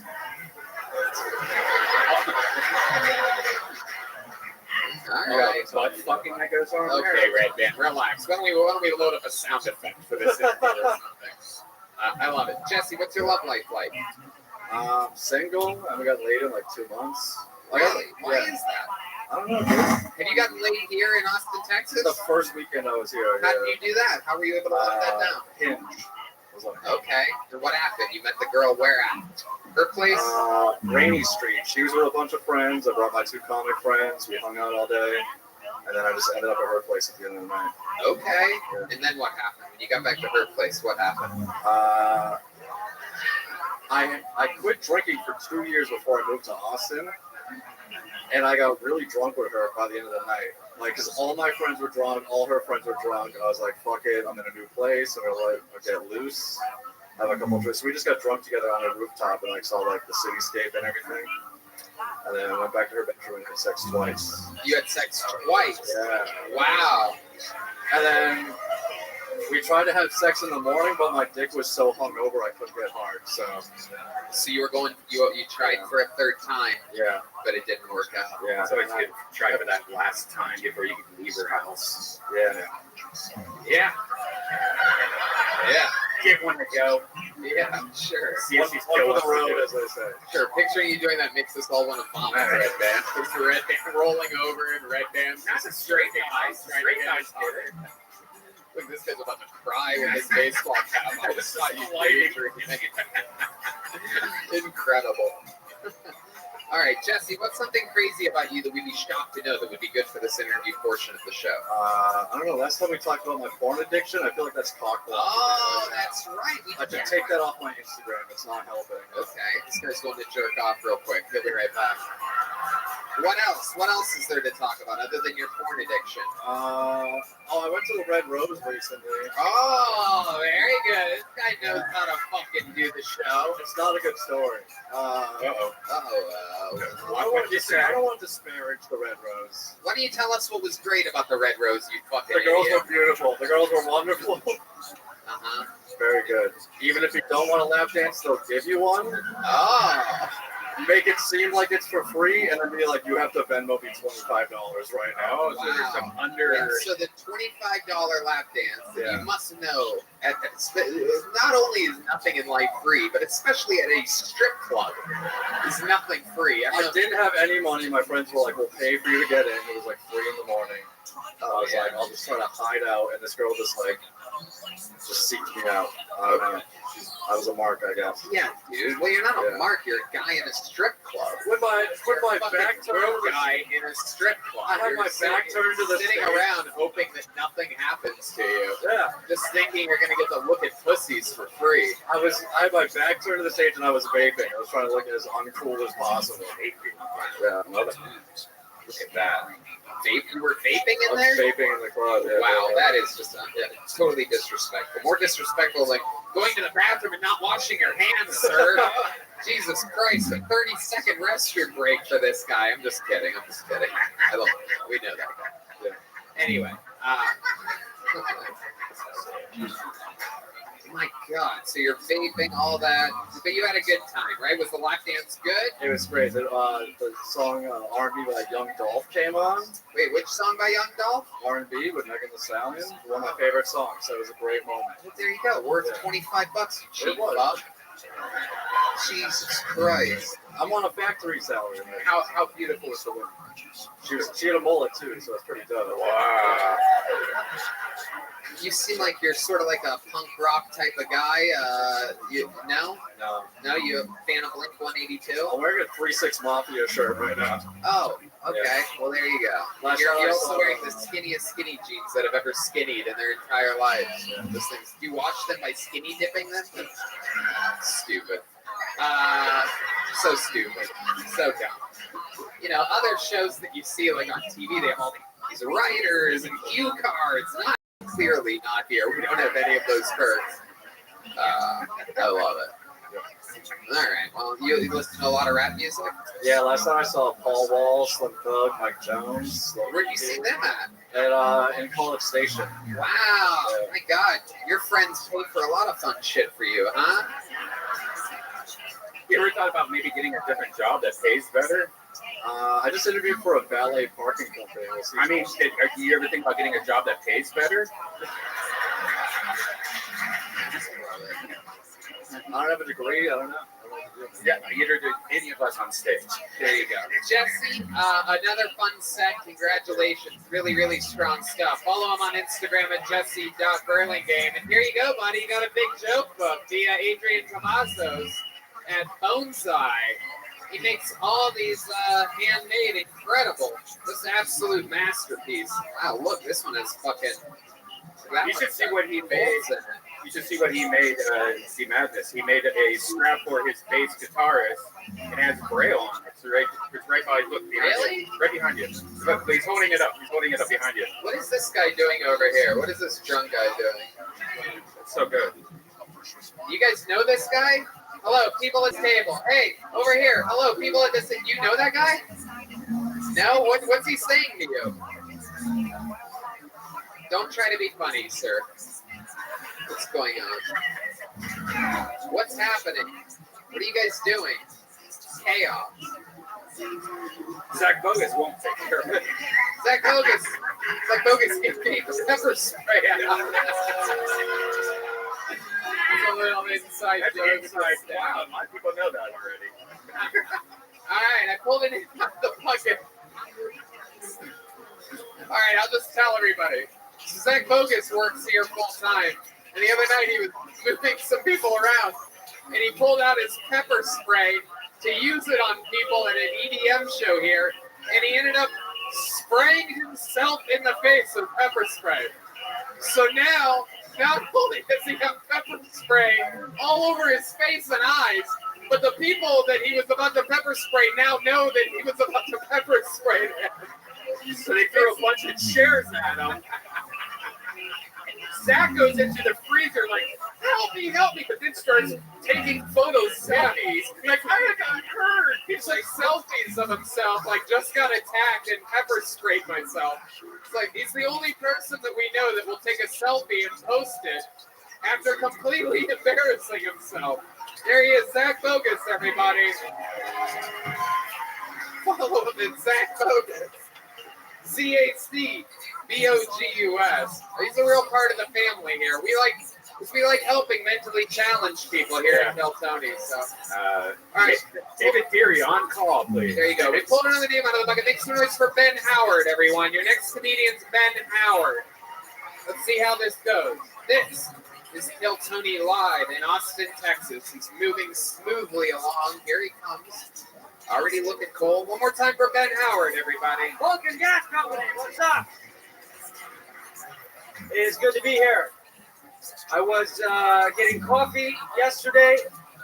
I heard a guy in line talking to his buddy about how shitty his handwriting was, which I started to realize you kind of hear a lot. You hear people kind of low-key brag about how shitty their handwriting is all the time. Just like, oh, the written word, that thing that's at the very foundation of all human communication. I suck at it. It's no big deal. And it made me wonder, do you guys think that we're the only language that has bad handwriting? Or do you think there's like a few Chinese people that suck at like the symbols?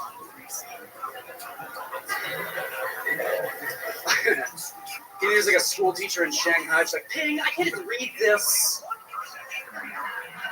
What is this? Japanese? Try it again. I don't think there is, because every piece of Chinese writing I've ever seen looks like it belongs in a fine arts museum behind 3 inches of bulletproof glass. I swear to God. Thank you. Ben Howard, everybody. Making fun of Chinese people. We do not believe in that on this show. Not cool, dude. Not cool. Not cool at all. I took a risk. I don't know if you've heard about the legend of Pang Dang, but yeah, if there's one thing that Pang Dang taught us all, it's that this show is death-proof. That's one of my best films. It's one of your what? One of my best films. It really is. I love that It's one. actually one of my favorites. Gotta It took me watch 2 years to write. Thank you, Quentin. That is so cool to find that out. I love what you did with that. Welcome, Ben. Were you on last week? I was. Congratulations. Proof that the show is just as random as it gets. Dude, How's your life changed since your appearance on Kill Tony last week? I gotta leave. Whoa, look at that. It hasn't even aired yet. That's how powerful this show is. I know. You can get laid from getting your name pulled out of a bucket. Absolutely incredible. How? From an audience member or a comic? No, my set wasn't that good.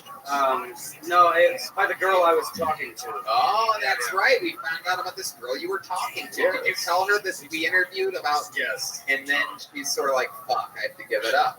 Yeah. Well, no, she'd already given it up. We were fucking. It was just, I don't know why I said we're talking, because I thought she'd watch it, and I'd be like, yeah, no, I'm dating this girl. And she's like, we didn't say dating. And I didn't want to throw labels on a fucking national farm. Bryce, what an answer, bro. I know, dude. I'm sorry. I was gonna fuck you, but now I don't want to anymore.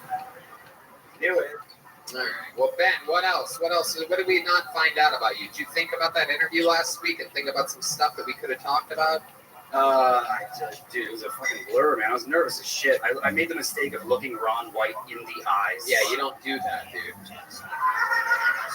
Bad move. Right. Yeah. You have any questions for Quentin Tarantino? Dude, first of all, don't look me in the fucking eyes either. Yeah. Thank you. My God. Ben, do you have any special skills or talents? Are you good at anything at all? Yeah. Dude, besides killing and stand up, no, I do. This guy's cracking up at that joke. I want to throw an axe at your skull right now, just to let you know where I stand on people that laugh at dumb shit. Go ahead. Tell us what you're good at, Ben. All right. I do like voices, accents. Oh, great. Let's hear some voices. What voices do you do? This is not the direction. Ben, shut the fuck up, dude. This is not the direction. This guy's telling me what direction we're gonna go with. The only other thing I'm You're a tourist on a boat. I'm the captain here, all right? Right? I'm the captain now? Yeah, that's one of my best films. All right. What kind of voices do you do? I do a spattering of impressions. Like what? Explain to me what the fuck a spattering is. What's your best one? Thank you, Rabbi. I don't know what my never best gonna one get is. a dance. I don't know what my best one is. I don't know. I do like. How about your worst one, you motherfucker? You're on a show right now. I With just an do a audience bunch of them. in It's like- front of you. What types of voices do you do? Like Cleveland from Family Guy's Laugh. All right, let's hear it. All right, what's another? That's good. You see? See what having talent gets you? Ben, what else? What other voices do you do? Come on. No, I do accents. I do a lot of accents. Shit. What kind of accents do you do? Different variations of British. They're different in order to Chicago, Christ, London. dude. I can do Australian and New Zealand. All right, let me hear your Australian. Well, Johnny's Place is just kind of like slang breed. So. Okay, well, what's New Zealand? New Zealand, the accent becomes a big shopping, a pinch. They say things like this. I got you, but I hate you. I know, dude. I hate my fucking self right now, dude. It's rare. I mean, I hate a lot of people, but it's very rare that I mention it. So I don't do that shit in my act. Well, why did you bring it up if you don't want to do it? I asked you what you're good at. You're like, I do a spattering voices. Real spattering. Because in that moment, I could not think of anything else I was good at. It made me sad a little bit. How about the rest of your life? Like, when you were younger, were you good at anything? Or you used to be a billiard player or something? A billiard player? I played pool, not younger. I played pool like every day for like a few years at a pool hall in Phoenix where I grew up. How many do you want to slit this guy's throat right now? All right. Ben, you got on last week. We're going to do an extra quick interview with you. There he goes, Ben Howard, everybody. There he goes. We're going to keep it moving along. We're going to keep it moving along here tonight.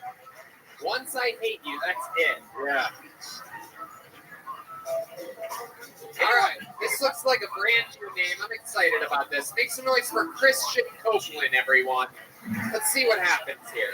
By the way, if you sign up for this show, maybe think of a couple of things to talk about before you get on stage, right? Yeah, for sure. Come on, here he is. One more time for Christian Copeland, everyone. Thank you. Appreciate it. I just moved to Austin. I did not move by myself. I actually moved with my best friend and his boyfriend. So I split an apartment with two gay guys, no homeowner. I realized that Austin's a pretty political place. I'm not a very political guy. Last thing I heard was that we don't have to wear masks anymore. I think it's going to be interesting in schools because, like, I don't know, little brother's in high school and he said that all the COVID cases are spiking because none of the kids are wearing masks. He also said that they don't have a school bill at the end of the day anymore. They just fire off a cannon and tell you how many kids died, like in the Hunger Games. What else, you guys? I'm a big hockey fan. I like hockey. Hockey's my favorite sport for one reason and one reason only. And that's because if you lose in hockey, you're still ice skating. Like, it's not that bad. Like, it's still a pretty good time. Like, it's hard to be sad and also be ice skating. I dare you to try it. All right, thank you guys very much. Fuck yeah, Kristen Copeland. Welcome, sir. Awesome. That was great. You just moved here to Austin, Texas. How recent was that? About a month. About a month. And where'd you move from? A small town about 4 hours away. It's close to Beaumont, Texas. That's the closest, like, big city. Oh, okay. Like Fredericksburg? No, it's close to Louisiana. I don't know what Fredericksburg is. Yeah, I know what the fuck's up, you fucking Texans.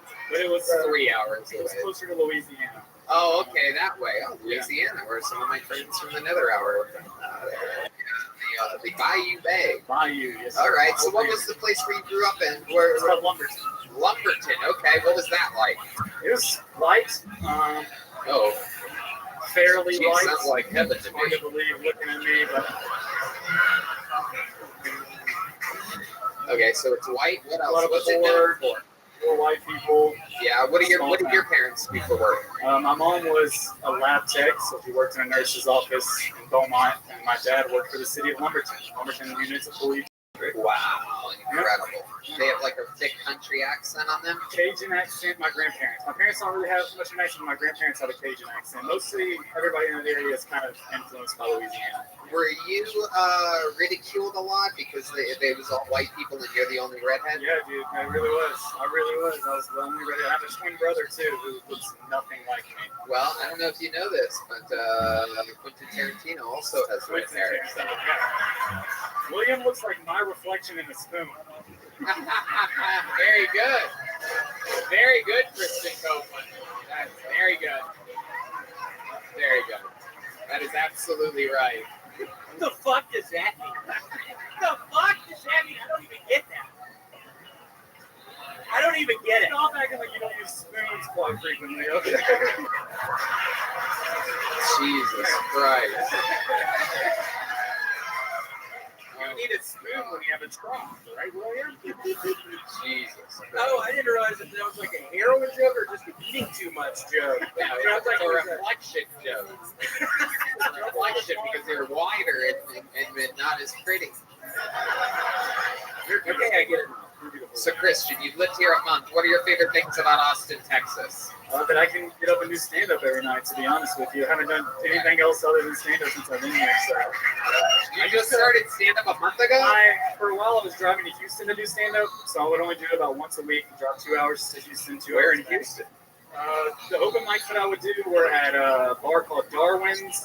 No one gives a shit where in Houston you were doing open mics. Oh, no, it's just not many comedy clubs in Houston. Right, I know. I never got up to improv, so I was just doing like local shows at bars. How about for fun? What do you do?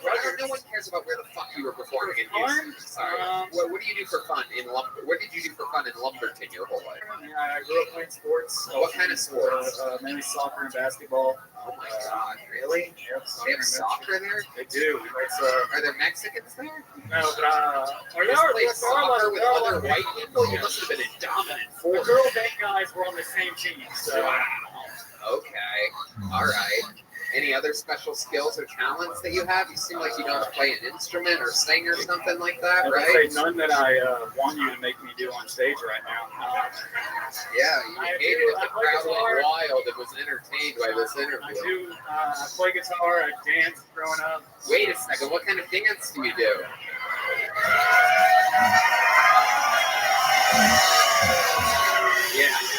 Yeah. You're goddamn motherfucking right.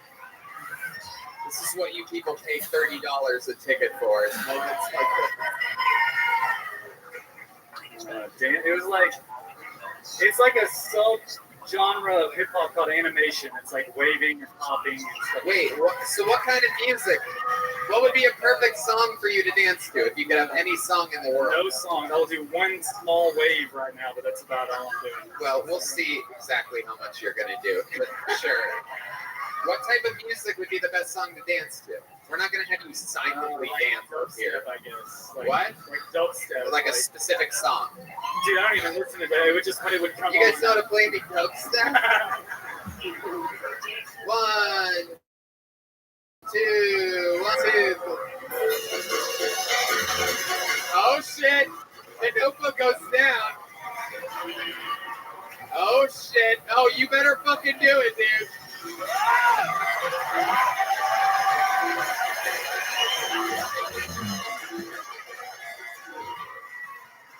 Wow. My God. That is literally the whitest thing I've ever seen in my entire life. Like, Why would you think you dance to that? Like anyone in this audience could do the exact same shit. Red Man, you do it, dude. Come on, get playing. Here we go.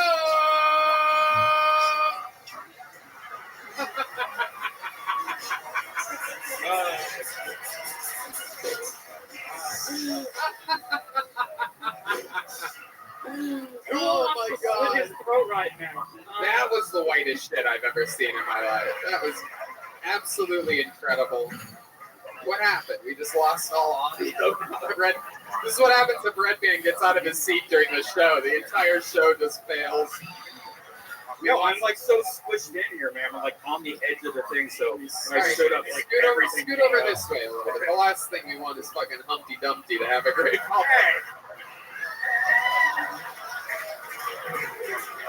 Oh, I know what you would do to my crack if I fell.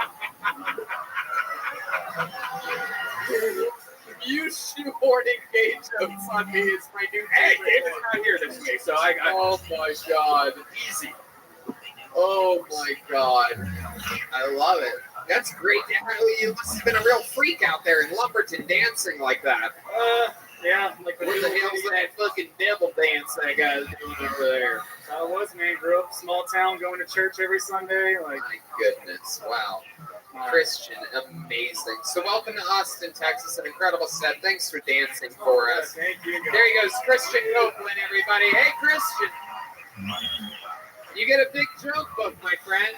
There it is. Via Bonsai, Bonezeye. Yeah. Back to the bucket we go. Let's see what happens here. All right, another Ben. The people said there's not enough Bens on this show. Make some noise for Ben Horn, everyone. Ben Horn is next on Kill Tony, Austin, Texas. Is this him? Confident walk? No. Here he comes. Oh, yeah. Ben's been on this show before. Here he is. One more time for Ben Horn, everybody.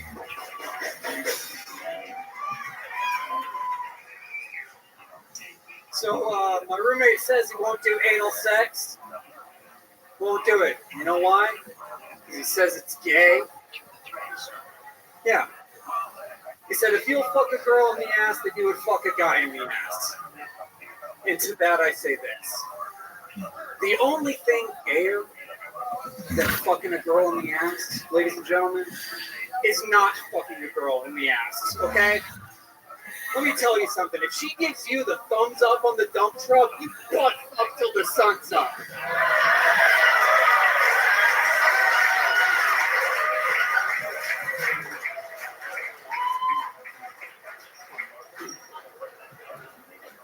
Otherwise, you're gay. Otherwise, you're gay. All right, I'm done one. Thanks. All right, there you go. Ben Horn telling us who's gay and what's not gay, even though he looks like the cop from the Village People. Perfect. I love it. Absolutely powerful mustache. So you have anal sex with girls, is that correct? When I can, yeah. Right. Do you eat ass too? Fuck yeah, with a mustache like that, I'd imagine your face smells like a toilet. It shapes assholes, for sure. That's an ass. There you go. Red Band. My God. That is incredible, Ben. How long have you been doing stand-up? Like 2 years. Okay, all of it here in Texas? Yeah. Austin? Yep. Yeah, I mean, I've traveled around a little bit, Right, but you've yeah, been on the show mostly before, but Austin. remind us, what do you do for work? I work at HEB. Oh, fuck yeah. Some angry Trader Joe's people here Nope. not clapping. Don't tell them my butt fuck jokes, please. Right. Hell yeah. Last thing you want them knowing is that you're fucking.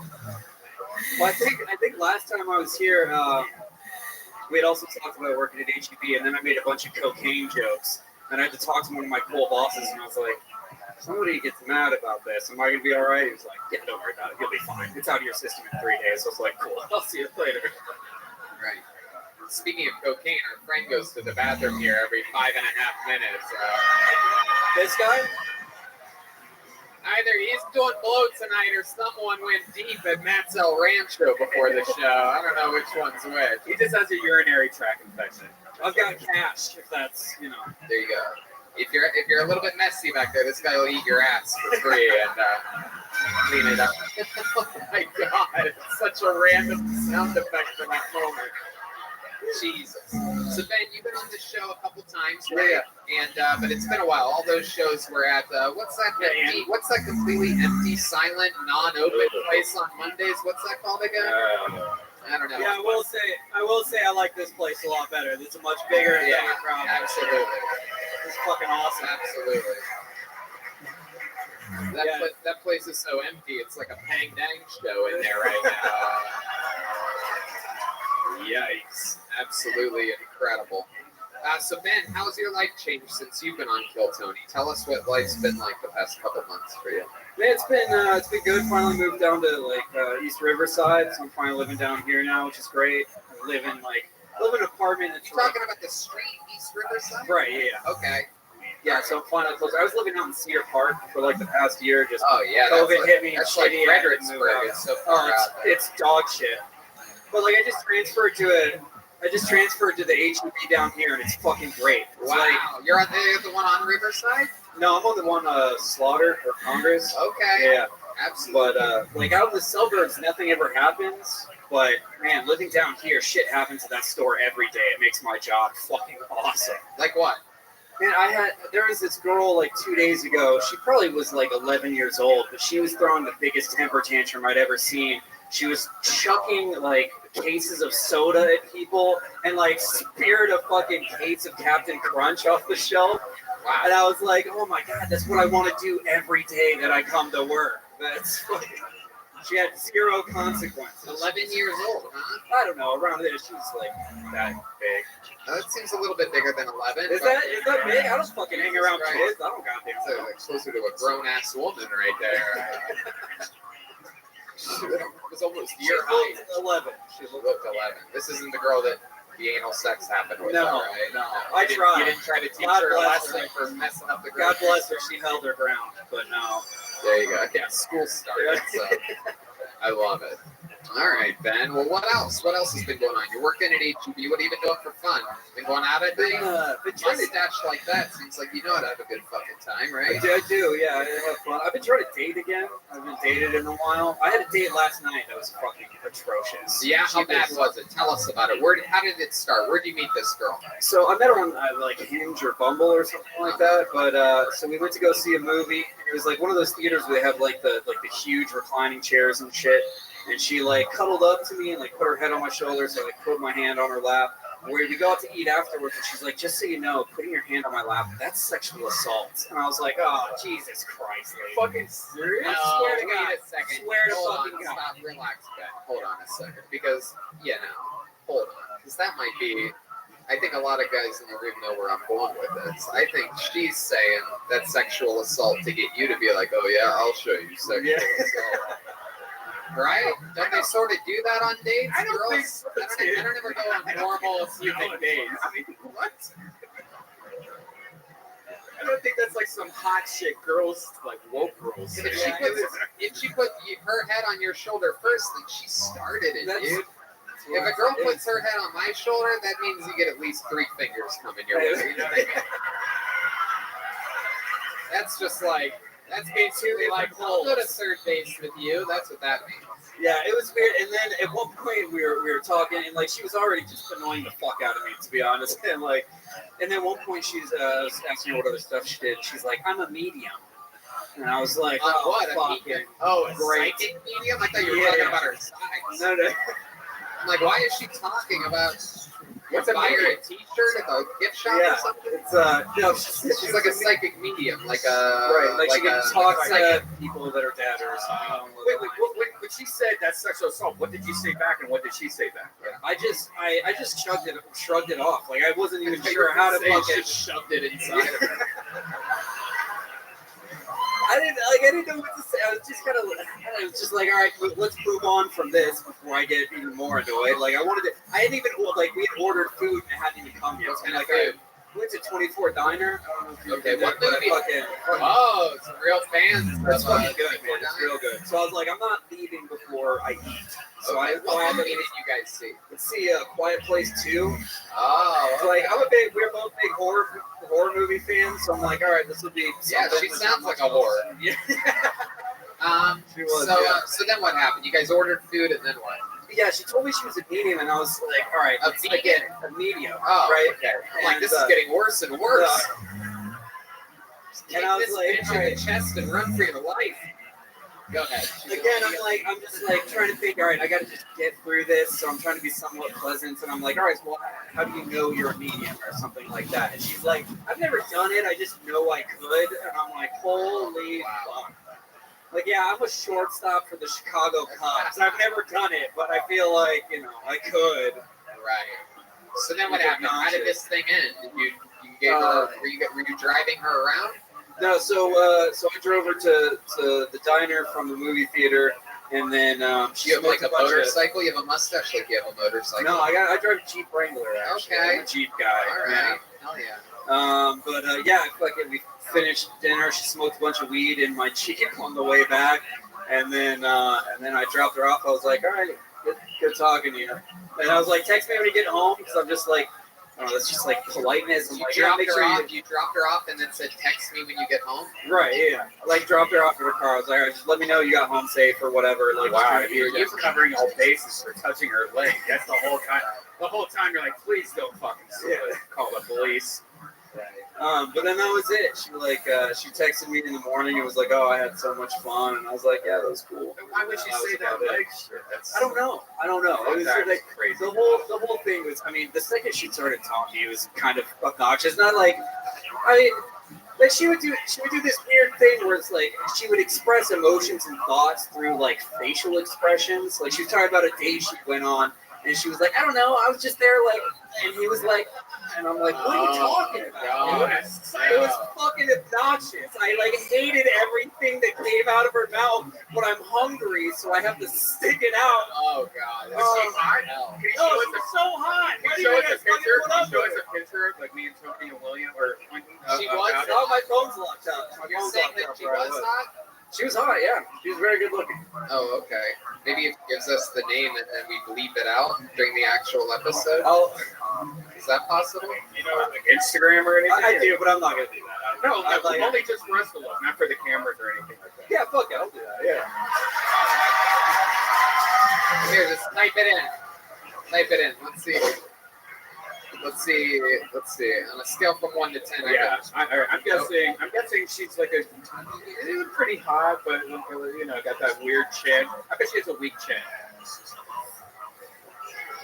People are guessing what she's going to be. No. Oh, no. What the fuck is wrong with you, dude? Oh my god. Oh my god. Oh no. She's like cross-eyed. No. Medium. She seems more like a large to me.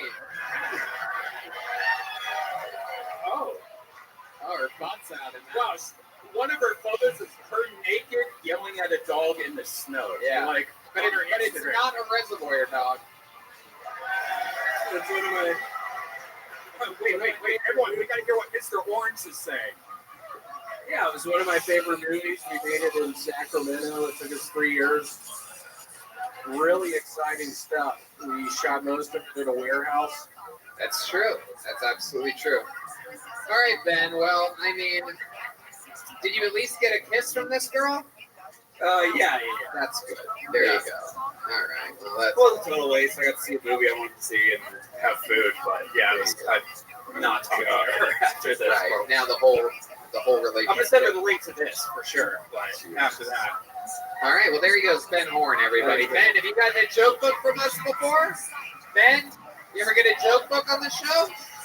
Look at that, a big fancy leather Kill Tony joke book. Fill it up with your best material ever. Follow Ben at the Ben Horn. Yeah. Let's do a special treat. You guys want another special treat? Well, David Lucas is out of town, but we do have a very special arrival from Canada, all the way from Calgary, Canada. This guy became Kill Tony famous on this show a long time ago, and he is back. Ladies and gentlemen, make some noise for the great and powerful Sam Walker, everybody!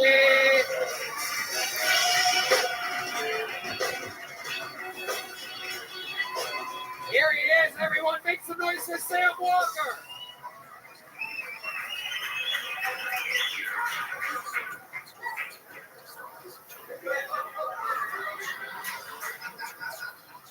Bestiality was legalized in Canada from 2016 to 2019.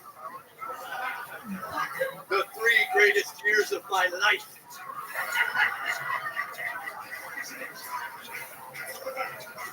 It was legal, but it wasn't 100% legal. See, it broke down like this. You can get a jar of peanut butter. And well, that was the long weekend, Daddy. But there are rules, such as no penetration. Scouts honor, Your Honor. It's a seeing eye dog, not a telling secrets eye dog.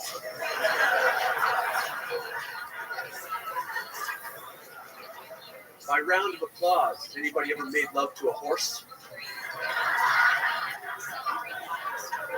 I knew Texas was my people. Fuck yeah, Sam Walker doing it, living the dream.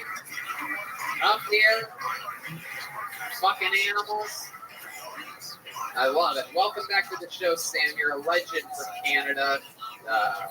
We love you here on this show. You're wearing a championship belt. You are the defending champion of the West Coast of Canada roast battle. That's a very specific belt, yet nonetheless, if you're wondering who the current West Coast of Canada roast battle champion is, he's right fucking in front of you. This is what you pay $30 a ticket for, people. It's moments like this right here. Sam, welcome. How's life going? What's it like being the champion of the West Coast of Canada? I'm a 5-time champion. You don't become Ric Flair by hanging on to the title. You beat all 5 of the roast battlers in West Coast Canada? I've lost the title 5 times. Wow, I love that. 5-time champion. I love it. You've been performing in Canada. What's it like up there right now? Fucking disgusting. You people would not believe it. It is a desolate wasteland. What I do right now is illegal.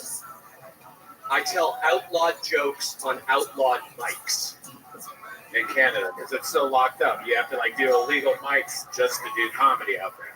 Yeah, man. Performing in front of a bunch of snowmen. You're in Calgary, right? The tundra. Yeah, I travel around though. And I've been doing a lot of bachelor parties and birthdays and private shows and speakeasies. Get around a lot. You do a lot of hitchhiking. No way, Daddy. I'm a fucking road warrior. Hell yeah. William, what do you think? I'm just so curious. Are you being serious or is this a character? I'm trying to figure this one out. William, is this real? Is this real? You're not met? No, we've never met. I can't tell. I hope it's real. I just can't tell. It's ridiculous. Doesn't look like a character. He's not smiling. Look at him. This is the real. Is he gonna roast me now? No, he's gonna roast me now. What would you say to William if you were gonna roast him? Well, what I'd say is, William takes horrible care of himself.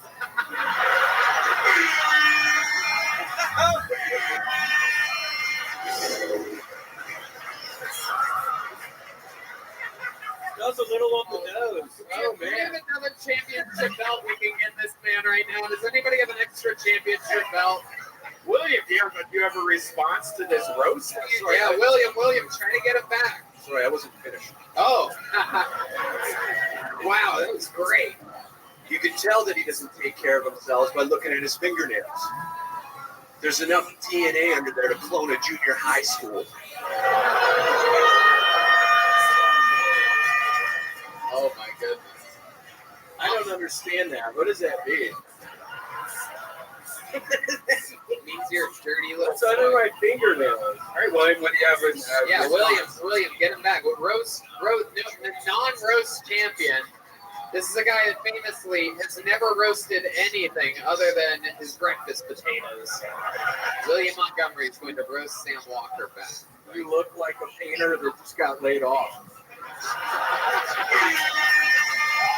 Oh shit! I like this. You know, this is more fun than me and David Lucas. Yeah, it's adorable. It's like Junior City roast battle.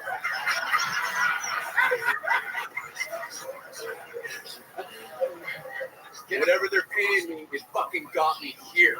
Yeah, absolutely, 100%. I fucking love it. What else has been going on, Sam Walker? Anything else interesting in your life? How you been passing the time up in closed-ass Canada? A lot of you might not know Canada has become extremely liberal, and they are handling this. It's beyond recognition. Shockingly poorly. According to, before I get blasted on the internet, according to all my Canadian friends, I have to say that part, or else the internet will go crazy. We have the best. You're an idiot for moving to Texas. We are being led by a part-time drama teacher who likes to play Mr. Dress-Up. And he has enacted laws that passed in the dead of night at 1:30 a.m. by phone vote by our parliament to stifle free speech and criminalize thoughts and social media posts. Wow. He's trying to fuck up free speech? Yeah. Wow, what a cunt. See, I can say that, but if you said that, you'd get in trouble when you went back home. You'd be grounded, dude. Which, by the way, you're going to be anyway, because they make you self-isolate for 2 weeks when you go back to Canada, right? You're literally not allowed to do anything. Is that correct? We'll fucking see about that. But don't they make you go to a hotel room or something like plastic all over the hotel? Yeah, they do. They literally do. One thing about this world, Tony, is you need to know your rights. And what they've done up there are mandates. I follow laws, not rules. Yeah. I don't know. I love going on mandates. I don't know what the problem is with mandates. Yeah, I got myself with a good gay joke there. Sometimes you have to blow up the building yourself, like 9/11. You know what I mean? Oh. Sometimes you just do an inside job. Sometimes you just gotta press the button. You know what I'm talking about? Well, I'm really happy to be here. This is an honor to be the third time on your stage, but they almost didn't let me down here. Really? Canada didn't, or America? When I went through American Customs in Canada. Oh, yeah, those guys are tough. They held me for more than an hour in secondary. Oh, my goodness. Yeah, and they went through each and every article in my bags. Wow. So you were there a long time, like from dusk till dawn. I was there for probably... It is one of my only horror movies.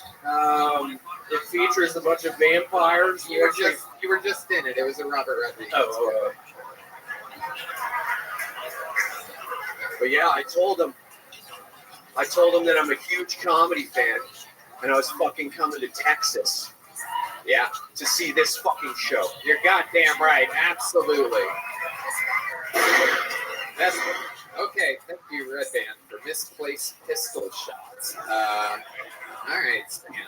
Well, another unbelievably great performance for you. I absolutely love this character. Well, I mean, just what you do. I wouldn't even call it a character. Calling you a character is like calling William a character, or calling David Lucas a character. It's definitely a huge part of who you are, to the point where it sort of scares me.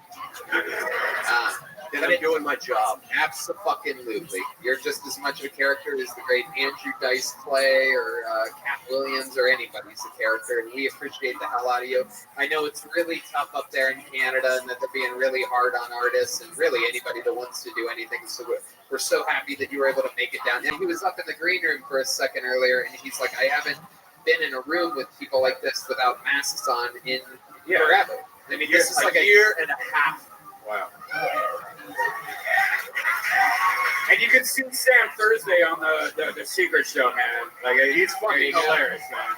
Sam Walker, down here in America, the greatest country in the fucking world, living his dreams in the United States of America, baby. The home of the First Amendment and the great President Donald Trump. And some, I assume, are good people. Woo! We're having fun here tonight. Oh, this is very exciting. We pulled an amazing talent out of this.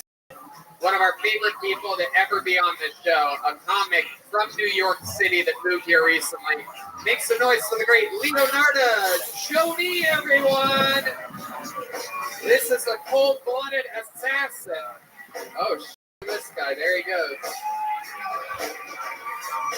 Come on, people, make some fucking noise for Leonardo Joni.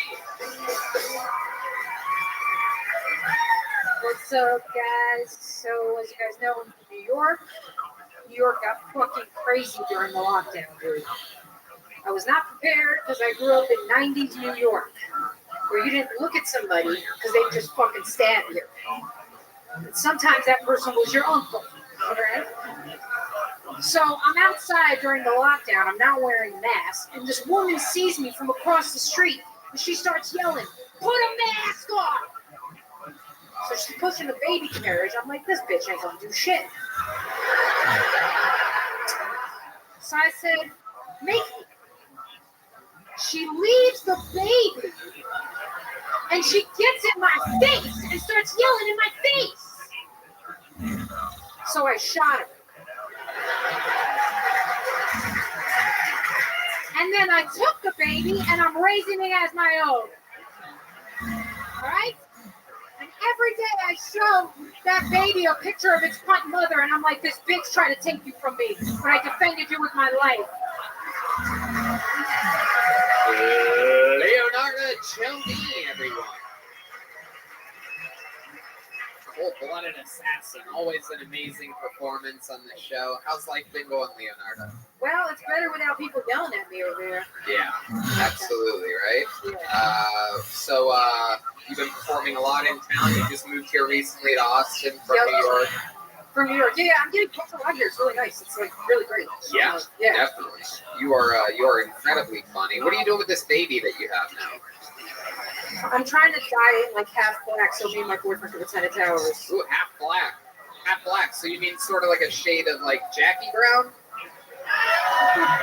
That was probably my hardest movie to make. Yeah, that probably was. Robert De Niro was really hard to work with. Quentin, I can't believe you're breaking this news on this show. Yeah. It was really hard to work with Robert De Niro and Jackie Brown. He was really difficult to work with. All right, well, that's fun. I love how William has seen zero Quentin Tarantino. Yeah, exactly. So, Leonardo, what have you been doing lately? What's been going on? Tell us something good that we haven't talked about with you before. I met your band yesterday. Oh, yeah? We had a good time. We did a little improv. You did a show here at the Vulcan? Yeah. Hell yeah. It was your other dude's show, David Lucas' show. David Lucas, absolutely. Yeah. So that was fun. These guys are fun. David Lucas slept through his flight today. Yeah. For those of you that wonder what it's like having sleep apnea, that's what it's like.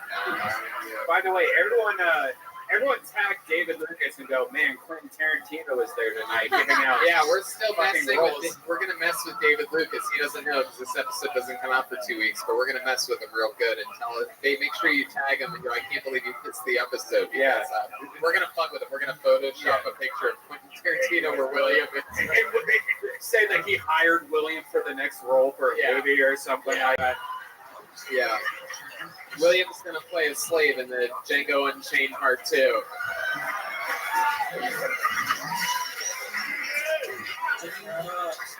Oh my goodness. So Leonardo, what else is going on in life? What else? What haven't we talked about with you before? Always fun. I mean, I'm trying to fucking move. It's really hard to move Where are you here. moving to? Out of Pflugerville, sorry. What? What? Pflugerville? You don't like it? Because it's desolate, dude. Yeah, I feel like I'm gonna get fucking stabbed. Right. Red Band likes it like that. He loves living in suburban everything. No, it's peaceful there. Like, he must live in the bad part of Pflugerville. Like, the southern part. No, there's the bad part of Pflugerville, man. There's the south part. It's bad. Maybe that's where I live because I'm like, what is this? I thought I lived in New York. But you've always been a little bit more of a suburb guy. When we were in LA, all of us were in West Hollywood. You were in Burbank. Yeah, I like it. Seems so long ago, man. Once upon a time in Hollywood, I'm telling you. Ooh, that was my newest film. It's a pretty long one. It's almost 3 hours long. Fuck yeah. That's so fun. So Leonardo, where are you looking to move to? Somewhere like East Riverside or something like that? I don't even know what that is. I know nothing. I know, me neither. I don't know either. I know absolutely nothing. Right. I keep trying to find Harlem in Austin. Oh yeah. Well, you're actually if you make a hard left right around this corner. Yeah, I believe that alleyway right there is as close to Harlem as it'll. You ever talk about that apartment behind the creek in the cave? It's No, really nice. that's East Harlem. That's like Crackhead Alley. That's not where I lived. I lived in nice Harlem. Oh yeah. Yeah, that's right. And you have a black boyfriend to defend you in Harlem, right? No, it's true. She actually does. She has a cool black boyfriend. Yeah, he's cool. Great photographer. Yeah, he is a great photographer. Yeah, one of the good ones. Just kidding, guys. D-Madness is laughing. That means you white people should be laughing. You understand? If John D's and D-Madness are laughing, that means it's all good. Maybe they're laughing because they're nervous. Yeah, they're so nervous. Yeah, they're so nervous. Me. So Leonardo, so much fun. You've been performing. Has anything gone poorly for you on stage? Even me, with 14 years of experience, a paid regular in the Comedy Store for 10 years, even I got into a little bit of trouble a couple months ago here in Austin, Texas. Have you had any of these wild liberals snap back at you? I had to do a performance for a bunch of like rich liberals, which is the worst. Oh God, the worst. I just pointed out that there was a black girl in the audience. Oh no. And it was over. Oh. So they refused to laugh at anything. So at the end of it, I go, you know what? I actually feel sorry for you guys. Because I only had to spend 15 minutes with you. But you've got to spend the rest of your lives with yourselves. I love that. And then I just said, fuck you. I love that. I love that. Trust me. I've had days at the office just like that. Absolutely. That shit happens. There is nothing worse than this new plethora of woke audiences that have been happening. I don't know how this all started, but I know someone who never has to deal with a woke audience, a guy with his own fan base. I've been watching you for the last couple of days. Thank you, Mr. President. Okay. Took me a while to respond there, but okay. Leonardo, so much fun. You're so fucking funny. Have I given you a Kill Tony joke book before? Yes. Okay. Yes, thank you. There you go. You're all good. You're an absolute killer. Please keep signing up and debuting minutes on the show. Follow her on social media at Leonarda is funny. All one word. Leonarda is funny. Speaking of one of the most lucky people to be on stage, she was called last week. She wasn't even here. And she's been on like a lot.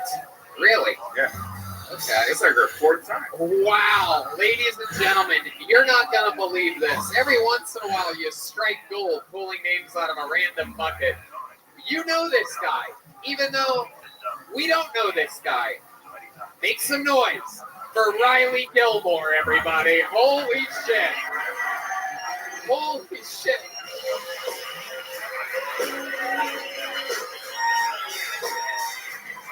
We're going to see who is living with Hans Kim right now. Make some noise for Riley Gilmore. Thank you. Thank you so much. Sorry I look like a racist middle schooler. I saw a camel the other day. The first thing I did was look at its toe. Not really my thing. People are like, camel toe is so hot. You gotta see a camel toe. It's disgusting, okay? It's covered in shit. It didn't even feel that good. You guys can do whatever you want. I got in a fight with a guy in a wheelchair the other day. He pointed to his pistol and said, I wouldn't mess with people, I'm armed. I was like, okay, well, I'm legged. It was a rough day at Arby's. Let's just... I don't get people who are into astrology. It's just like, they'll act all accepting, like, hey, I don't care what race or gender you are, but if you're born in December, fuck you. It's just discriminating in a different way. What is this, Brown versus the Board of Baristas? All right, thank you. Appreciate it. Fuck yeah, Riley Gilmore on Instagram. Welcome back to the show. You've been on before as well, right? Yes, These sir. people here in Austin get so lucky. They get pulled out of the bucket multiple times. Absolutely incredible. Welcome back, Riley. Thank you. I feel like this is your best set ever on the show, right? Thank you. Yeah, sure. Yeah, I'll take it. Yeah, Absolutely. fuck yeah. There you go. Definitely. Riley, you've been on before. What have we talked about? Remind us of the highlights of your interviews of the past. So various intimacy issues.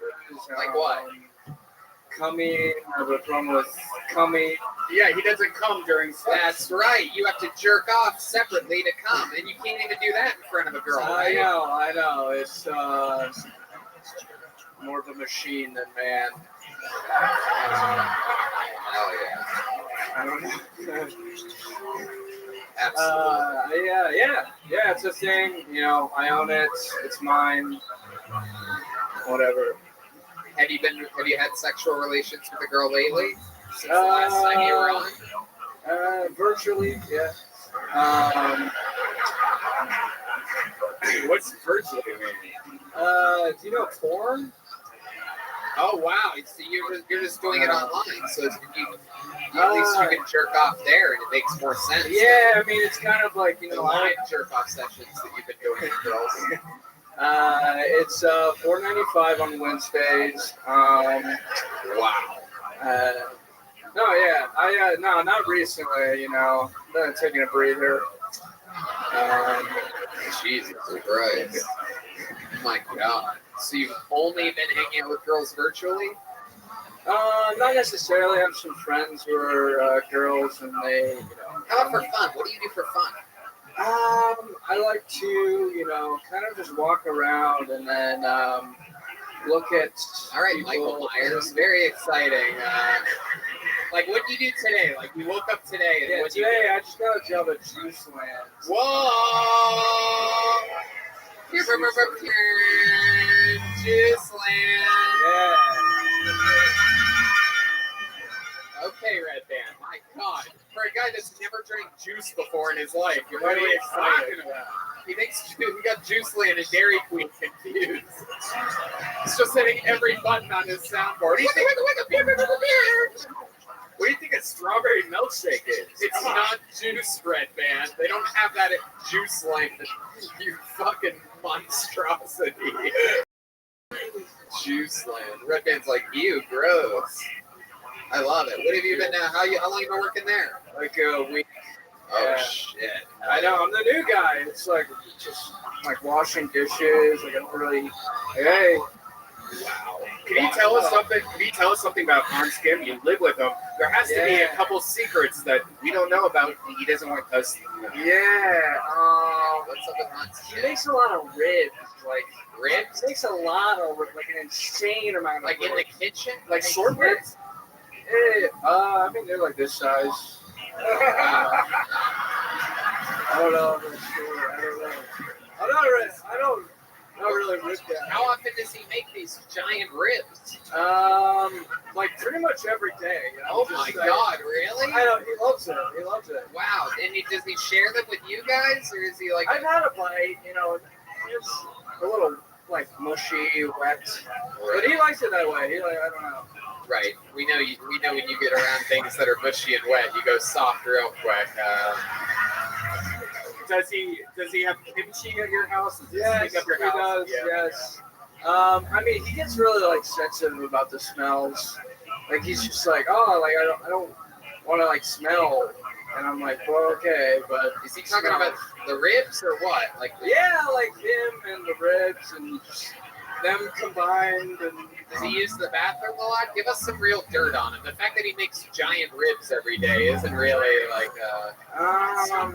Let's see. Tell us something weird. Does he like sleep standing on his head or anything like that? Is he like? He has like he's always like typing really hard and like he has his mattress is like this thin, and then he sits on the floor and he has like a phone, like a GPS holder on like top of his bed, so he's just like, oh, that's so Asian. Oh my God. Hey, no, he's got the Asian mattress. Like that's like a real thing. Yeah. No, when I first met him, he was sleeping, no joke, on a wooden floor. Oh my God. No, I'm Jesus serious. Christ. What was he? Trained how to live by Pai Mei? Kill Bill. Yeah, that's a movie called Kill Bill that I did. On a scale from 1 to 10, I give that joke a hateful 8. The episode's ending. I gotta start blasting through these. Come on. That's a cowboy movie. Yeah, absolutely. Oh, wow, William. Look at the big brain on Brad. Oh, there you go. Absolutely. Very good. It's actually from Pulp Fiction. Definitely. And William looks like Django unshaved. Hey, very good. Okay, that's the right sound effect for that moment. So much fun we're having here. Riley, what's something about you we'd be shocked to know that we haven't found out yet? It could be about your entire life. Okay, I'll just, both my parents are therapists. I grew up in a Quaker How does that make you feel? Makes me feel like, yeah, I don't know, it's all right, it's whatever. Right. But I would always be like, Dad, stop doing therapy on me.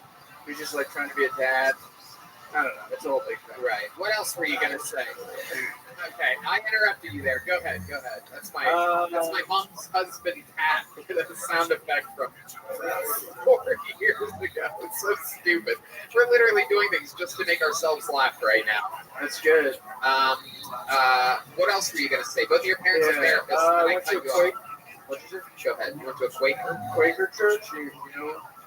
Is that for oatmeal? No, it's like Amish. It's like, it's like similar. It's like everyone sits in a room with silence, and then kind of people just sit there and just absorb each other's like liberalness. And then people like quake at the end. What does that mean, quake? They're like that's like through the word of God. It's just like, oh, you got some. And it's like sometimes it's like, you know, actually meaningful, like oh, praise to my son who's like going through a hard time. But sometimes it's just like, we're having a potluck at 5. It's like you never know what they're gonna say. Right. But yeah, they're weird people. Sounds like my birthday party's going on. Well, Riley, another very fun appearance. Congratulations on everything. There you go. Riley DC. You get a joke book yet, Riley? You got one? Wow, look at this. These lucky cups on this show. It just keeps happening. Let's see what happens next here. Okay, let's see what happens here. Gabriel Kerr, ladies and gentlemen. We're going to get Gabriel Kerr up here. He's next. You guys having fun out there? How many of you like it when comedians that I pull out of the bucket do good on this show? How many of you like it when comedians do bad on this show? Wow. Oh shit, look at this motherfucker. Make some more noise for Gabriel Kerr, everybody. What's up? You guys might recognize me as Jason Momoa's Before picture.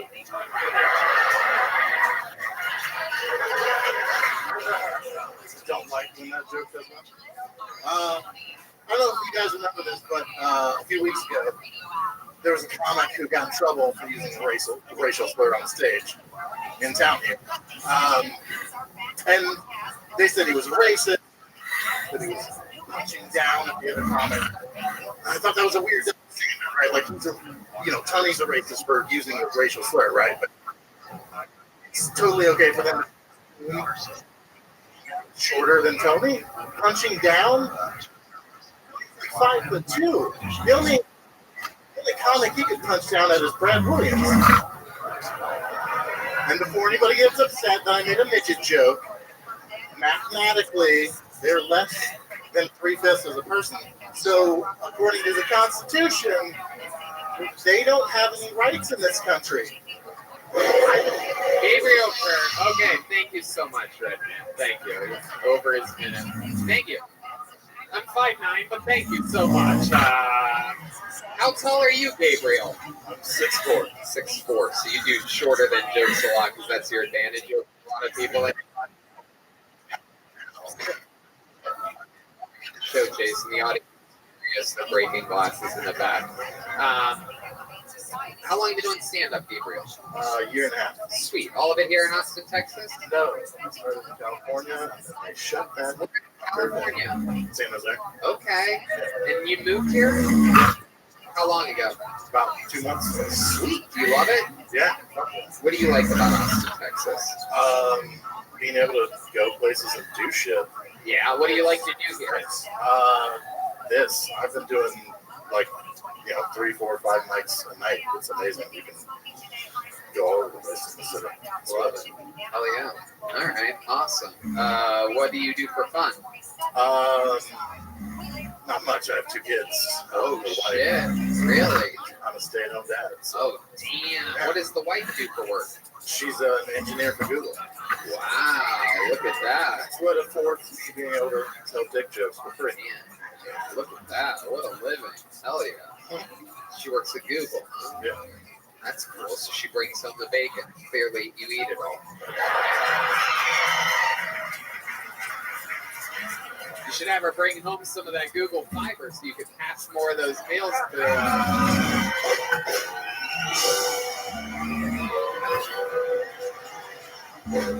Looks like I'm blitzing up now, motherfuckers! You son of a bitch! You son of a... You didn't think it was going to be that easy, did you? It's another Kill Bill reference for those of you who Tricks are for kids. Gabriel, how old are your kids? 4 and 1. Wow, they must be short as fuck. Yeah. They're both about your height. You set yourself up for You have gigantic children. 5'9", 1-year-old, this fucking goo-goo gaga. Give me your fucking breast, you little bitch. Gabriel, so what do you do at home, like, with these kids? What do you do for fun? You smoke pot? Yeah. Yes, you smoke lots of pot. See, that's how I imagine being a stay-at-home dad to be. You just fucking sneak and weed the whole time. Yeah. I've got a shed in the back. I sneak in the back. Every 15. Yeah, absolutely. But do you really have a shed? Yeah. Do you live in Pflugerville too? I don't. I live in. Where do you have a shed? Where are sheds in Pflugerville? There's not? No, man. They're called podcast studio. Oh my god. Oh my god. I should do that with my shed. Yeah, absolutely. It's great that Red Bank should shed new light on what to do with your shed. So Gabriel, you have kids. You still having sex with your wife? Yes. Okay. How do you keep things fresh in the bedroom? How do you do that? Because her pussy must be a little bit different than it was 5 years ago. Yeah. She's had 2 kids. So what's it like? Fucking kill me if I say this on the show. That means you should say that. We got a girlfriend. What? We got a girlfriend. Oh, shit. Look at you. Damn. This just got Yeah, with the dolphins out. Shit just got exciting. My goodness, how long you been bringing a girlfriend into the mix? About a month. That's Wow. awesome. White girl, Asian girl. She's Venezuelan. Venezuelan. Oh, shit. There you Hi, go. Papi. Oh, my She's right there in the audience. Oh, wow. There she is. Look at that. My God, you got a little fucking spinner there to. All right. Well, that's exciting. Where'd you find this girl at? There are apps for these Wow, things. there's fucking threesome apps out there now? Yeah. Jeez. Oh, you know about this? Yeah. Really? The Build-A-Bear app. I thought I recognized you. Yeah. Is this the Venezuelan girlfriend? Hey, stop it! All right. Red band's wasted, everybody. Do you use the Aquaman thing though a lot? Like you really do look like the. I didn't get that until I moved here, actually. But yeah. Yeah, you look like Jason Momoa. You should try that sometime. Try that one. Giving that to you. That's a gift. That's it, though. Thank you. A gift from me. That's fun. So you were only able to do it like what, a month or two in San Jose? About 3 months. Okay. And what do you miss about San Jose? It's sort of a wild place. Yeah, I like this. It was kind of in the middle. You could go to, Oakland and San Francisco and Santa Cruz, beaches and shit. So Wait a second. He has a second girlfriend. Like we gotta talk about does your girl fuck the other girl more than you, or do you fuck the girl and she get your wife? Okay, now let him answer the question, right, man? Just don't paint your own picture. Do you sometimes rub her feet and then the other girl walks in and it's like, what are you doing? And all right, enough with the dolphin. My God, dude, what the fuck? Yeah, there's dolphins sometimes. But seriously, what's the layout? What was the first time like? Was it like it was the first time with a girl for either one of them. So it's got a lot of me leading the way. Right. Yeah. You seem like a good guy. It teaches people how to eat out. Yeah. Or eat in. Is it working out though? Is she getting jealous? Because most of the times I've been good. It's been great. Yeah, it's great. Right. It's exhausting. Yeah, it is, right? What's the longest session you guys had together? All night? You guys sleeping all 4 or 5 hours. Just keeping the babies awake? We put them on the other side of the house. That's great. That's beautiful. So where do you? Let me ask you this: where do you you're having sex? No condoms, right? You wouldn't wear a fucking condom. Do I look like I wear condoms? No, hell no. You don't look like you wear underwear, bro. So here's my question. So you're having sex with both of them, but my guess is that when you're having sex with a Venezuelan chick who's new and fresh, you sort of want to come more with her, right? So do you pull out and just shoot it on your wife's face, or what's the deal with that? Yeah, I mean dribble. What? Dribble, yeah. But seriously though, what's it like finishing? Do you have to spread it around? This is for both of you. You both earned this. I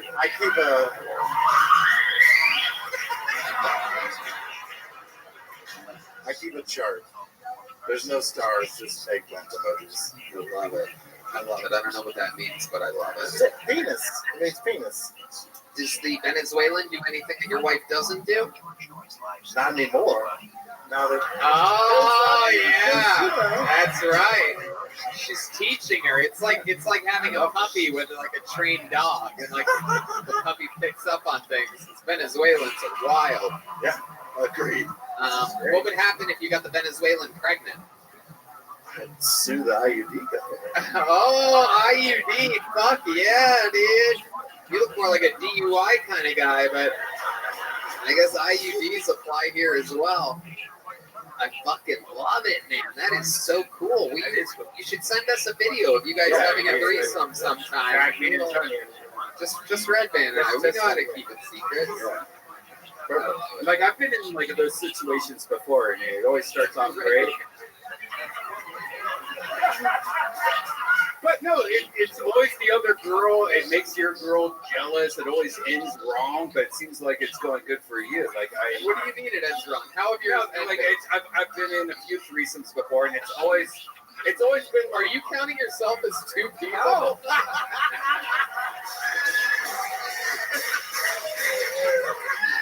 No, but well, according to the weight limit on the bed, this is a threesome.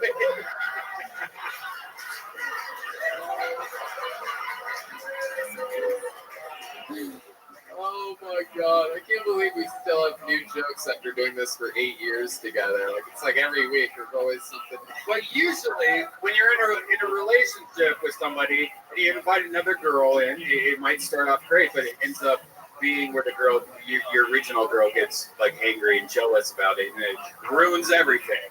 Right? How often does that? Does that happen every time? When I was with Tony's ex, what horrible joke are you about to make? When I was with William's girlfriend and like my girlfriend the other day. Just stop, dude. Yeah, shut the fuck up. I'm confused by all this. At first, you came in hot on the minute, and I was like, oh my god, this guy's huge. Is he about to come try to take me out or something? I didn't know. And then the threesome, is that real? I don't know if it's real or not. Okay, I'm just curious. Really, 6'4"? You don't even seem that much taller. Oh, he's not 6'4". You seem that. No, wait. You're Tony, not stand next door, right? You're 5'8", right? Like something like that. By the way, I'm not saying I'm taller than Turn this on the guy. lights. By the way. Before we do this, I just want to let you know, I'm not claiming to be taller than him. I'm just claiming, you know what, Yoni, you have a tape measure, right? Yoni, forget me. Me standing Yoni, next to him is pointless. Yoni, bring your tape measure up here. All right, Yoni. Oh, great. Zach Bogus is. Hold on, wait. Zach Bogus is filming now, so the camera's going to be on him the whole time. Oh. That's for the staff here at Vulcan Gas Company. I love it. So Yoni's upstairs grabbing the tape measure. He is running. Oh, and he has, you didn't have it on? Yeah, he has a full belly of barbecue. He's my God. coming back down the stairs right now. I like you, man. Very rarely do I like people that try to take shots at me. Here comes Yoni. Make some fucking noise for Yoni, everybody! This is the first time in Kill Tony history that we've measured something other than a penis, so this is very exciting. Instead, we're measuring a dick. 6'2". Wow. Last time I saw someone add 2 inches to something, Hans Kim was talking about his dick. 5.5 inches, my fat ass. Wow. Gabriel, you have been so much fucking fun. I love your energies. You seem like, even though you've only been doing this a year and a half and you started right before the pandemic, you seem like someone that's really built for this, like someone that really wants to do this. So I think you should leave your children and your wife and just go with the girlfriend. Hell yeah, just take the Venezuelan girl and run for the fucking hills, dude. Get out of America, pull a John McAfee and just go ride and die. He was murdered. Absolutely, he was definitely murdered. There's no doubt about that. Epstein, I guess. What? He was Epstein. Yeah, no doubt about it. Gabriel, I liked what you did tonight, believe it or not. Red Band's throwing me a small joke book, but you know what? I'm going to do something crazy. I'm going to give you a big joke book, Gabriel. I hope you fill it up and sign up again. Come back again soon. Follow him on social media, all one word, Gabriel M. Kerr, Kerr.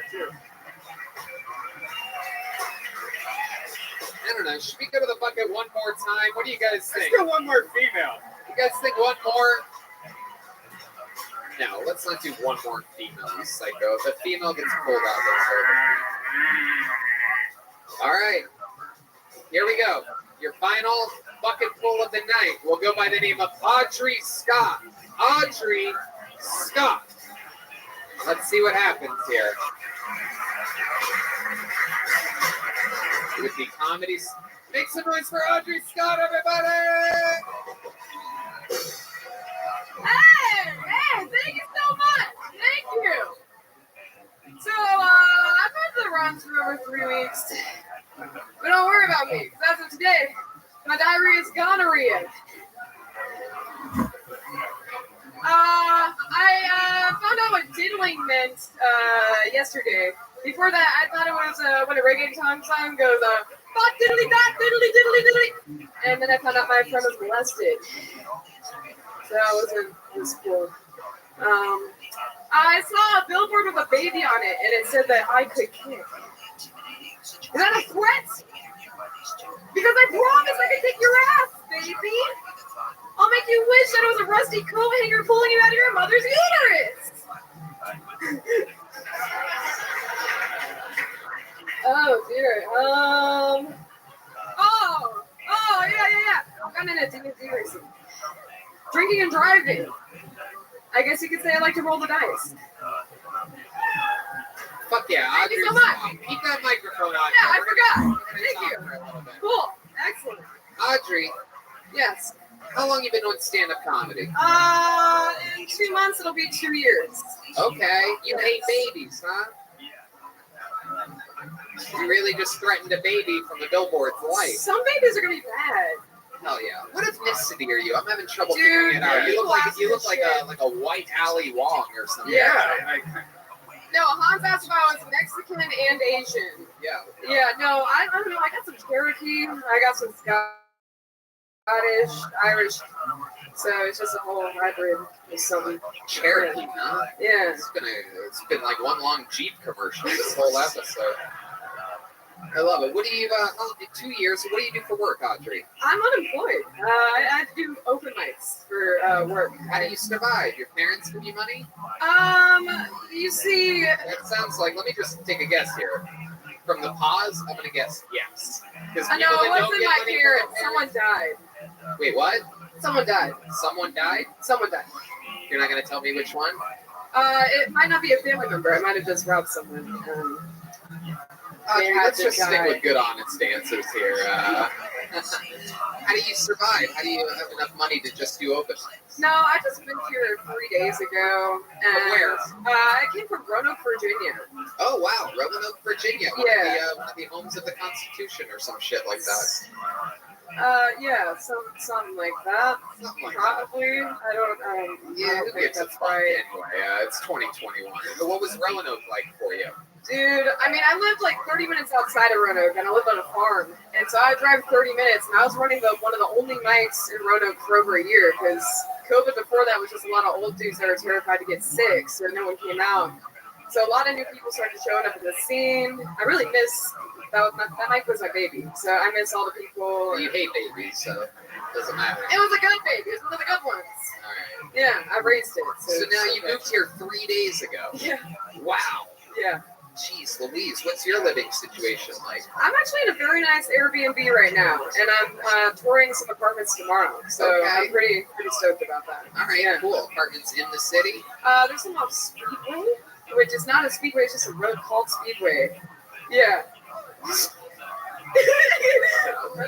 Come to Pflugerville. Come to Pflugerville. I don't know about that. I don't like the name. That's just an unsettling name. It's the Roanoke of Austin. I don't know about that. We have a water park. So what do you do for fun, Audrey? You have any fun things that you do? You karaoke or you fucking snowfish or something like that? What are you into? I have Solitaire downloaded on my phone. Okay. And so if I get really high, I'll just sit in the corner in the dark and just play Solitaire for like 3 hours. Wow, Jesus. Are you serving a life sentence in prison right now? My God.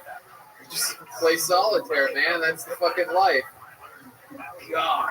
I want her to take off her glasses because I can't figure out her face at all. Yeah, like it's Red like, band. it's really like You are the weirdest sexual harasser. No, it's just, I really like you see the Ali Wong shit, and I really feel like it's Ali Wong with bleached hair. Okay, yeah. Really is. You definitely have an Asian look to you. That's awesome. Yeah. People used to call me, And by the way, just for those people keeping track, to me, stop making noises. To me, that you have a real Asian look to you, I do believe, I can say with no ego, I believe that is more racist than what I said about Pang. No, it's not. To me, it is. No. See, calling people a magic word to me isn't that insulting, but like saying you have an Asian face. No, I was gonna say, they called me what I you think said. if you love Asian faces, it's That's not like, racist. that's like her saying you're Asian too. You have the body of a sumo wrestler. It's a very roasty episode for no David Lucas being here. I love it. So, did you dress like that in Virginia, or are you like just like finding yourself? No. I've been called a lesbian my entire life. I love that. You were able to swing by the Buffalo Exchange in your first 3 days here. Very fun. Thank you very much. Love it. Other than solitaire, there must be something that you do for fun. So we know you smoke pot because you accidentally said that while talking about your solitaire addiction. But what else? Like when you go out or something, or you hang out with friends, what do you like to do? I just like make fun of people. Any sports or like social things? Like well, I don't know. I used to play lacrosse. I was raised Mormon. Wow, so I Mormon. did Mormon for a while. That's what I did. God. I did Mormon. Yeah. Yikes. Mormonism and lacrosse. Jesus, I'm gonna kill myself right now. That's a weird combo. Audrey, what's your love life like? You got a real vibe. The red band thinks you're an Asian. I think you're a lesbian. Which one of us is right here? Neither. Really? Yeah. You're just a straight Cherokee. No, I like to ride bicycles, so you can. I don't know. How about your love life? You better. date? You in a relationship? No, I'm recently single, but don't approach me, please. Don't worry, I'm definitely not going. Not you. Oh, No, that's all of them. Why? Why don't you want anybody to hit on you? Did you end it or did he end it? I mean, I left him. I drove away from him and came to Texas. You loved him? Very much. It was very painful. How long were you guys together? Like 2 years. He'd been doing stand-up for over a decade, and so He's been doing stand-up for over a decade. yeah. So he had been in New York and LA, and he was just done with it. So I decided to.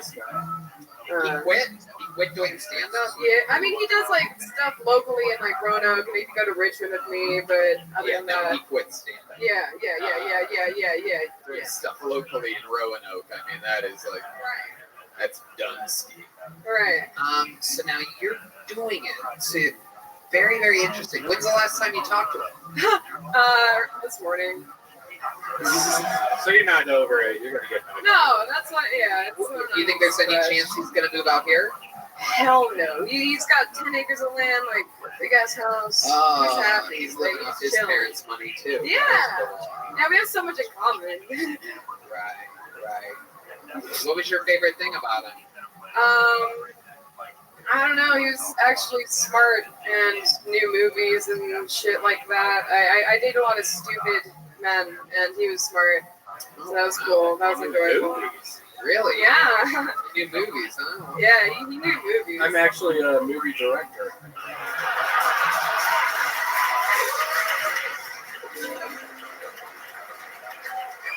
I've made a bunch of movies. I wasn't gonna tell y'all he was also bald, but William. What the fuck does that mean? My goodness. God damn. Do you like bald guys? I'd never dated someone that was bald before, and he was 12 years older than me, and that never happened either. But crazy shit occurred. How does he have so much land? How does he have a giant farm like that? It's kind of dirt cheap out there, and he got a pretty good deal for a mortgage, and that's why people move out there. People move out there to escape everything. It's near Smith Mountain Lake, so a lot of like Pflugerville. Just like Pflugerville, just like it. Incredible. Yeah. Incredible. All right. Well, Audrey Scott. Anything else we should know about you? Any fun facts about Audrey? Don't do things like that. Red band. You can't do that. You can do anything you want, but you can't do that. It's weird, and it's not a big enough laugh to get away with it. Talking to William. I wasn't gonna say this, but I was also in a threesome, but with 2 lesbians, and they were my bosses. Looks like Tony was right. But I didn't squirt. I made the other one squirt. Wow. My goodness. Did you drink it up like a good girl? Red band. Red band. Sound effects only from this point out. She's like, I told you it wasn't That's what happens. This guy drinks Red Bull vodka and then switches to fucking Diet Coke and whiskey. Jesus Christ. So the Red Bull gives him the energy to say the dumb shit that whiskey's telling him to say. It's an unbelievable concoction. Oh my What are you God. talking about? I'm drinking a delicious Crown and Diet Coke. All right. Anyway, what do you used your fingers in an upward motion along Fist. the top side of Fist, just the whole fist? fucking, yeah. How big was this girl? She was a tiny little lady. I mean, she was a little big with me, but Make a fist for a second. it's not that big of a fist. Like, I mean, it's bigger than some. Yeah. I mean, It's that's like kind of meaty, that's but like it's nine- not like a big man fist. it's like 9 in Hans between. Kimcocks right there, all in a row. All right, Audrey, so much fun. Come back, sign up again, all right? Audrey Scott, everybody. She's on Instagram at IlluminAudrey. There you go. Take a big one. All right. You guys ready to put a big fucking cherry on top of this episode or what? There's only one way to do that, ladies and gentlemen. The guy that closes every episode of the show with a brand new minute of stand-up comedy is a fucking certified monster. Hailing all the way from beautiful, beautiful Brooklyn, New York, via Chicago, Illinois. One of the great regulars in the history of the show with a brand new minute every week. After 2 decades of improv at Second City, got diagnosed with ALS, decided to chase his lifelong dream of being a stand-up comedian. And now he's the monster of Kill Tony. Ladies and gentlemen, Michael Lehrer! Michael! Crowd goes wild. Even the balcony on their feet. It doesn't matter how much life you have left. The lessons keep coming. Like, it's not gay if they pay me to suck my own dick. No, I got that wrong. I mean, it's not gay if they pay me to suck your dick. What I'm trying to say is, they give me the money, I sit in my wheelchair, and they suck my dick.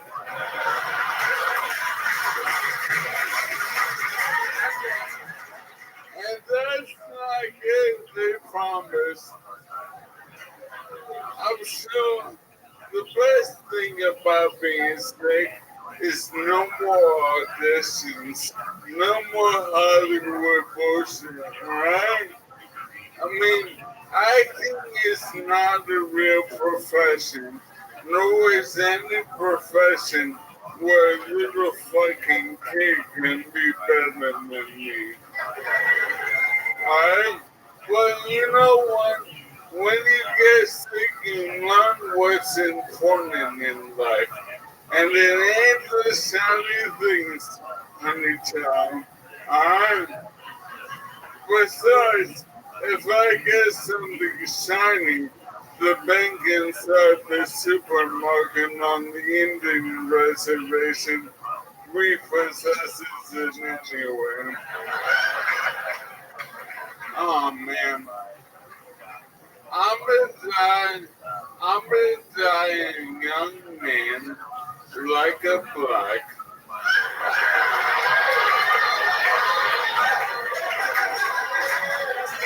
But it's God who's killing me, not one of my neighbors.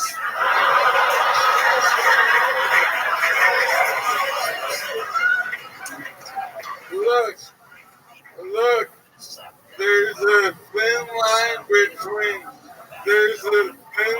between good and evil, alright? Pablo Escobar murdered thousands of cops. He did some bad things too. Now, being disabled means I don't have to respect none of you motherfuckers. I don't respect vets. I don't respect horses. I don't respect kids. A panda pencil gets one chance in my house, right or your garbage. But I want to leave you with this. Life is hard, but if at first you don't succeed, find out who did and see when that motherfucker eats. Wow. Michael motherfucking Laird. With not only a brand new 3 minutes and 35 seconds. This guy, famously, the cat goes to the litter box while Michael comes on stage because he has been doing over a minute now for like a month. It is incredible. You're doing 3 times the work that everybody else does, and somehow you also do, I don't know, 10 times better than everybody else. William, it's absolutely incredible. Yeah. No, we're not. William didn't perform a minute. Well, I wanted to put in extra effort tonight for Mr. Tarantino. Yeah, no, I really like your stuff. I heard your Hollywood stuff, but I think I might have a role for you. Yeah. You know, I really like you as an Elvis impersonator on that episode of The Golden Girls. Yeah, thank you so much. One of my earliest roles. Wow. Thank you. Wow, it's crazy.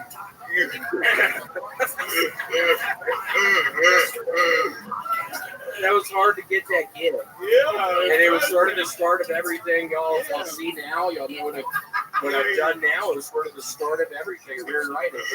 91. Yeah, man, you should work in the video store. Yeah. Oh, Tony. Yeah. You know I work with disabled people. You do? Yeah, Really? I mean, I'm disabled.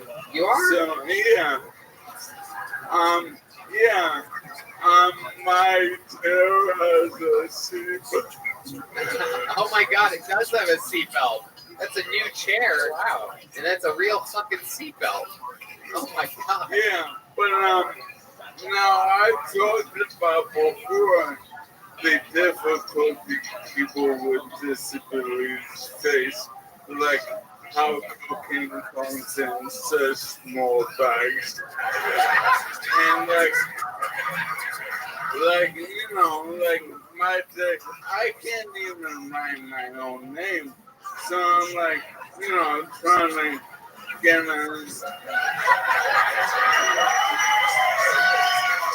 But I believe disabled people should be able to do cocaine also.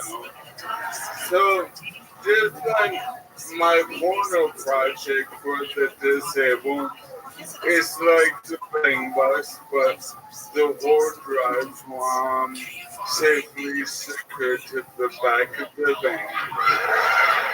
But just like that, I made a device to help disabled people do cocaine. May I show you? Yeah, let's see this device. How disabled people can do cocaine. As long as you don't do cocaine on the jokey dokie. Wow. Holy shit. Wow.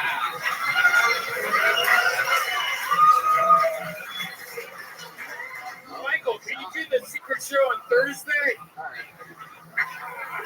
Look at that. Look at that.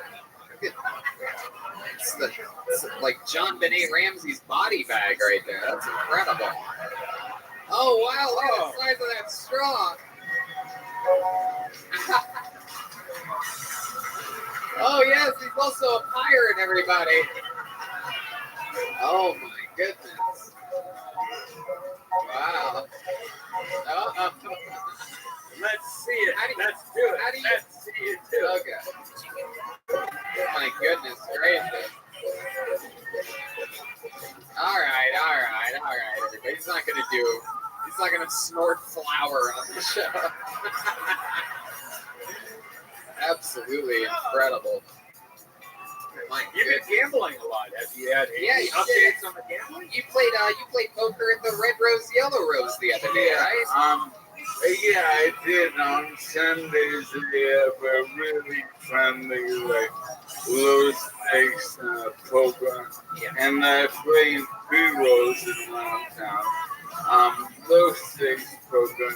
Because I'm disabled and I'm gambling, I want to make sure everyone knows I'm not gambling with your GoFundMe. GoFundMe money.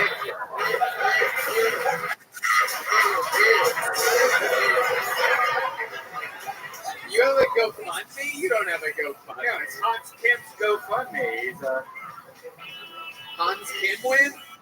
No. Hans Kim's out there gambling? Is that true? What's happening? I'm confused now. Oh shit. He's blowing his nose. All that flour. Oh my god. Michael is the best. That's chloroform, man. He's fucked up. he's raping himself now. He is. Incredible stuff. You're a real fucking inglorious bastard. You know that? By the way, I went down my list. That is every single Tarantino movie I referenced throughout this show. Thank you. Hey, wait, Michael, you have something else you want to say? Well, you disrespected Quentin Tarantino. What did I say? Well, he didn't write us the song, but he wrote it. He wrote that? Yeah, I told you. Okay, great. I told you. Okay. Thank you, Michael. Thank you. It was bullshit. Really? I don't know. I'm going to double check that. He wrote a true romance. I know he wrote True Romance. Yeah. You talk about 4 rooms. 4 rooms. We went over Yeah, not that was the 4th room is great, but it takes a lot to get there. Yeah. Robert Rodriguez in the 3rd room. The 2 kids. It's great. Oh, yeah. Lots of surprises in that movie. Oh, yeah. Definitely worth checking out. What's the worst Tarantino movie? Well, everybody has a different opinion. What is yours? What is yours? I know mine. What's mine? Yeah, my least favorite Tarantino movie? I would say Once Upon a Time in Hollywood. You fucking. Whoa! I thought it was boring as fuck. It's long and boring. All right. Bro, that pitbull scene is epic, bro. The what? Yeah. Pitbull scene. Sure, but have you seen all those other movies? They're way better than that. I think, by the way, when judging Tarantino movies, I think that they're better than every other movie that's ever been made. So before I say what my least favorite Tarantino movie is, I will say that I still like it more than having to watch any other movie. But if I had to pick one, I would have to probably say Hateful Eight. It's a little bit long, a little bit clunky. Not really clunky, but just a little bit long. I agree. A lot of watching people in wagons going over a lot of snow. Yeah, that's true. Yeah. I think Jackie Brown is You have to let him finish his sentence before you say no, Red Band. You think Jackie Brown is what? Underrated. There you go. Exactly. Absolutely. See, Red Band? I thought Jackie Brown. I'm like, no. I want to apologize. Yeah, thank you. I don't know what these fucking stupid ass has been saying even all fucking night. Yeah. I don't really get what you've been doing all fucking night. You know what, Michael, to close the show, why don't you show Quentin Tarantino your feet? It's what, I'm just kidding. I'm just joking. Did you guys have fun tonight? Come on, guys. It's better than if Quentin Tarantino would have been here. You guys have fucking fun tonight? There you go. Check out everything Michael Lair at michaellairecomedy.com. How loud can this place get for one of my favorite guests of all time, William Montgomery, everybody! That guy gets it right over there. That guy standing up fucking gets it. How about one more time for the band, everyone? John D, Michael Gonzalez, Matt Miolik, and the great D Magnus, everyone. An incredible drawing just came in from Ryan J. Ebel. Check out all of these drawings at RyanJebel.com, including some great Kill Tony merchandise, all the road posters, and coming in the very near future, the bingo cards. Hey, Michael, we got something cool for you. Bones Eye, Adrian Cavazos custom made you a brand new leather joke book with you as Superman smoking weed on it. I can't sign my own name. What the fuck do You can hear. Make sure you guys check out CM Smokehouse at Golden Acres. Follow them on Instagram at CM Smokehouse. Follow Yoni at Best BBQ. Follow Adrian Cavazos at Boneside. Go to the Yellow Rose, the Red Rose.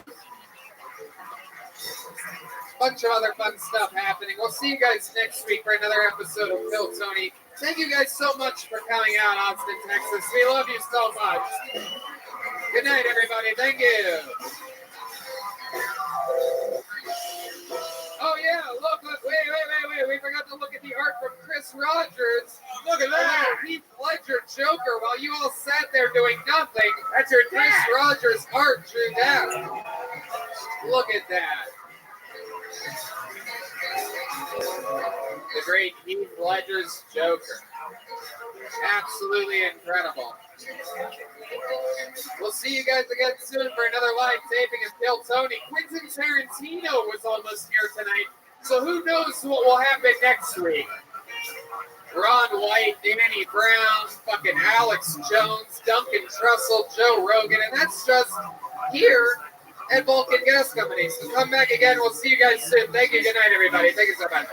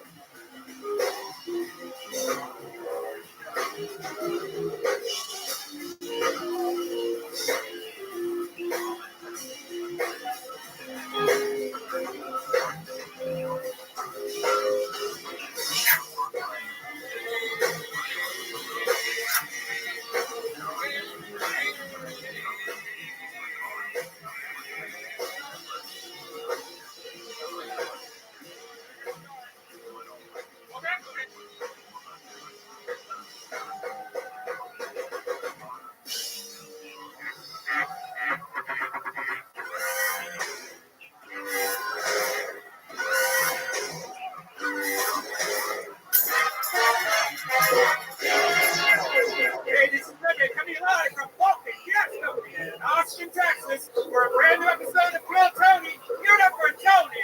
It's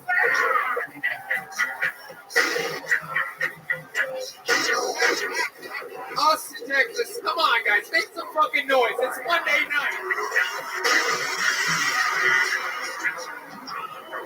Woo-wee. It feels good in here. I'm going to be paying for a red band every day. the inventor of podcasts. Guys, how about a hand for the fucking Kill Tony band, huh? Ooey wee. My goodness gracious. I heard somebody singing and I ran out of the green room. I sprinted to that balcony. Motherfucking D Madness, everybody. On the bass guitar. I don't think I've ever heard it sing. Unfucking believable, this guy. I cannot believe, my God, God has blessed you in so many ways. It's so weird that he made you blind. It's incredible. It doesn't even make any sense. D Madness can do everything except see anything. How about a hand for Matt Mueling on guitar, ladies and gentlemen? Going along with it. Absolute cold-blooded killer. And the great Michael Gonzalez is on drums tonight. Reigning, defending, Mexican drum-off winner. Everything is set. We love these shows in Austin, Texas. Kill Tony brought to you by the Yellow Rose and the Red Rose, official sponsors of Kill Tony.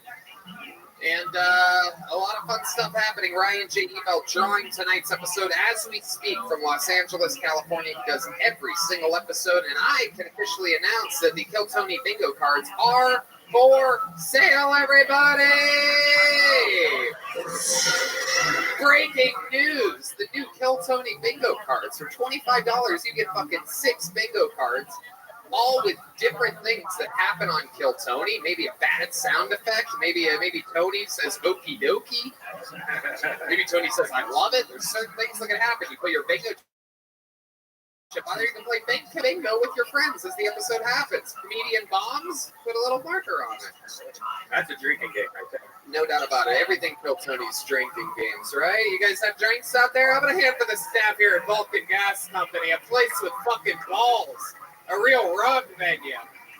I'm telling you, this is like the opposite of Antone's, the light jazz club down the street. The very, very political, very, very progressive liberals down there.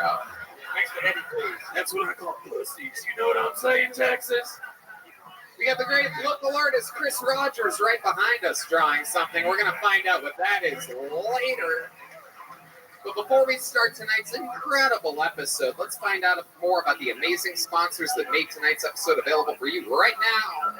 Hey y'all, when it comes to looking for a job, most people would probably agree that the whole experience is not fun. In fact, here are some things I'd rather do than look for a job. I'd rather eat old, dry, salty crackers. Or I'd like to unclog sink drains rather than look for a job. But it doesn't have to be this way. ZipRecruiter gets it. In fact, they've actually figured out ways to make the job search process better and a lot easier. When you sign up on ZipRecruiter.com, you create a free profile. Then you get matched to great jobs, but also a lot more. ZipRecruiter will proactively pitch your profile to employers whose job match your experience. Unlike with other job sites, if an actual person from the company really likes what they see, they can personally invite you to apply to their job. Candidates who are invited to apply on ZipRecruiter are nearly 3 times as likely to get hired. Plus, if you like the job, you can apply to it and many others with just one click. It's that easy. No wonder ZipRecruiter is the #1 rated job site in the U.S. No wonder ZipRecruiter is the #1 rated job site in the U.S. So what are you waiting for? If you want an easier job search, sign up for free right now on ZipRecruiter.com. Once again, go to ZipRecruiter.com today to sign up absolutely free and put ZipRecruiter to work for you. Look, y'all, we all know it's true. The beginning of any journey can feel daunting.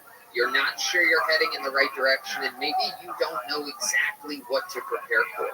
With Credit Karma, you can be more informed about what's ahead. Credit Karma's game-changing technology shows you tailored offers for credit cards and personal loans that you're more likely to be approved for, so you can apply with more confidence. Red Van, you know about this. Yes, it's great. A lot of times when you apply for like a credit card or something, you don't know where you stand. You don't know if you're going to get approved, and then if you don't get approved, it hurts your credit. With Credit Karma, they use your credit and other financial information to show you custom recommendations. Whether you want cash back, travel rewards, or you just want to consolidate debt, Credit Karma can help you find the offers that fit your goals. With a selection of options and approval odds, you have the power to make informed decisions. You can also look up credit card offers for college students or see personal loans recommended for credit card refinancing. Credit Karma shows each credit card or personal loan offer, including details, rates, fees, and loan amounts. Credit Karma. Apply with confidence. Go to creditkarma.com/podcast to learn more and find offers tailored just for you. That's creditkarma.com/podcast, or you can see your offers on the Credit Karma app. Apply with confidence today.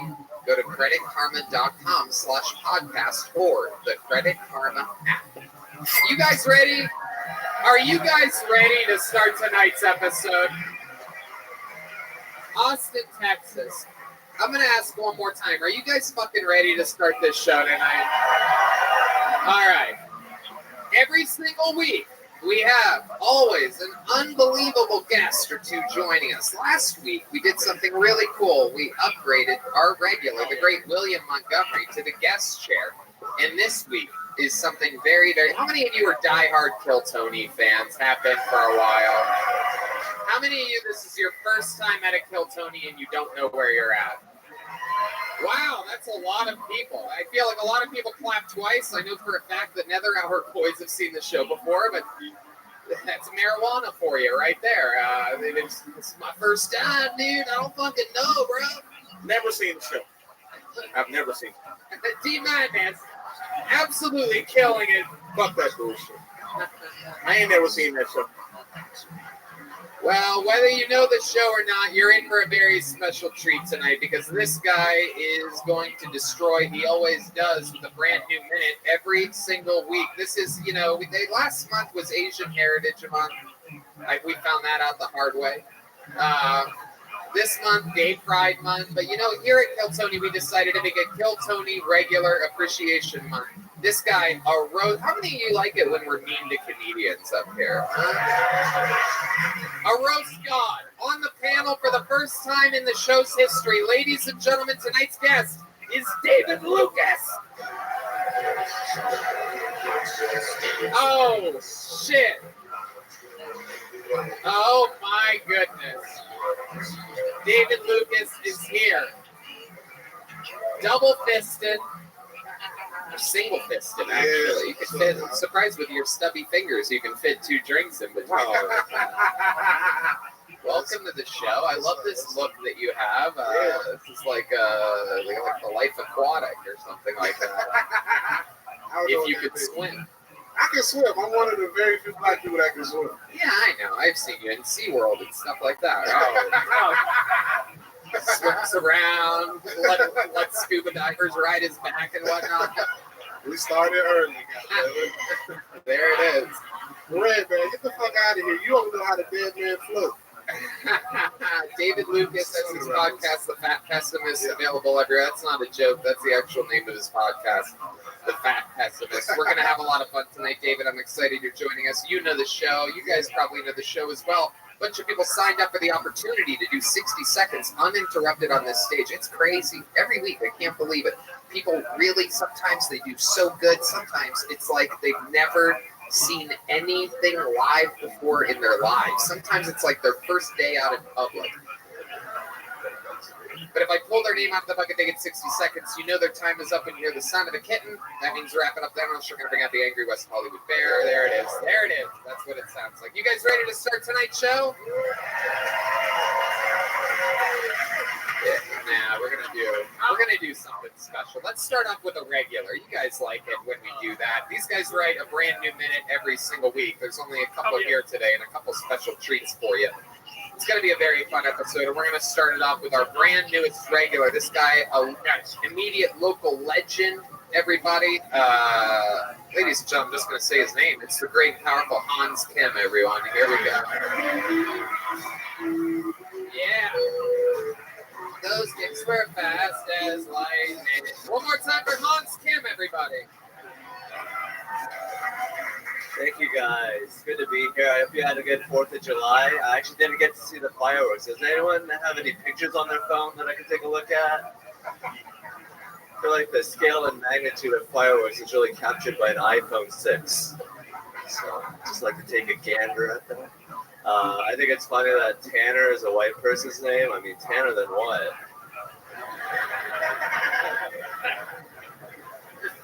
Should be like, hey, this is my Mexican friend Tanner. That's my black friend Tannis. Love rednecks because rednecks can survive in any wilderness situation that you put them in, except a situation where everyone is equal rights. That kind of fucks them up.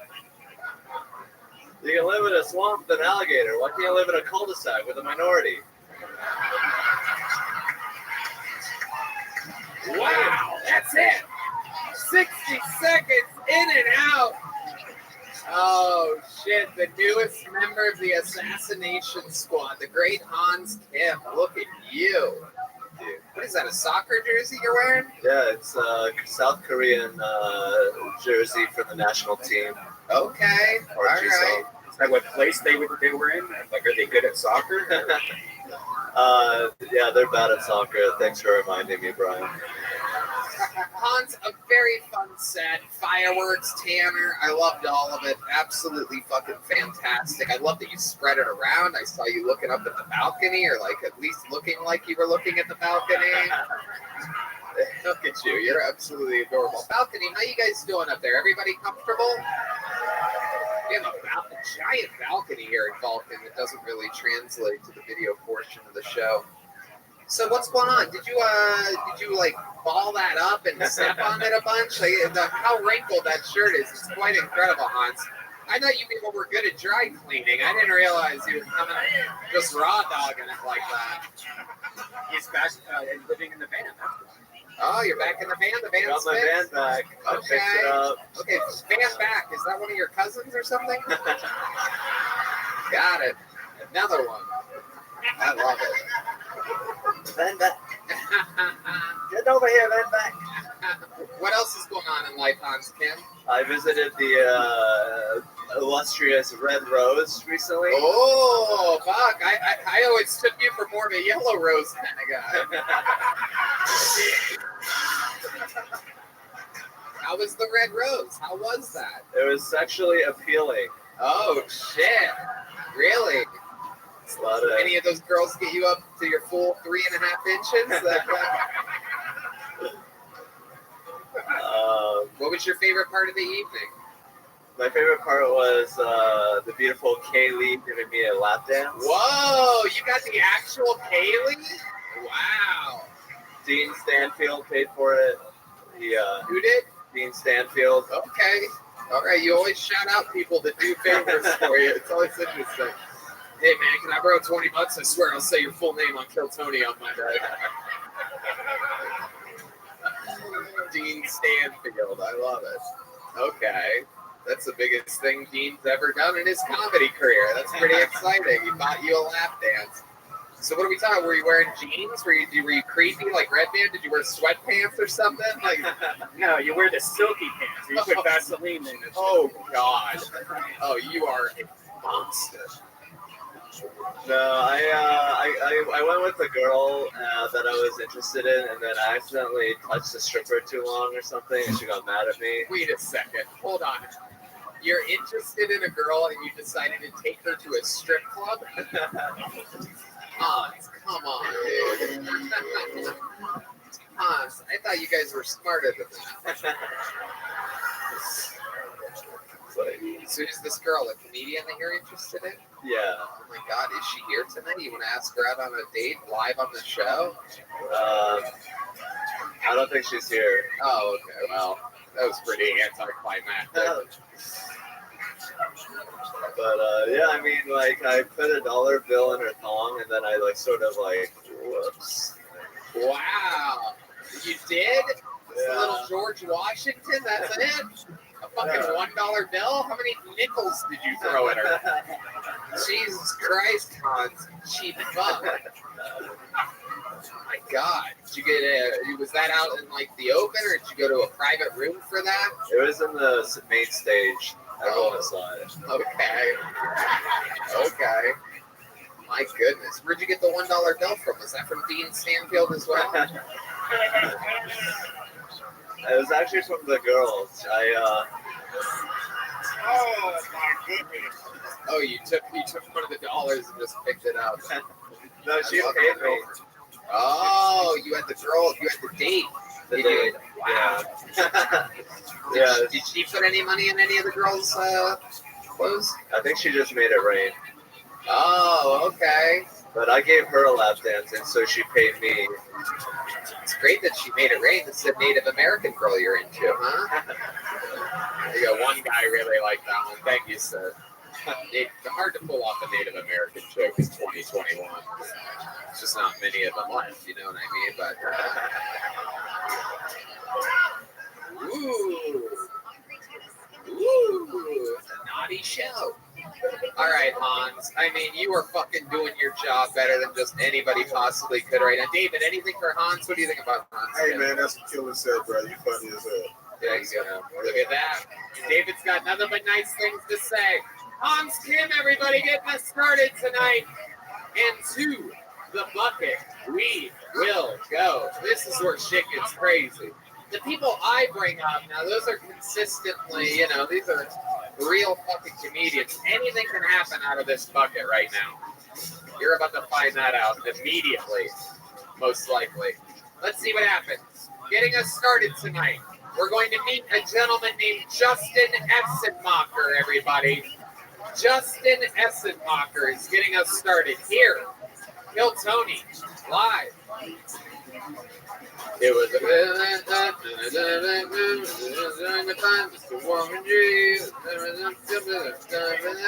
here he is, Justin Essenmacher, everyone. What's up? Hey, y'all. Well, I just turned 31, so I figured it's time to see my heritage, where I'm from. So I took a 23andMe test, found out I got herpes. Yeah, that's a bumpy one.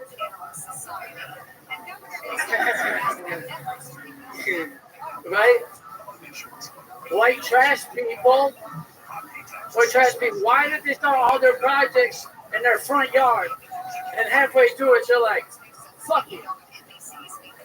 I need more Gold Star. And they never come back to that shit. Like, it's good, though. Your friend gets lost. But, hey, man, where you at? I can't find the house. Like, it's the one with the 3 mattresses outside and the lawnmowers and shit. Oh, got it. Got it, man. Where's the home come from? Let's go fix them.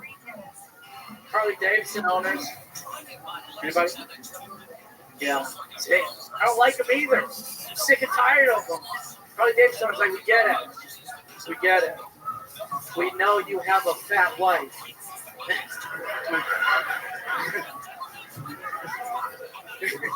Thank you, Justin Essenmacher, Hey, everybody. guys. Thank you. Welcome to the show, Justin. Appreciate it. Have you been on before? I haven't. This is the first time. Wow. Yeah. You look so familiar to me. How do I know you? We were at 4th of July last night. We were at Golden Acres. Okay, I saw you yesterday. That's the answer. Okay. Yeah. Very good. That's hilarious. The day before that. All right. Very good. Yeah, man. We see each other around. Just hanging out with you Got guys. some Adderall energies on you, huh? It's a little zippy doo dah, zippy doo day. People say that. Yeah. People say it. I get it. Big fucking bug eyes you got. Yeah. I can say that because you're a white guy. Yeah. It's cool, I make man. fun of your eyes. If you were any other ethnicity, I can't make fun of your eyes. Even Hans Kim, believe it or not, I can't make fun of his eyes. I can't make fun of that which does not exist. You know what I mean? There you go. You guys will all catch up with these. When the podcast comes out in a couple weeks, you guys are gonna love these jokes that I'm doing. I promise. So Justin, let's talk about it. You seem like a young man, right? But you have an old face. You're like a 28-year-old body, and your face with 2 tours in Vietnam or something like that. It's absolutely incredible. It was wild. Like someone like you're like a fucking Mr. Potato Head of a human being. This is what an Austin Mr. Potato Head looks like. Hell yeah. Justin, how long have you been on stand-up? About 6.5 years. 6.5 years. All of it here in Texas? No, I'm from the Detroit comedy scene. Okay. So, How long have you lived here? I'm here for like 3 months. I just did 3 months here. I was in Dallas before this for like 4 months, and then I was in LA before COVID. Okay. All right. Absolutely. Guys, a little bit late on his Detroit shout out there. That was 45 seconds ago, but very good. Hell yeah. What do you do for work, Justin? I'm a server during the day. Okay. Where are you serving at? South Congress campaign. Okay. Is that place good? Really good. Good food. Recommended. Okay. Yeah. All right. Right. And you've been a server for a long time? Since I started comedy, yeah. Okay. So, what other arts or shit do you do? Like, you seem like you have a little music. I used to be in a band when I was like 18, like 23. I was in a hardcore band. I was a screamer. Wow, you were? Yeah, I screamed. Okay, can we get a little drum and heavy guitar? Let's hear this guy scream. Get the punk beat for this guy. Let's fucking go! Let's fucking go! Get wild! Get wild! Get wild! Get wild! Fuck yeah! Yeah, absolutely. All right, I think we found what you're good at, Justin. I don't know, why would you stop that and start comedy? It was... I'm not good at making decisions, Tony. I started a hardcore band. What was the name of the band? Ambush the Sky. Ambush the Sky. All right. My parents had the same reaction. I bet. Yeah. I bet they. They're like, what the fuck are you doing, Justin? Maybe you should do music that people like. Okay, so you live here for a few months, right? What do you do for fun here in Austin, Texas? What do you like to do? Man, I've been hanging out like every night. This place is wild. I just bar hop, so it's like comedy, then it's just the bar life, the DJ shit. Man, it's getting wild out here. What's the wildest thing you've seen since being out here in Austin? There's a lot of people. There's a lot of things to see. I'll tell you that. They fucking... I can't remember, Tony. Really? That's not the honest answer. Like last night, I had a wild night. Yeah. Can barely remember. You do drugs? You do a little bit of drugs? I smoke a lot of weed. That's it. Drink a lot too, probably. Yeah. I feel like if I keep asking, I'm gonna get more drugs the more I go. Probably. David Lucas, what do you think about this, guys? I think you look like that chick Carrie from that Scary Movie. Oh yeah. Yeah, bro. Yeah. No one's ever said these things. You look like a white Ethiopian. That's what. What? You got a big ass forehead, bro. I don't know what the fuck. That thing, boy, you look like you play football without a helmet.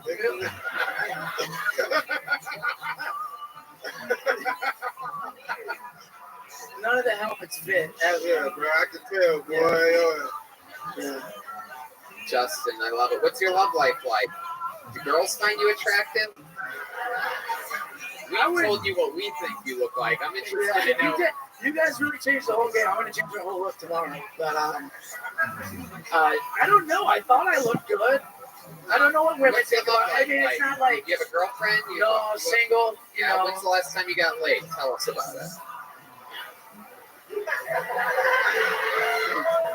Well, it was a few weeks ago. And, yeah, that's good. You can't ruin the mood, right? Ago, and then what? So, a few weeks ago... What happened? It sounded like you jerked off, bro. This doesn't sound like sex at all. I feel bad that I can't answer because I can't remember. Is that bad? Yeah, dude. Probably, right? It probably wasn't good sex if I can't remember it. Oh, I do remember. It was a wild story. Met a girl, ran across the street, right? Got her phone number. It was on down at a grandstand in Austin. Okay. I said, what's up? Got her number. And then she made me run all over 6th Street for her. She wouldn't tell me what bars she was at, literally. So I had to go to 3 bars. Right? You all know the bullshit. Justin, get to the end of the story, dude. No one cares. We had sex. I thought you wanted the score. I'm sorry, Tony. Yeah. Yeah, so we fucked at like 3 in the morning. It was good. Where'd you guys fuck at? In my apartment. Oh, you have your own apartment? Yeah, I'm a big boy. Really? Yeah. You are? Yeah, I got an apartment now. It's pretty cool. How many? You don't have any roommates? I do. Okay, yeah, that's what I thought. I'm a big boy, Tony. What? I'm a big boy. So are your roommates. They're big boys too, aren't they? That's what our moms tell us. How many bathrooms you got in that apartment? We got one. Oh shit! Got one. I had a feeling. It's a special kind of psychic power when you can feel how many bathrooms they have in an apartment. You seem like the kind of guy that's definitely sharing bathrooms with someone. Why not? Well, I'll give you a few reasons why. You can ask anybody that lives by themselves, and they'll tell you it's pretty fucking awesome to not. Yeah, and actually, I get it. I understand. Yeah, I've lived with roommates like my whole life. Yeah. You're a big boy, though. But now I'm a big boy. I got my own room, Tony. I got my own room. In fact, Well, Justin, fun time. Sign up again. Show us another minute some other time. There he goes, Justin. you guys. Hey, we have these. Wait, Justin, come here.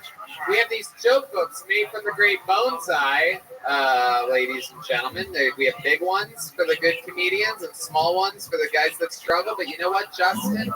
You have such a goddamn good energy, and I hope that you do have your own apartment someday. So fill this up with your best jokes ever. That's a Big Pill Tony joke book. Justin Essenmacher's on social media at Justin Essenmacher. You know what the fuck. You know how to spell that shit. Take your wildest guess at how to spell Essenmacher. Shout out to some of the cool people we see every week. Hello, Chief. How are you? Good to see you guys. Hello, our friends. The great Joe White out there taking pictures. We're going to have some fun tonight. I can feel it. All right, pull another name out. Make some noise for Jason Rodriguez, everybody. Here we go. This looks like a brand new name as well. We'll see what happens.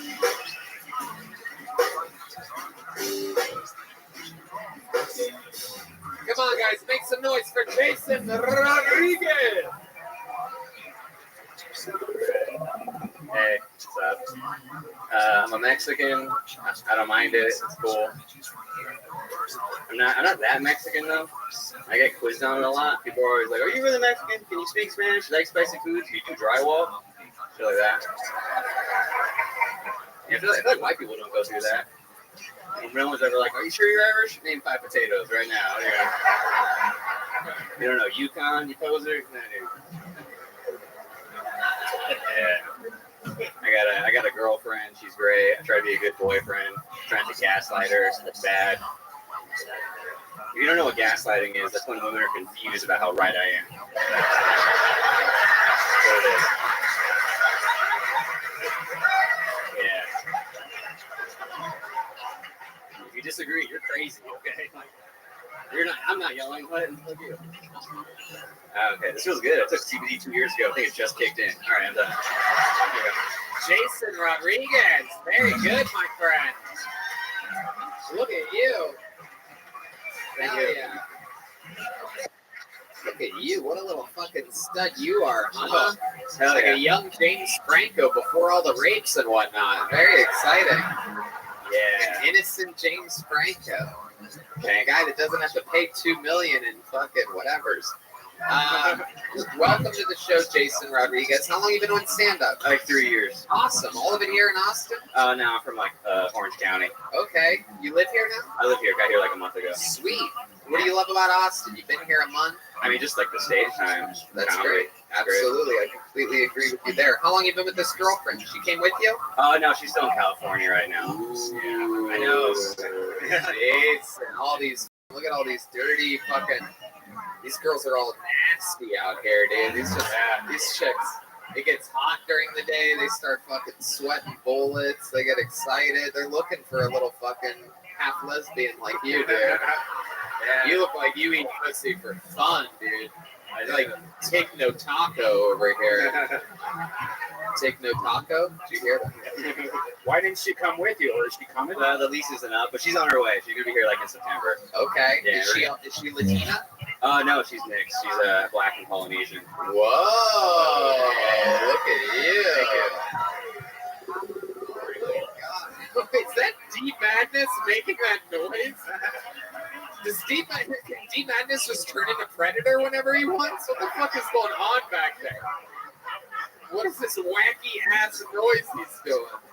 Is that a blind guy thing? Can only you do that?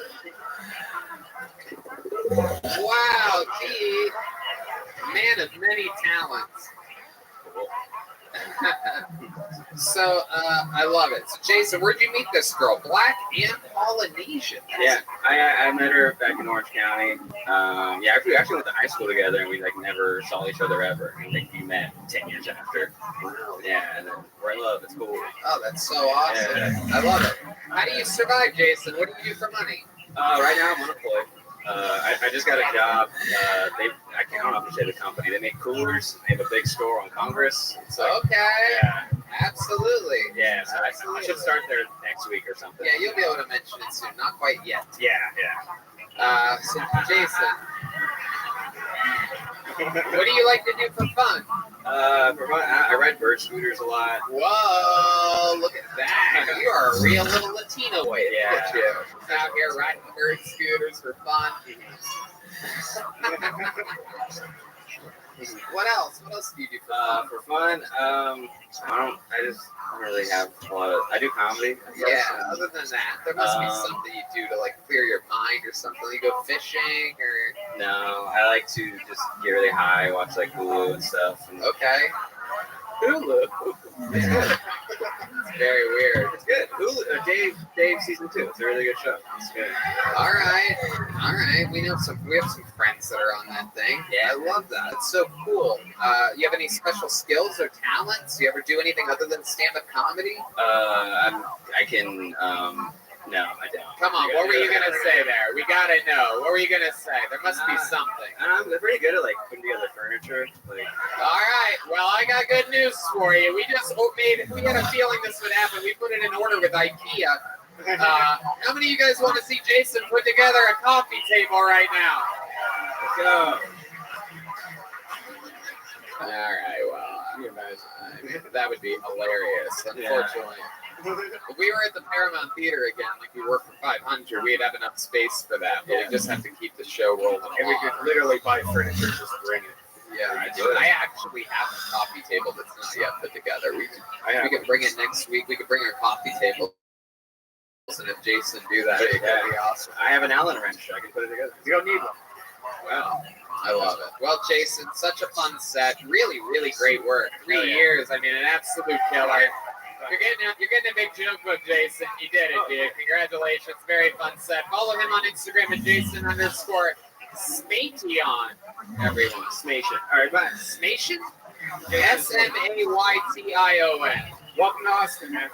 Jason Rodriguez, a brand new Austin comedian. 1 month here in Austin. You get to see him first here on Kill Tony. Let's go one more bucket full and then we'll do a special treat. Okay, this looks like a fun name. Ladies and gentlemen, Nelson Fallon, everybody. Here comes Nelson Fallon. When she's gone. Oh yeah, and you know what? I'll have a delicious Crown Royal and Coca-Cola. How about one more hand for the staff here at Vulcan doing a great job? Me too. Come on, one more time, good and loud for Nelson Fallon. Hi guys, I know what you're thinking, and no, I'm not one of the kids at Michael Dutch. Having a handlebar mustache is like having a big pair of tits. Everyone likes to stare. Eyes up here, guys, eyes up here. So, I know I look like a drug dealer, but I'm really a Spanish leprechaun. If you catch me, I'll give you a tango. If you follow me to the end of the rainbow, I'll give you some cocaine and some hookers.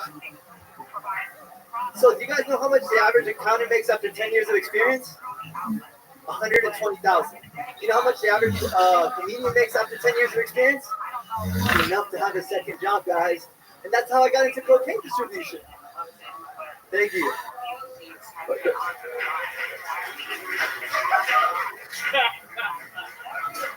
Hey. Oh, you're done. Okay. Oh, I can keep on going. 46 seconds. Oh, shit. All right. You got a short one? Go ahead. Sure. All right. What's more dangerous than Adderall, cocaine, or a public school teacher for kids? A Catholic priest. All right. Nelson Fallon, everybody. Welcome to the show, Nelson. Look at you. Look at me. Yeah. I love it. This is a cry for attention. All right. This is absolutely incredible. You are something else, dude. I don't even know where the fuck to begin with you. Well, we can start with the mustache. Shout out to Firehouse Mustache for sponsoring me. I love you guys. You guys are the best. All right. Yeah. No one's sponsoring you, Nelson. Your buddy, just my sugar daddy, right? That thing's fucking dipping, by the way. You got one side up, one side listening to your set and fell asleep. Oh, this one? Well, you see that? You see the? This one took whiskey. This one took Face Viagra. the audience so they can see. You don't fucking. Look, guys, this one took whiskey. This one took Viagra. This is why it's hard. Nelson, your bombing stopped 2 minutes ago. Let's just relax. Just listen. Now you're doing an interview. It's too late to apologize. It's the great Timbaland once said. It's too late to apologize. Square up to the crowd so they can see you. Again, Nelson, stop facing us directly. Dina Lucas, what do you think about this guy? You look like a wolf in sheep's clothing. I am. Something like that. You're like, Nelson, is it true that you've been doing stand-up for 10 years? Ha! I wish. Why? Because I love doing stand-up. It's like part of my dreams and my goals. Okay. Yeah. Okay. How long have you been doing it? You did a joke where doing 10 years stand-up comedian, you have a side job. So I started. You remember that joke that you did? It was one of the 2 jokes that you did. I said, 45 seconds. how much does the average comedian make after 10 years of experience? I haven't been doing comedy that long. I started the first week of 2018. Okay.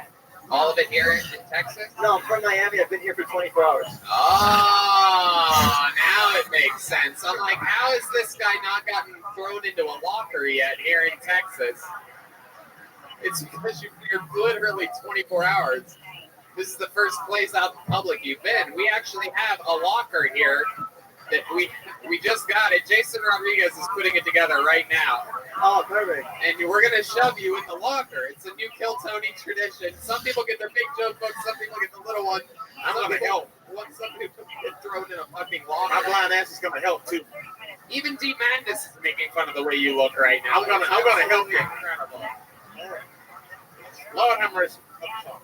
But it seems like you really tried. How long have you had that jacket for? About 6 weeks. 6 weeks. Yeah. What made you want to do that? I'm a whore for attention. You are.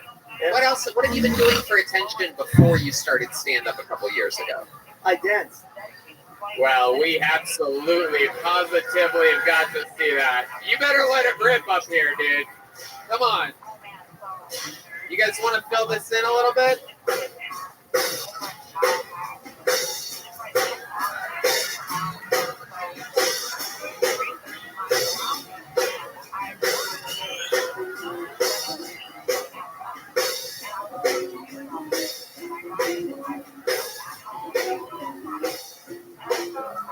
You fucking suck, dude. You suck. Is it gonna change? Are you like building up to something? Is that like some big thing you're about to do? Did you learn those moves from Corey Haim? Yeah, pretty much. Oh my God, Nelson. Oh my God, you are something else. Tell us some more redeeming qualities about you. What'll turn this thing around? What'll make this audience love you? Tell us something. Well, I used to be a banker. I studied finance. I hated my life, and I changed my life around. Wow, I say what's something that'll make the audience love you. He's like, I'm a banker, everybody. That explains the fucking Monopoly mustache. Pretty much. Wow, so you're a banker in Miami. No, I was a banker. I decided to change my life. I was like poor for about 3 or 4 years. I was negative 2K and like really depressed in September. Got into e-commerce, started making money, and just started journaling, writing down my dreams, focusing.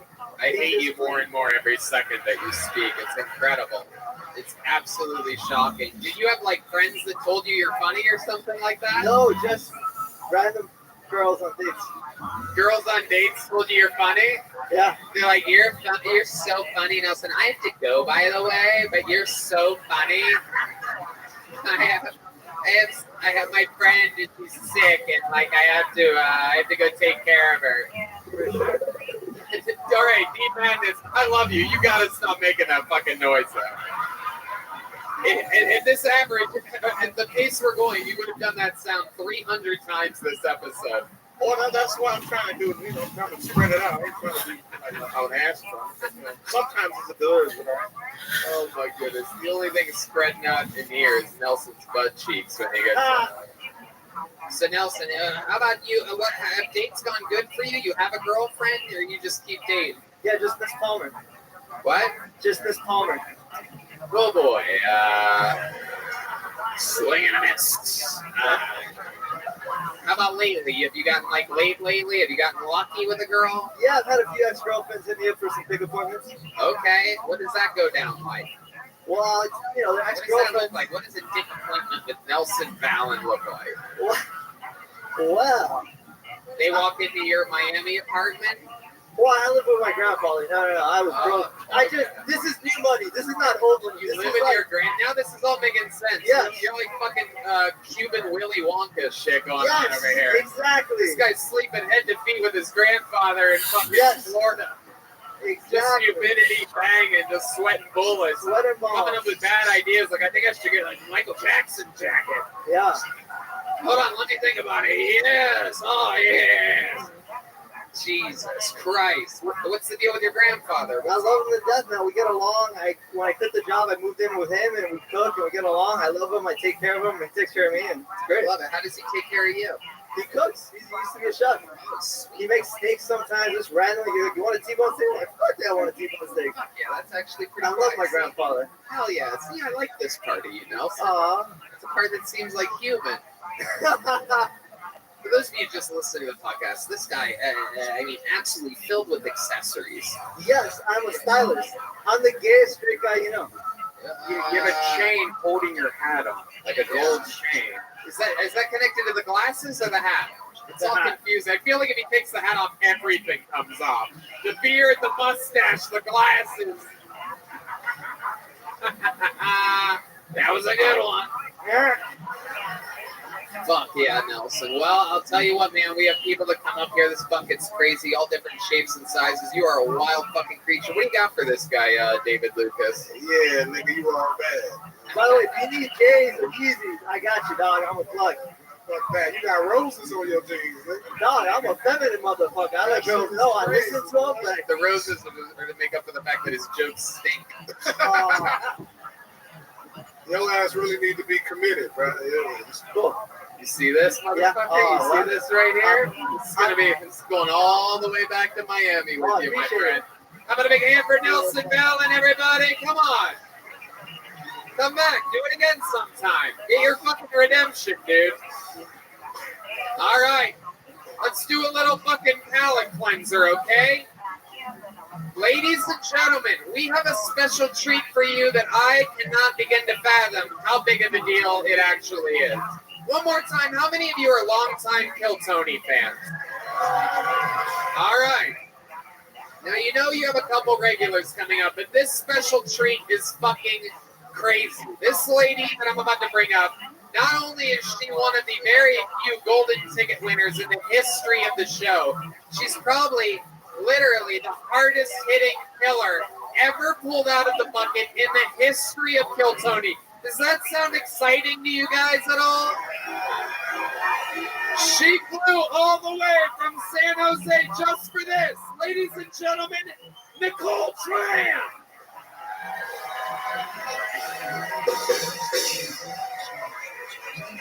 Guys, you gotta make more noise than that. This is a legend. Hall of Famer, Nicole Tran.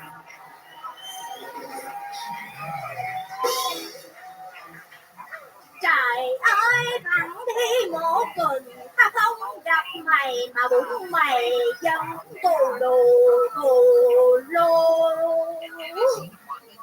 Please feel free to sing along if you know the words. Now let's talk about my cousin Bing Bing. My cousin Bing Bing snores. She snores like this. Bing bing bing bing bing bing bing bing bing bing bing bing bing bing. It can be annoying and scary, especially when she's driving. Back in my country, Bing Bing was the life of the party, the Communist Party.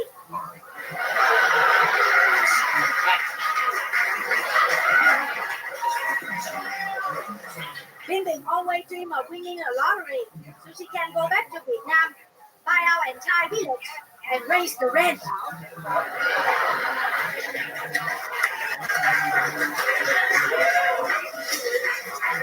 Everybody wants to know about my cousin Bing Bing. Last name, my cousin Bing Bing. Last name is Bing,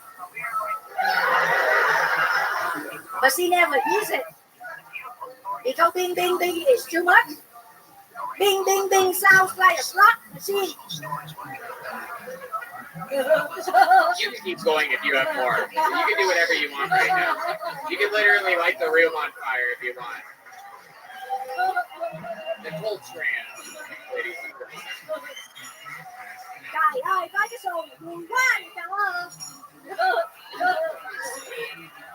I love you, Tony. Nicole, welcome back to the channel. How about one more hand for Nicole Tran?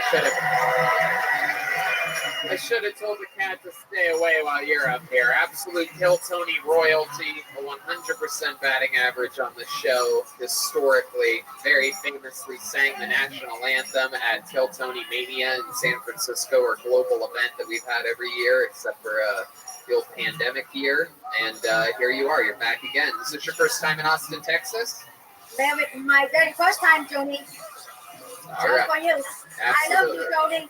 I love it. When you respond to me, it takes like 2 seconds for me to translate in my own head what you said. That we first time. All right, got it. I love it. So Nicole, you can just hold the microphone. I don't want you to have to deal with that stupid bullshit. It's made in China. You know what I mean? That mic stands garbage. I want art, man. So Nicole, what else have you been doing? What's the life been like? I haven't seen you in like 2 years. Oh man, I've been doing a lot of comedy.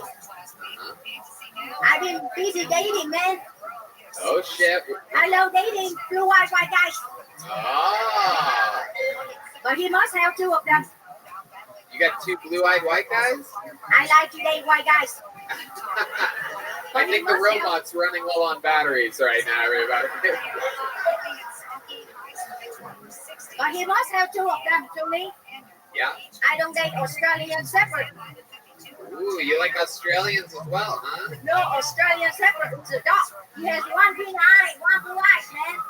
Oh, you have a dog. I don't need to explain the jokes to you, man. I'm a pro. I don't need to explain the jokes to you. I love it. You famously have sang some of the most legendary songs in the history of the show. You have anything lined up for us tonight? Certainly, Tony.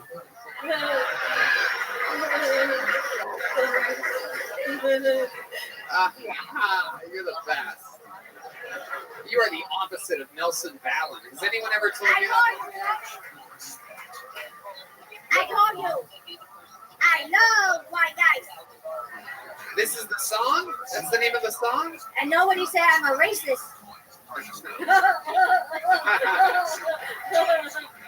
I know you're not a racist, Tony. Because when you talk to me,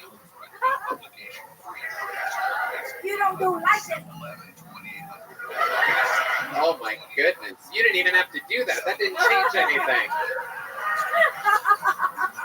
It changed, man. Are you going to sing a song for us? Sure, man. All right, ladies and gentlemen, singing a song, the one, the only Nicole Tran.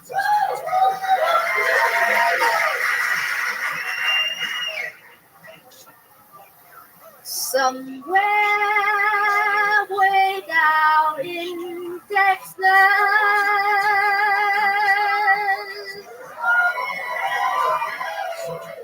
from me goes.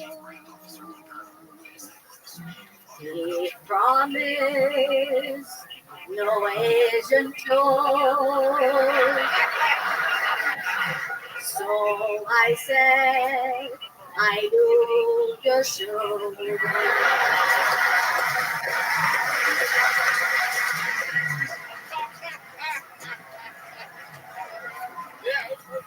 I fly down here with Bing Bing to a bird too big. She bought a seat for 2.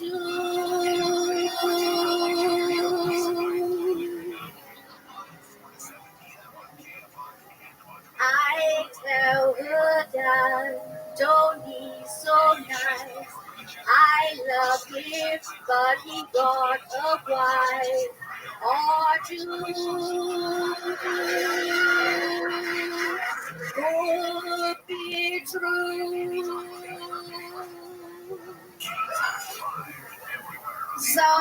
Well,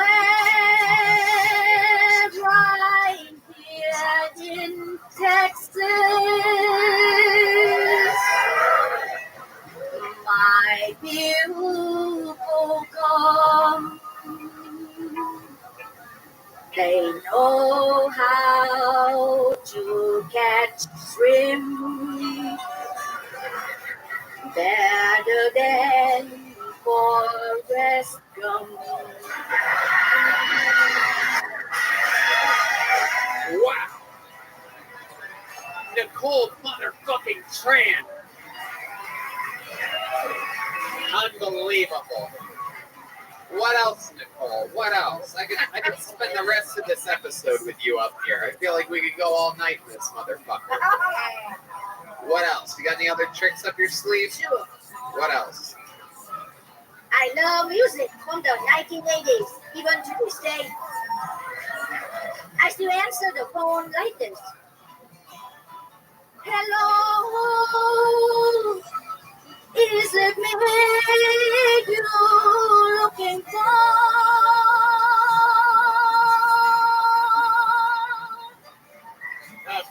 He says, no. Where's the person? Cold-blooded fucking killer. My God. I mean, you are the most unsuspecting fucking assassin of them all. I don't even know how to make fun of you. I don't know. Like, there's nothing. My powers are weak against you. You are the fucking chosen one, dude. I told you I like the white guys. That's why I come for you. I know. Hey, if this is your way of fucking getting me, you know, you I don't know if you understand my broken English. When's the last time you kissed a white blue-eyed guy? 5 years ago. I like blonde and blue guys. Blonde and blue eyes guys. Wait, where'd this blonde fucking guy come from? This piece of shit. Get away from my lady. I love it. Nicole, you are an absolute fucking legend. Is there anything else we need to cover or that I should ask you or anything? Are we good? You fun here tonight? Absolutely. Thank you very much for inviting me. Guys, come on, people. Make some fucking noise for Nicole Tran, everybody.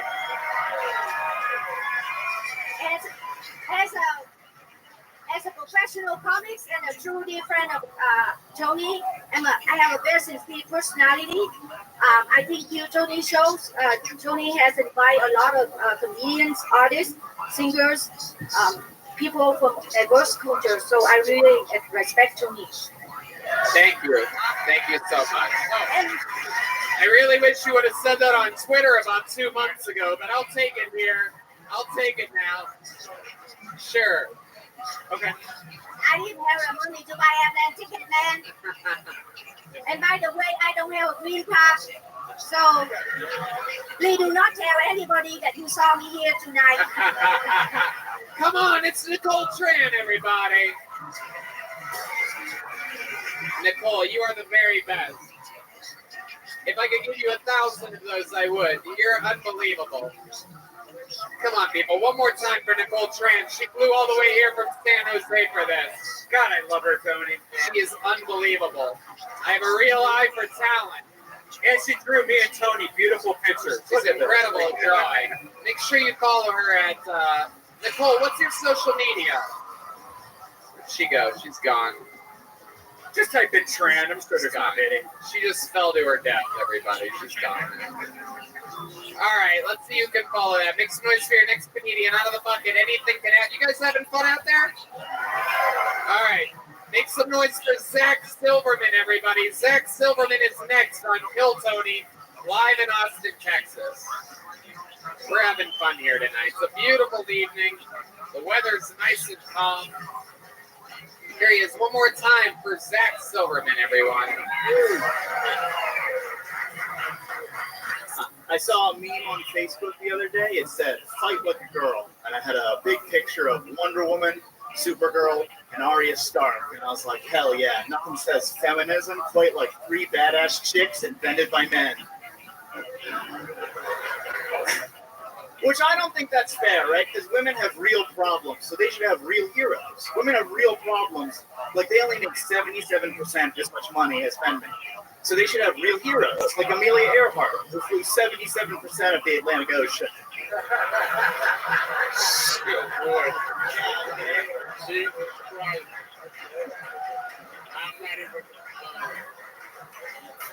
Hey, that joke landed better than Amelia.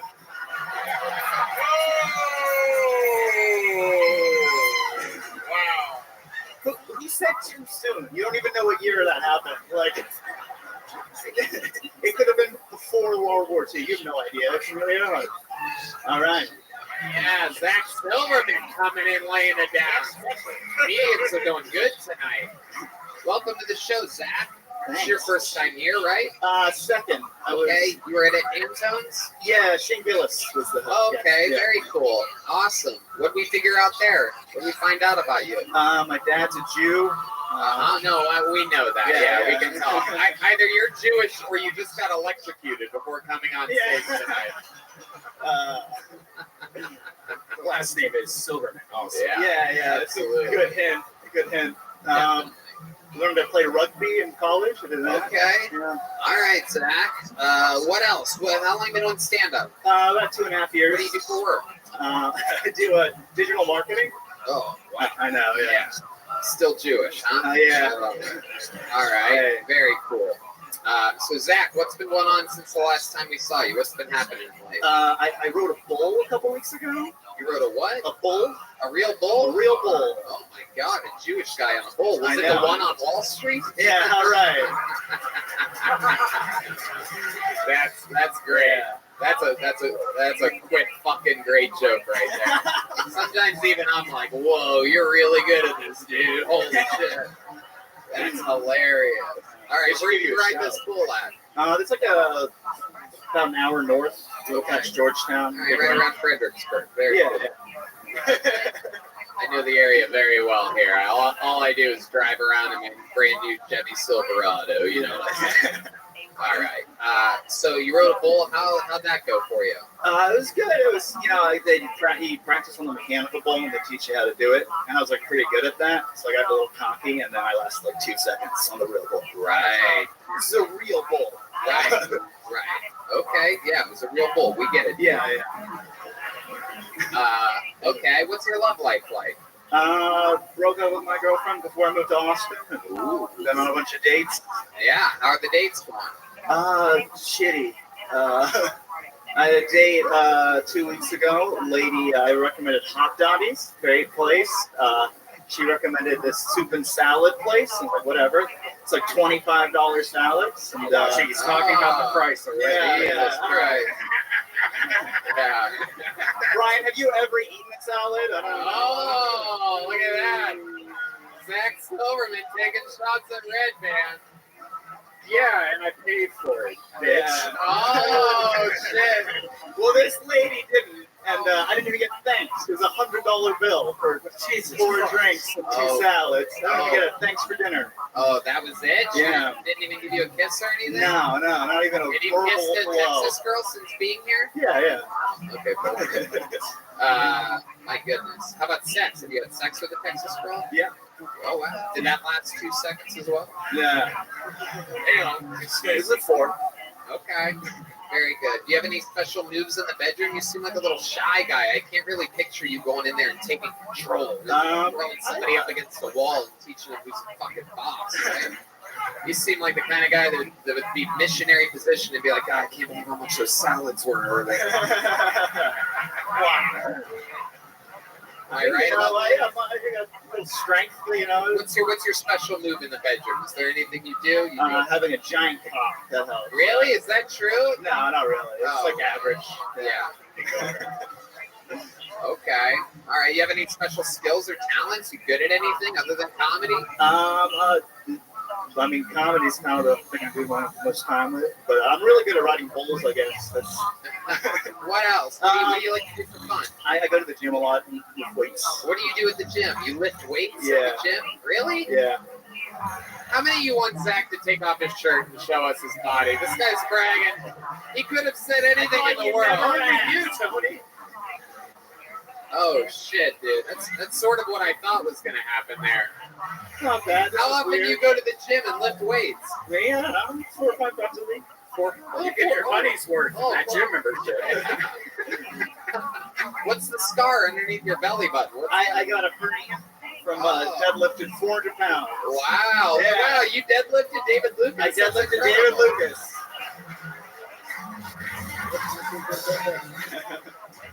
You got the titties of the girls R. Kelly had sex with. Do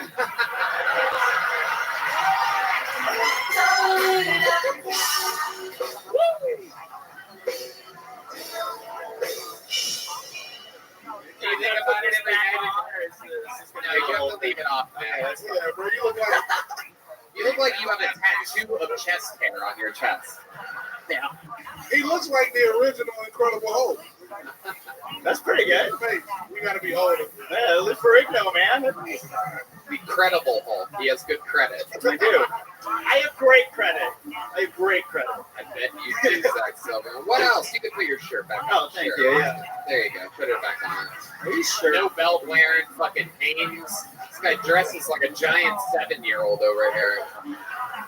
Zach, what else would we be surprised to know about you and your life? There must be something like interesting with your family or something like that. My mom has been like sick my whole life. She's like chronic Lyme disease. Oh yeah. Yeah. Yep.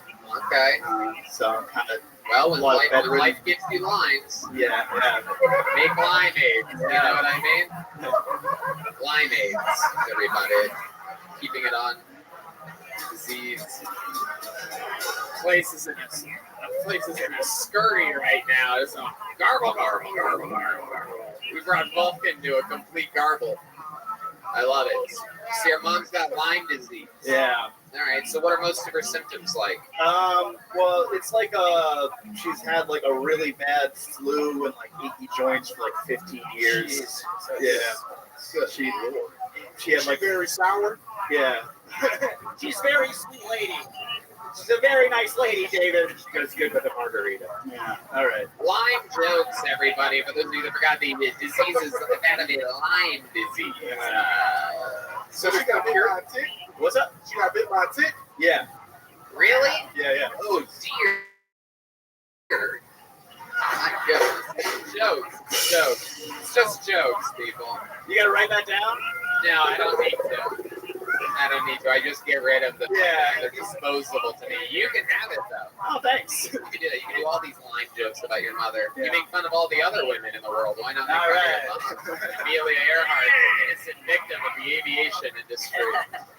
Is there no cure for it? Or is it? Not really. If you catch it early, then you can get just like take antibiotics for a while. I'm sure stem cells could probably do something, but those cost money. Well, my mom's not a Jew. Oh, she's not? What is she? She's Protestant or something. Oh, just a white lady. Yeah. God damn. Man. D Madness, what in the world would that noise even mean there? Why would her being a white lady need a predator noise? Necessary. I don't know what's. This whole thing is necessary. I literally can't get mad at anything D Madness does. It's hilarious. It's like the opposite of the old band. I'll just let him do whatever he wants. You gotta hear this fucking guy sing. That was incredible earlier, D Madness. Thank you. 2.5 years, right? Yeah. 2.5 years of stand-up comedy. Very good, though, man. Rock solid set. Very much fun. I'm running out of big joke books, but I'm going to keep handing them out. Here he goes, Zach Silverman, thank everybody. you. On to the next one we go. Let's do another special treat, everybody. Regular on-kill Tony. You know him. You love him. This is a fucking monster, everybody. Ladies and gentlemen, I present to you a brand new minute every week. It's the Big Red Machine, William Montgomery, everybody. Here he is, live in the flesh. It's the real William Montgomery, everybody.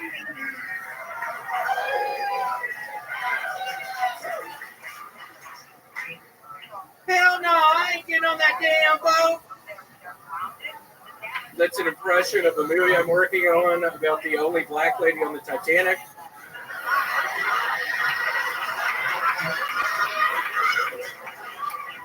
Hell no, I ain't getting on that damn boat.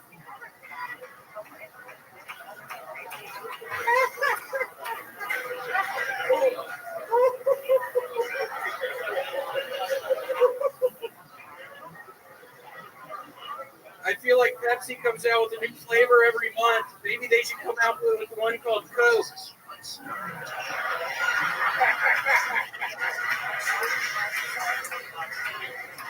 The fact that they haven't put a whole bunch of homeless people in one house and filmed it is absolutely insane. You wouldn't even have to vote them off the show. Eventually, over the course of the season, they would get tired of the support and structure and end up sleeping back in their shopping carts. Let me finish it with this. Sarah Hendricks, 9 years old, San Marco, Texas. Red Ford Taurus. Free breadsticks at Buco de Beppo with code breadsticks at checkout. William Montgomery, a real rock star. Born and built and bred here on Tiltony. Always a fucking stellar minute. A couple of my favorite jokes I've heard in a long time here tonight. Titanic joke. Very, very fun. That is as William Montgomery as it gets. William does things differently. He does his impression and then says who he does an impression of. A William Montgomery staple. How's life going, William? You're sober now. What's it been, a month or two? You're killing it. Yeah, it's been almost 50 days. It's fucking horribly boring. It's awful. I wanted to drink real bad yesterday, but I didn't. I was just going to say, I was hanging out with him yesterday, and you were a little bit tempted. I had to give you a little baby pep talk there. I was. I ended up drinking 5 Red Bulls and thinking I was going to have a heart attack. I'm drinking the Red Bulls now like I'm beer. Have you broken into your emergency cocaine yet? What the fuck did you just say? Why'd you bring that up? Why would you fucking bring that up? We just talked about it last episode. No, I fucking didn't. There you go. All right. Well, I didn't. No, I still have it, though. I'm waiting for a rainy day. I totally still have a bag of cocaine. You say you're waiting for a rainy day? I am. It might rain tomorrow, I think. Yeah, I saw on the... I don't know if you've looked at the forecast here, but it turns out we live in hell, everybody. I don't know what this Texas weather is, but I got here and there's a fucking blizzard. Yeah. And then pretty much rain every day, and then sometimes it's 115 degrees, and then it becomes 125 for no reason for like 20 minutes, and then back to one. It's horrible. This is miserable out here. This is bullshit. I got ripped off. Everybody lied to me. Hey, moved to Texas. It's fucking great here. Red Band loves it because he just stays indoors in the air conditioning all day. It's great. He's like, I was outside in virtual reality today. It was beautiful. You telling me you had no idea about the Texas heat? You've been here every month. Yeah, I've been here. Dude, the fucking whatever's happening with the globe is not good for sure. Like that blizzard thing in which every Texan's like, this ain't happened in 300 years. Or the hailstorm. Like, that's bullshit. Everything is horrible here. I bet fucking Red Band just sits around in his fucking house. Hell yeah, I do. My God. But I will say this, the weather, as shitty as it is on a daily basis, I will say that even though California is literally basically like living inside of a movie studio, I still prefer it here in Austin, Texas. I love Austin. Clearly by the weather you can tell God hates Austin, but I love it. God hates it, but I love it. I love the rain. Of course you do. Yeah. How are you doing, David? Uh-oh, look at these. Let's find out. Making a beast over here. What's up, baby? Not nice to see you. Chilling, man. Good to see you, bro. I saw you out yesterday. We ate some barbecue and shit. We did. It was pretty good. Yeah. Hell yeah. I made sure you ain't had no drink. Do what? I know. I made sure you ain't had no drink. I was going to slap it out your hand. I appreciate it. William, not giving in to the temptation. How have you been staying sober other than drinking Red Bulls? Like, what else have you been doing? I have a game on my phone called Balloons Tower Defense 6, and it's currently give it up for balloons, y'all. It's currently a collection event, so I have been playing literally, I think, 11 hours every day. Yeah, that's crazy. It keeps my fingers busy. Yeah, no, I'm addicted to it. Are you paying for it? Is there microtransactions there? Or are you? No, it's just a one time. What do you do with the balloons? What's the game? What do you do? Is it You like set up little monkeys, and then balloons go across the track, and then the monkeys will pop the balloons going across the track.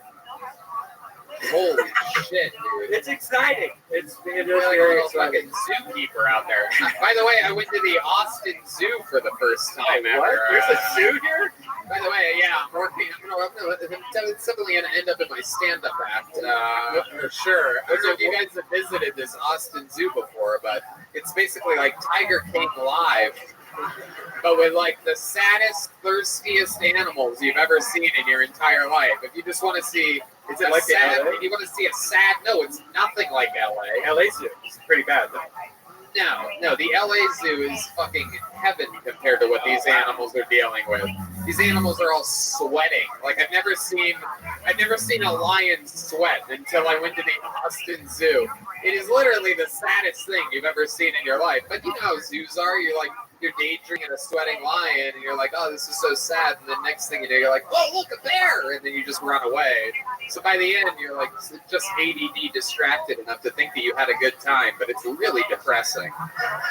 They have one nice lady that works there right at the front, makes you feel all jolly, like, oh, I'm so glad you're here to see the animals and support. And then you go in there and you're like, oh, they have that lady running the fucking con. Is it a small, like super small? It's not. It's a big zoo of thirsty animals.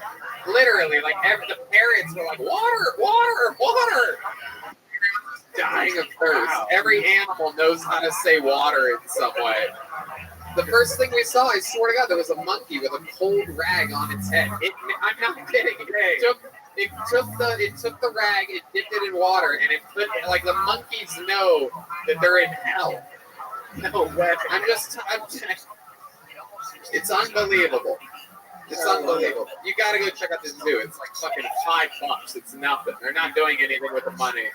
They're not even giving the animals water. It's unbelievable. If you're into thirsty animals, come to the Austin Zoo. All right.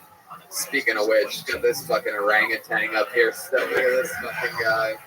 William, you are truly my favorite comedian of all time.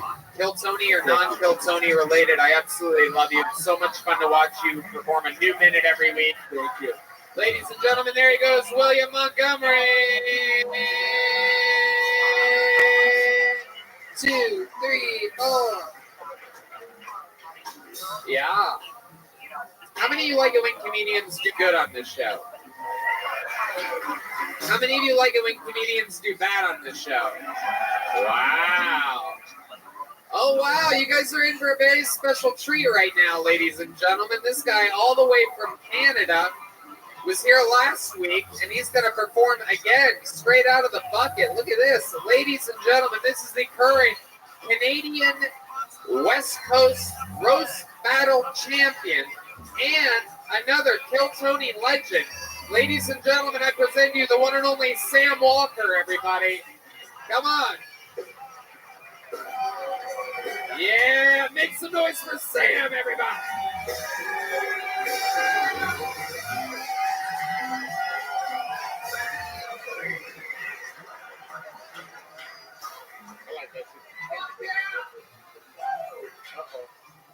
People ask me what I do. The answer to that is whatever it takes. Oh. The accomplishments in life that I am most proud of, I don't write down on a resume. And if you want me to pee into a cup, well, you better be paying me to drink it. That's, yeah. Because the jobs I do, they don't pay by the hour. And if I do take an hour, well, I'm doing it wrong. 20 gets you chachi, 40 gets you Fonzie. See me out back after the show for some happy days. Hey! What? Fuck yeah, Sam Walker, ladies and gentlemen. This guy, we found out last week, escaped Canada to be here. He's famous for his appearances on Calgary, Canada Kill Tony episodes, where back in the day when we used to be able to travel and tour to the great country up north, the former great country up north. Now it's just a country up north. Odds probably are we're going to do a Kill Tony in Mexico before we go back to Canada, the way they're handling this pandemic. But let's go. Sam Walker. Well, how about one more time for Sam Walker, everybody? It's surreal. This guy's Canadian, but I'm telling you, this is another guy that was at our little July 4th fucking parade yesterday, having a blast. You would have thought he was straight American. Blended right in with the rest of us. Sam, how's it going? How's your stay here in the greatest country that the world has ever known? Oh, man, I'm calling this the fucking Texas tornado holiday, man. Oh, yeah? We've been hitting every fucking mic in 20 miles from here, tearing it up. It's been the time of my life. Wow. Look at that. I love that, Sam. You're having fun. You're rocking your roast battle championship belt. He's the west coast of Canada. That's very specific now. The Canadian West Coast roast battle champion. Yeah, and that's becoming a problem because when you're the champion, everybody's coming at you. Well, Sam, I don't know if you know that who's sitting next to me right now, but this is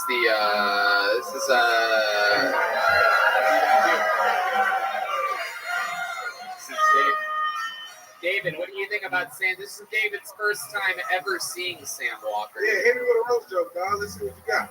Oh shit, he's gonna let you get a free one. This is like when you're watching two guys about to fight, and the first guy's like, "Just fucking hit me, just punch me right in the face." David thinks he can just take it. Let's see what happens here. Sam Walker loading up. Oh. David Dukas. David Dukas. You make me fucking sick. We all know you're not vaccinated because the doctor David goes to has a bone through his nose and his cure for AIDS is raping a baby.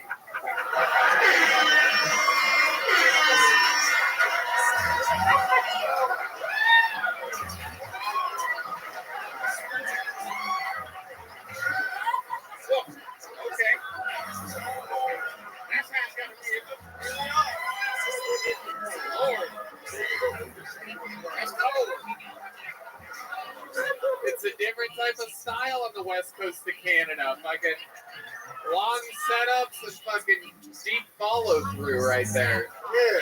David Lucas, what do you think about this guy? Well, you look like a gay snake wrangler. Elaine's quick. Do another one. Yeah, I look like a lot of things.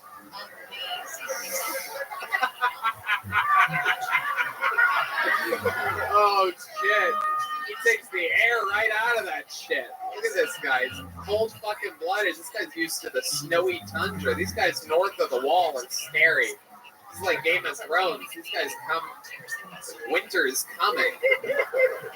Yeah, how far do you want to take this? Whoa.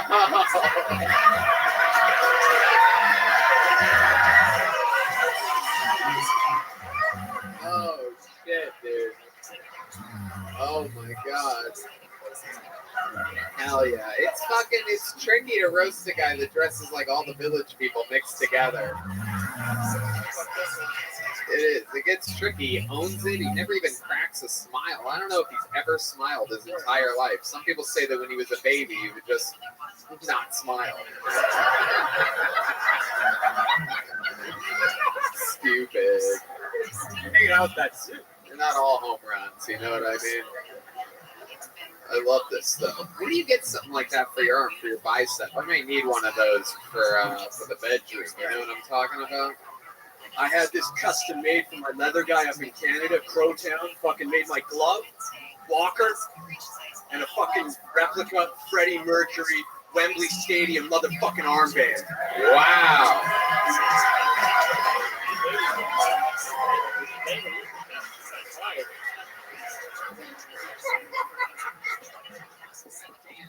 Anytime I do anything like Freddie Mercury, all my buddies make fun of me. I can't pull that shit off. You can do it though, Sam. Voice coach. So I love it. Your stay here in Texas has been good?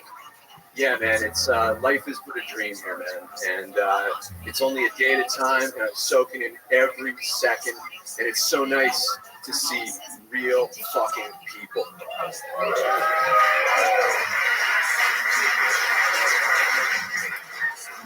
I love it. I love it. David, you got anything else for this fucking? Yeah, you look like you got beat up by some Hot Topic employees.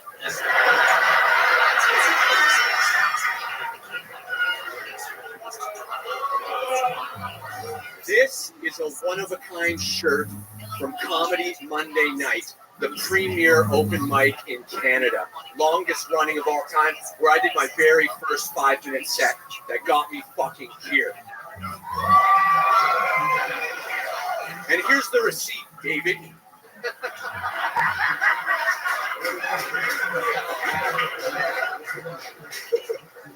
The guitar player lost his eyes, but you're going to lose your feet.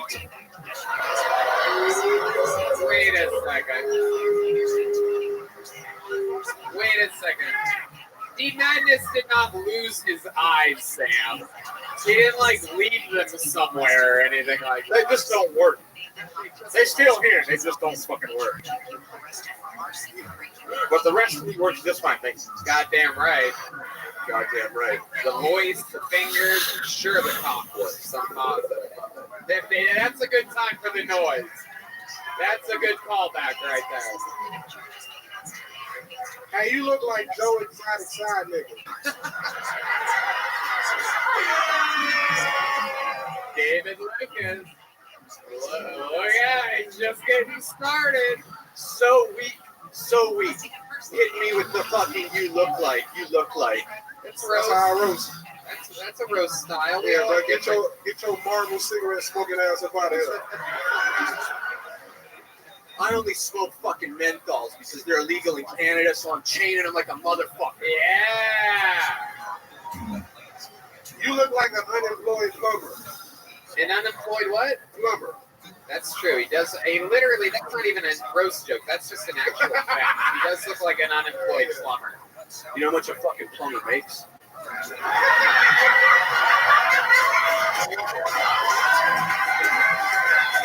I'll tell you. They make a lot of money, especially if you're David Lucas or Red Band's plumber. And these guys are like brain surgeons. Sam, I mean, I absolutely fucking love you, man. We're going to keep the show rolling. Wait, you know what? I would love to have you on the Secret Show Thursday if you can do it. Oh, shit. Canada's own. You guys celebrate Thursdays up in Canada, right? You goddamn right we do. But before I leave, because I'm not getting the respect I deserve across the country back in Canada, I want you to officially sanction the West Coast title, and I'd like you to autograph it so that I could go back up there and put it in everybody's fucking face, because roast battles are the last free expression we have up there to say nasty shit to one another. All right. I'll sign your fucking belt. Which part do you want me to sign? Where at? Oh, the inside? Like a real fucking pussy? You're going to show them the inside of your belt? These people want me to sign the outside, though. You hear that? Oh, you have a bunch of Canadian signatures over there? Here, I'll sign it right fucking here. Right here. All right, let's do it like this. Let's do it so that it makes sense. I'm going to sign it. I'm going to sign it fucking right. This is the Canadian West Coast Championship belt, officially endorsed by American Roast Lord Tony Henchman. There you go. I always take it easy on Sam, though. I don't like roasting Sam. It's the conversion rate of Canada to America jokes. It's different. The OG roast god has spoken. Thank you very much, Austin. Sam Walker, everybody. Yeah. Make sure you follow Sam Walker on social media at Sam Walker Live. So fucking great. Let's get a fucking pool out of here. Now let's wait one more. Let's see if it doesn't happen organically. We're hoping for a lady here, but the ratio, woman to man ratio. Oh my goodness. See how cool this bucket is? Ladies and gentlemen, a very funny young lady. She's been on the show before. Make some noise for Gina Hyena, everybody. Gina motherfucking Hyena is in the house. One more time. Gina Hyena. What up? I'm single. You're welcome. I think I'm still single because I'm really into alpha guys. Don't know if anybody's looked around lately. A lot of soft hands. A lot of soft hands in Austin, Texas. Oh, yeah, I want to wear Carhartt until it's time to do Carhartt shit. Yeah, no calluses around here. No, there's a lot of male feminists now, and I can't stand that energy. I can't see this all like, oh, we're equals. I'm an ally. I'm like, bro, we're not equals. Like, if I start masturbating on the bus, people are going to throw money at me.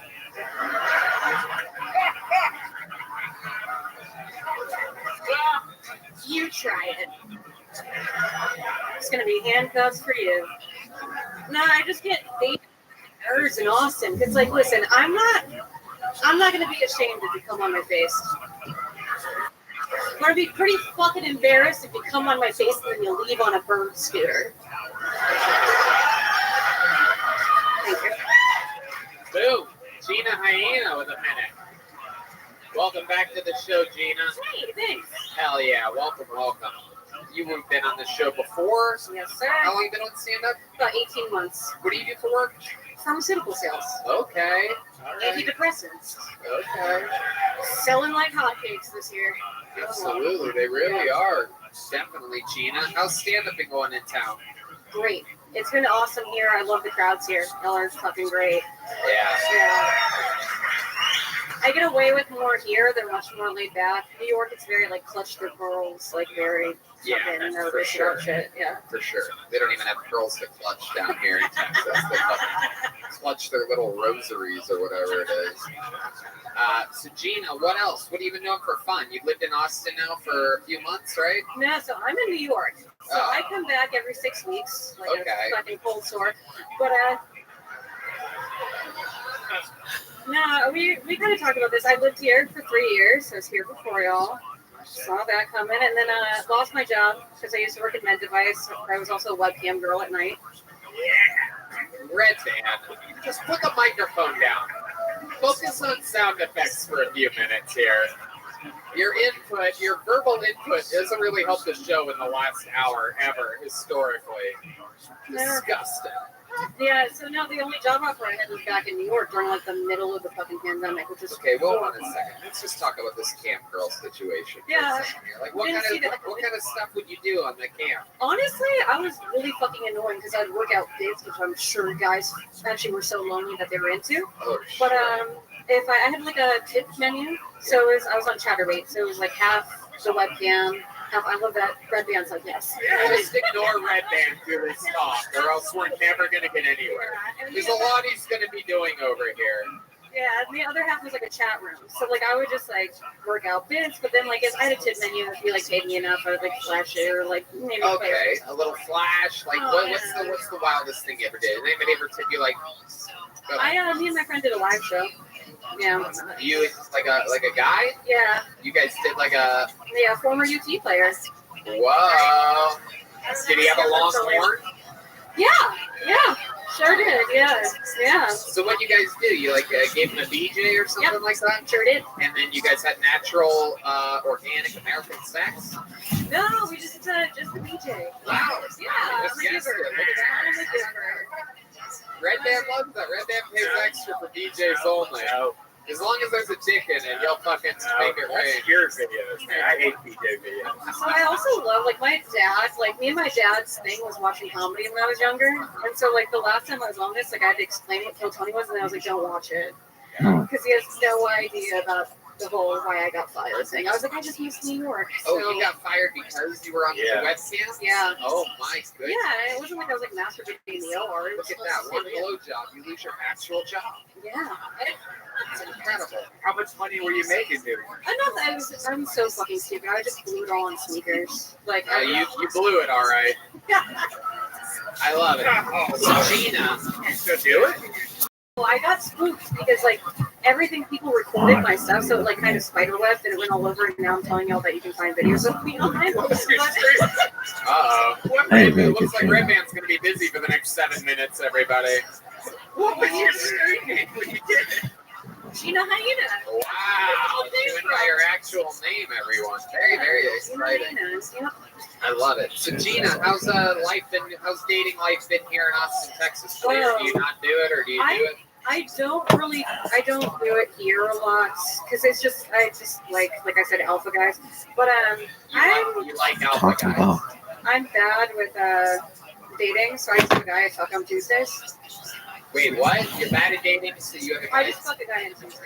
Here in Austin? No, in New York. I won't let him sleep over. He brings a backpack over, and I'm just like, "Can you get your backpack?" Yeah, because he's really big. He's super hot, but he lives at home. He lives with his parents. Oh, okay. 41. So if you picture like. I know what that's like. A guy that lives with his parents is always lame. A guy that lives with his grandpa, I mean, that's a whole nother level, though. That's the last thing you want right there. Oh, it's good. He cooks for me. Yeah. You'd be bringing your work home with you, giving that guy antidepressants all day. Absolutely. Okay, get that out of here, Red Band. You're out of control. Red Band's literally trying to pull up your previous work. Get it off the screen, Red Band. Jesus Christ. You are unbelievable. Very bad. Gina, what's your favorite thing about Texas? I like how there's dogs everywhere. So lame. I just like that you can bring a dog fucking anywhere and you see one. And there's no bullshit. Like the whole no bullshit, HEB. Yeah. Like live music. All the good And just, shit. yeah, I just like the people's attitudes here. It's just like they're actual people. Yeah. It's nice. Yeah. Yeah. That's what I like about Texas. Is why I'm back all the time. Gina, you're always hilarious. We always have so much fun with you here. Absolutely incredible job as always. I would love to have you Thursday at the Secret Shop.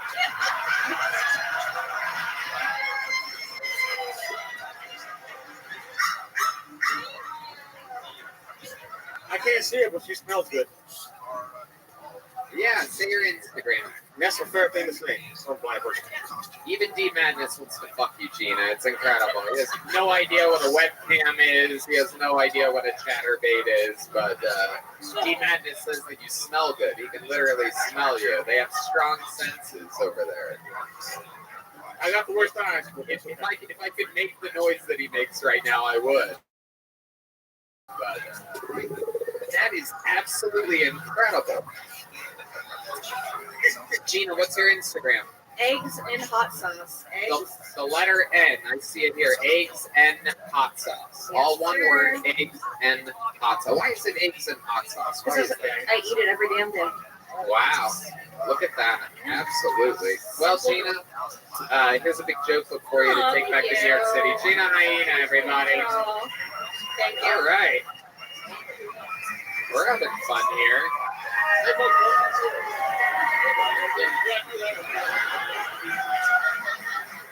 You guys want to go to the bucket one more time, huh?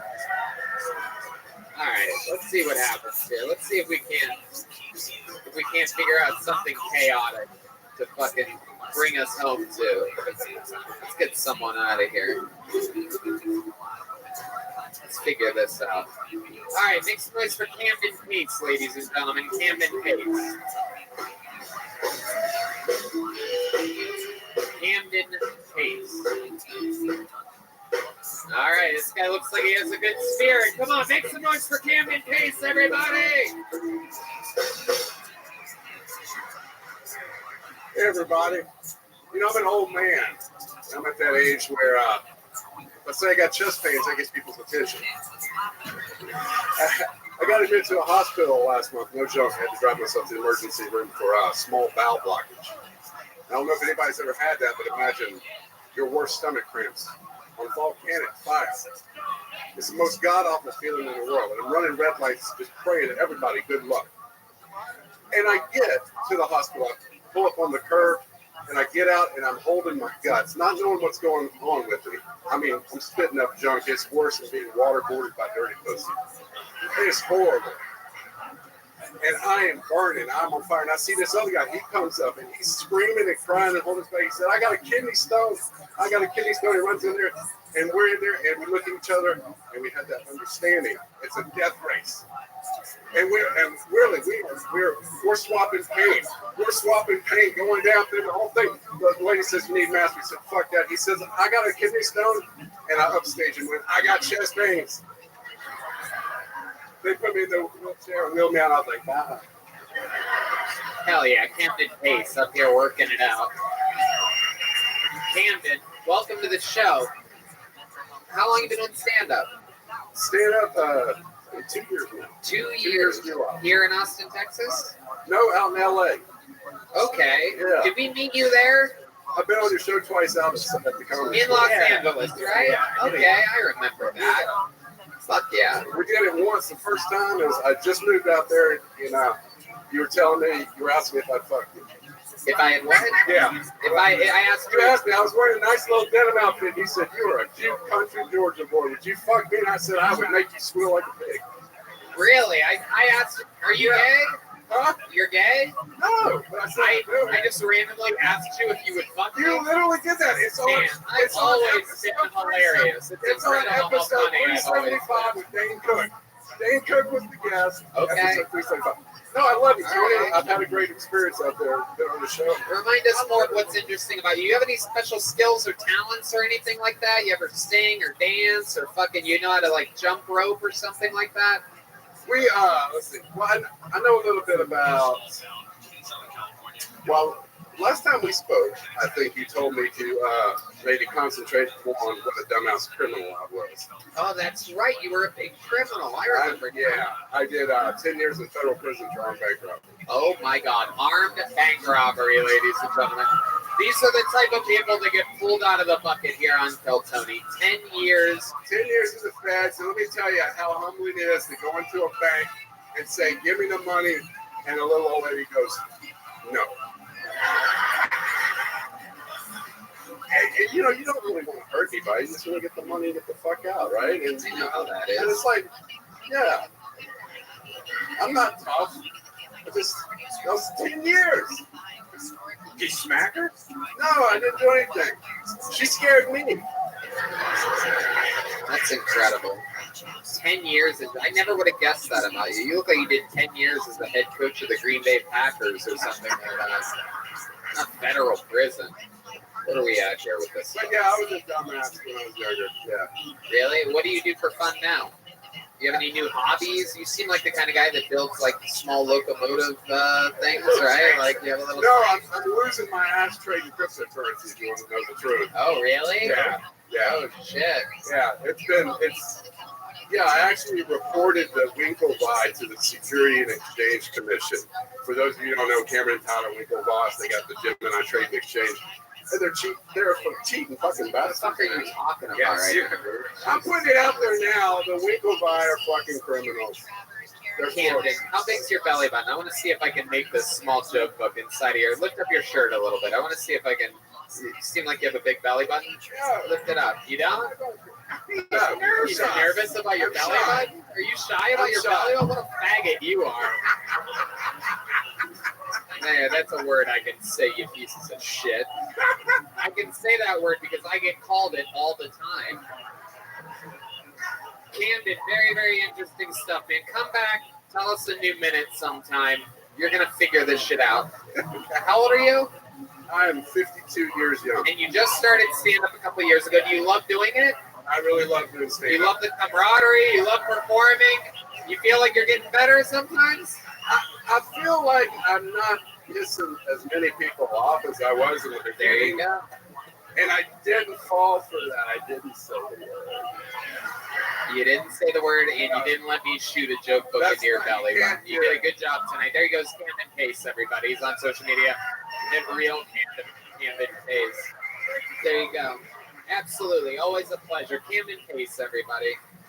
All right. What are we? What time do we start? 8:15, right? 8:15, 1:45, 1:35, right? 8:15. Almost at 2 hours. 1:40.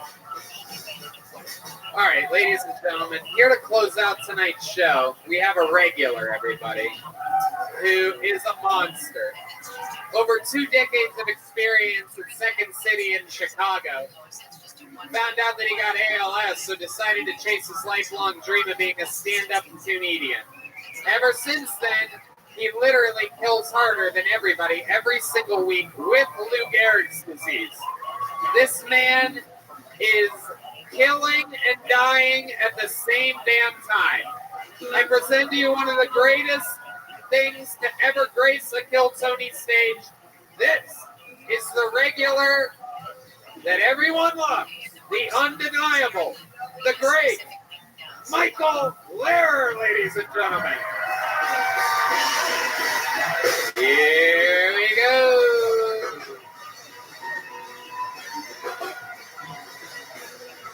He's rolling extra slow tonight.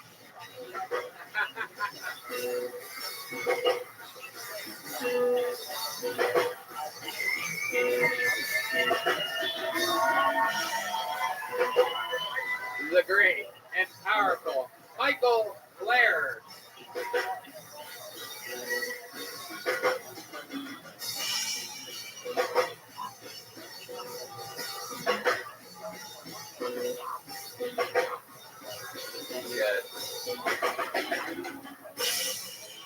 Ladies and gentlemen, make some fucking noise for the great Michael Lehrer, everybody.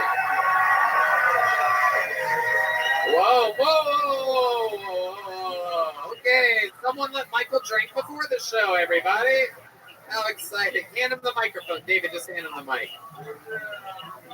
Okay, all right. Hey, door guys, come back to the stage just in case he accidentally hits reverse again. We're going to reset this just right. It's going to be another edit point on this episode here, everybody.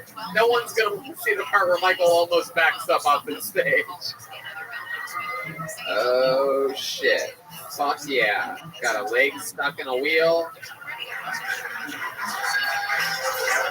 Where the hell is Colette tonight? Where's Colette when you need her? Oh, shit. Michael's on one of his tears. I can just tell. Oh, man. Whoa, wrong way. Michael Lehrer has to go first from now on. Okay, yeah, for sure. Yeah, just hand him the microphone. Oh, God. All right. This is this is the action part of the comedy show. Come on, ladies and gentlemen, one more time for Michael Lehrer. USA, USA, USA, USA, USA, USA. Happy July 4th, y'all. It's like calling in Chicago hunting season.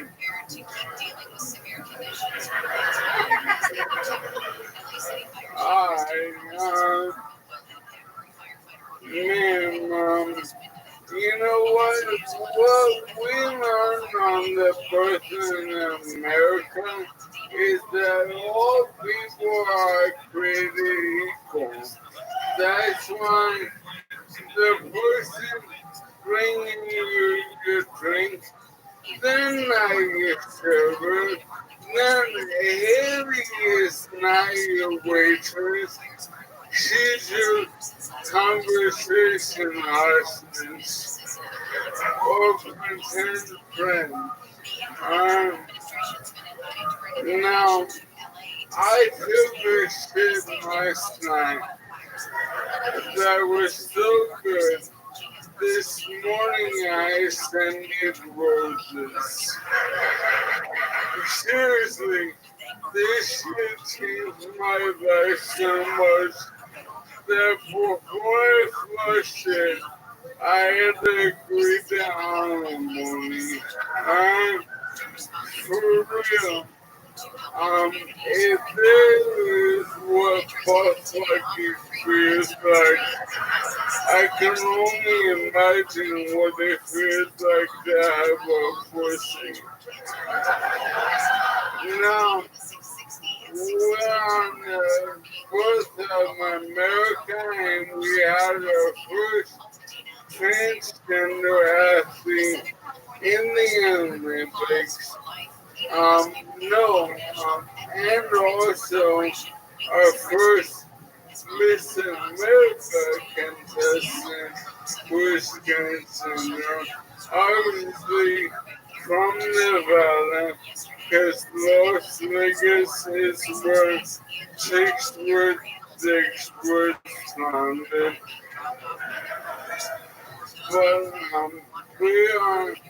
I've been watching the Olympic trials, and I like track and field. To be a big-time track and field female athlete, you need determination, discipline, and itty-bitty titties.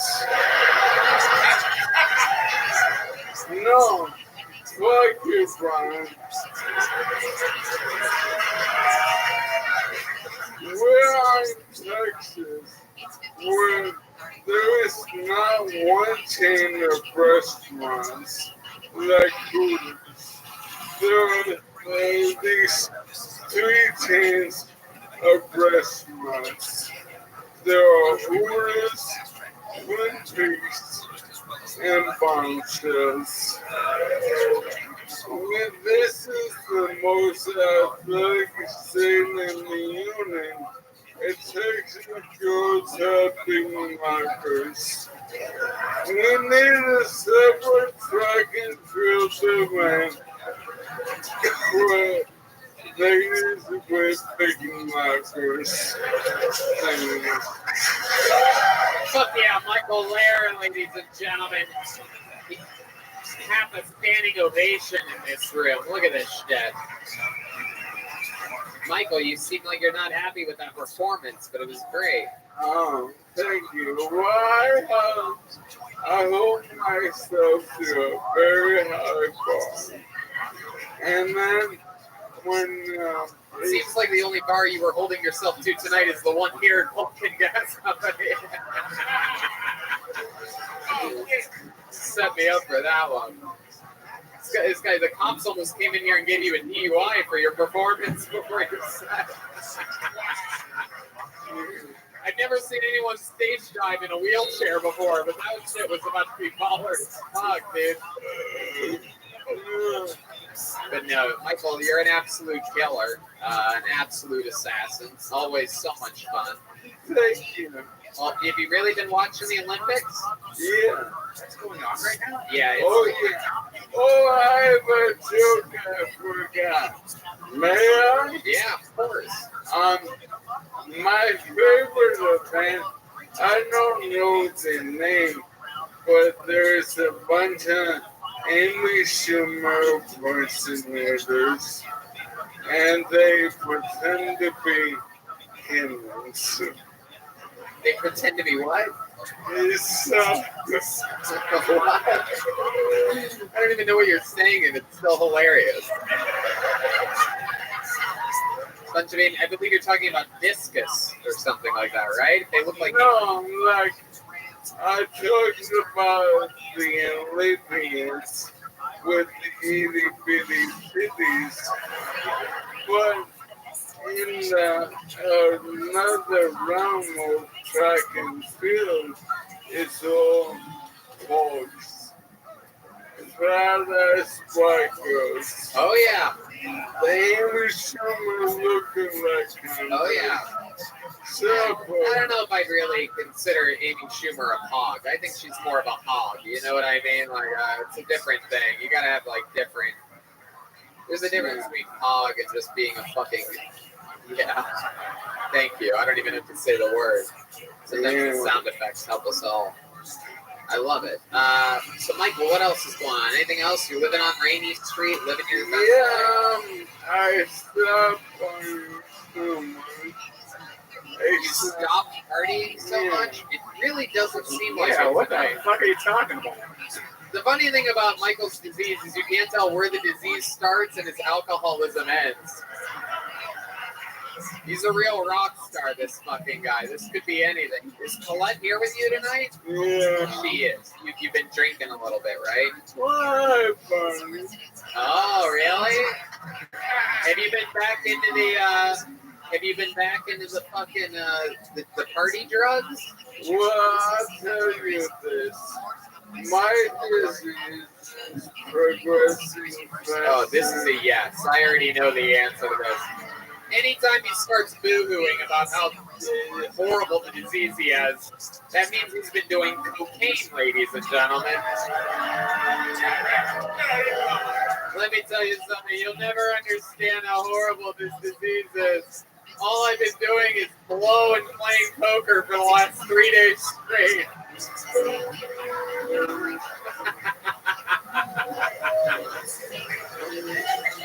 Michael Lair is a goddamn godsend. He literally has the worst disease ever created by the devil and somehow manages to fucking, just barely obviously, get his ass up here and fucking have fun on a real live podcast. Everybody loves them. It's Michael Lair, everybody. And that is tonight's episode of Kill Tony, everyone. Michael Lair is found at michaellaircomedy.com. That's a real standing ovation. Yoni, where are you? Are you getting this? There he is. Fuck yeah, get that shit, Yoni. That's a real standing O for a man who never stands for anyone. Michael Lair. An amazing drawing from the great Ryan J. Ebel. Look at this, David. Stop chasing puss for a second. Look at this drawing. Absolutely. David's buying it. Let's check out the art from Chris Rogers tonight. He drew this while you were all sitting there doing absolutely nothing. Chris Rogers art on social media. Here it comes. That's it. That is it. Chris Rogers art. RyanJEbelt.com for everything Ryan J. Ebelt, including the new bingo cards. How about a hand for the great David Lucas, everybody, joining us all night tonight. Go subscribe to the Fat Pessimist, David Lucas, one of our real fucking homies here, a real part of the Kill Tony family. He'll be back with a brand new minute next week. And guys, how about one more time for the band, everybody? It ends where it began, with us and the great band. Follow D Madness at Lorenzo Dwayne Jackson. Follow Matt Muehling at Mutation, Muehtation. And the great Michael Gonzalez on drums is having an album release party. Magna Carta comes out July 9th at the Belmont. Follow him at social media, Mike Agons 13. And David Lucas is doing the Tacoma Comedy Club. So be sure when you're listening to this right now, he's got it this weekend. You're headlining? July 29th to the 31st. July 29th and the 30th and 31st. David Lucas, the Tacoma Comedy Club, everybody. Live audience, Austin, Texas. Thank you guys so much. We always have so much fun with you. Thanks a lot, guys. We love you so much. Good night, everybody. Thank you.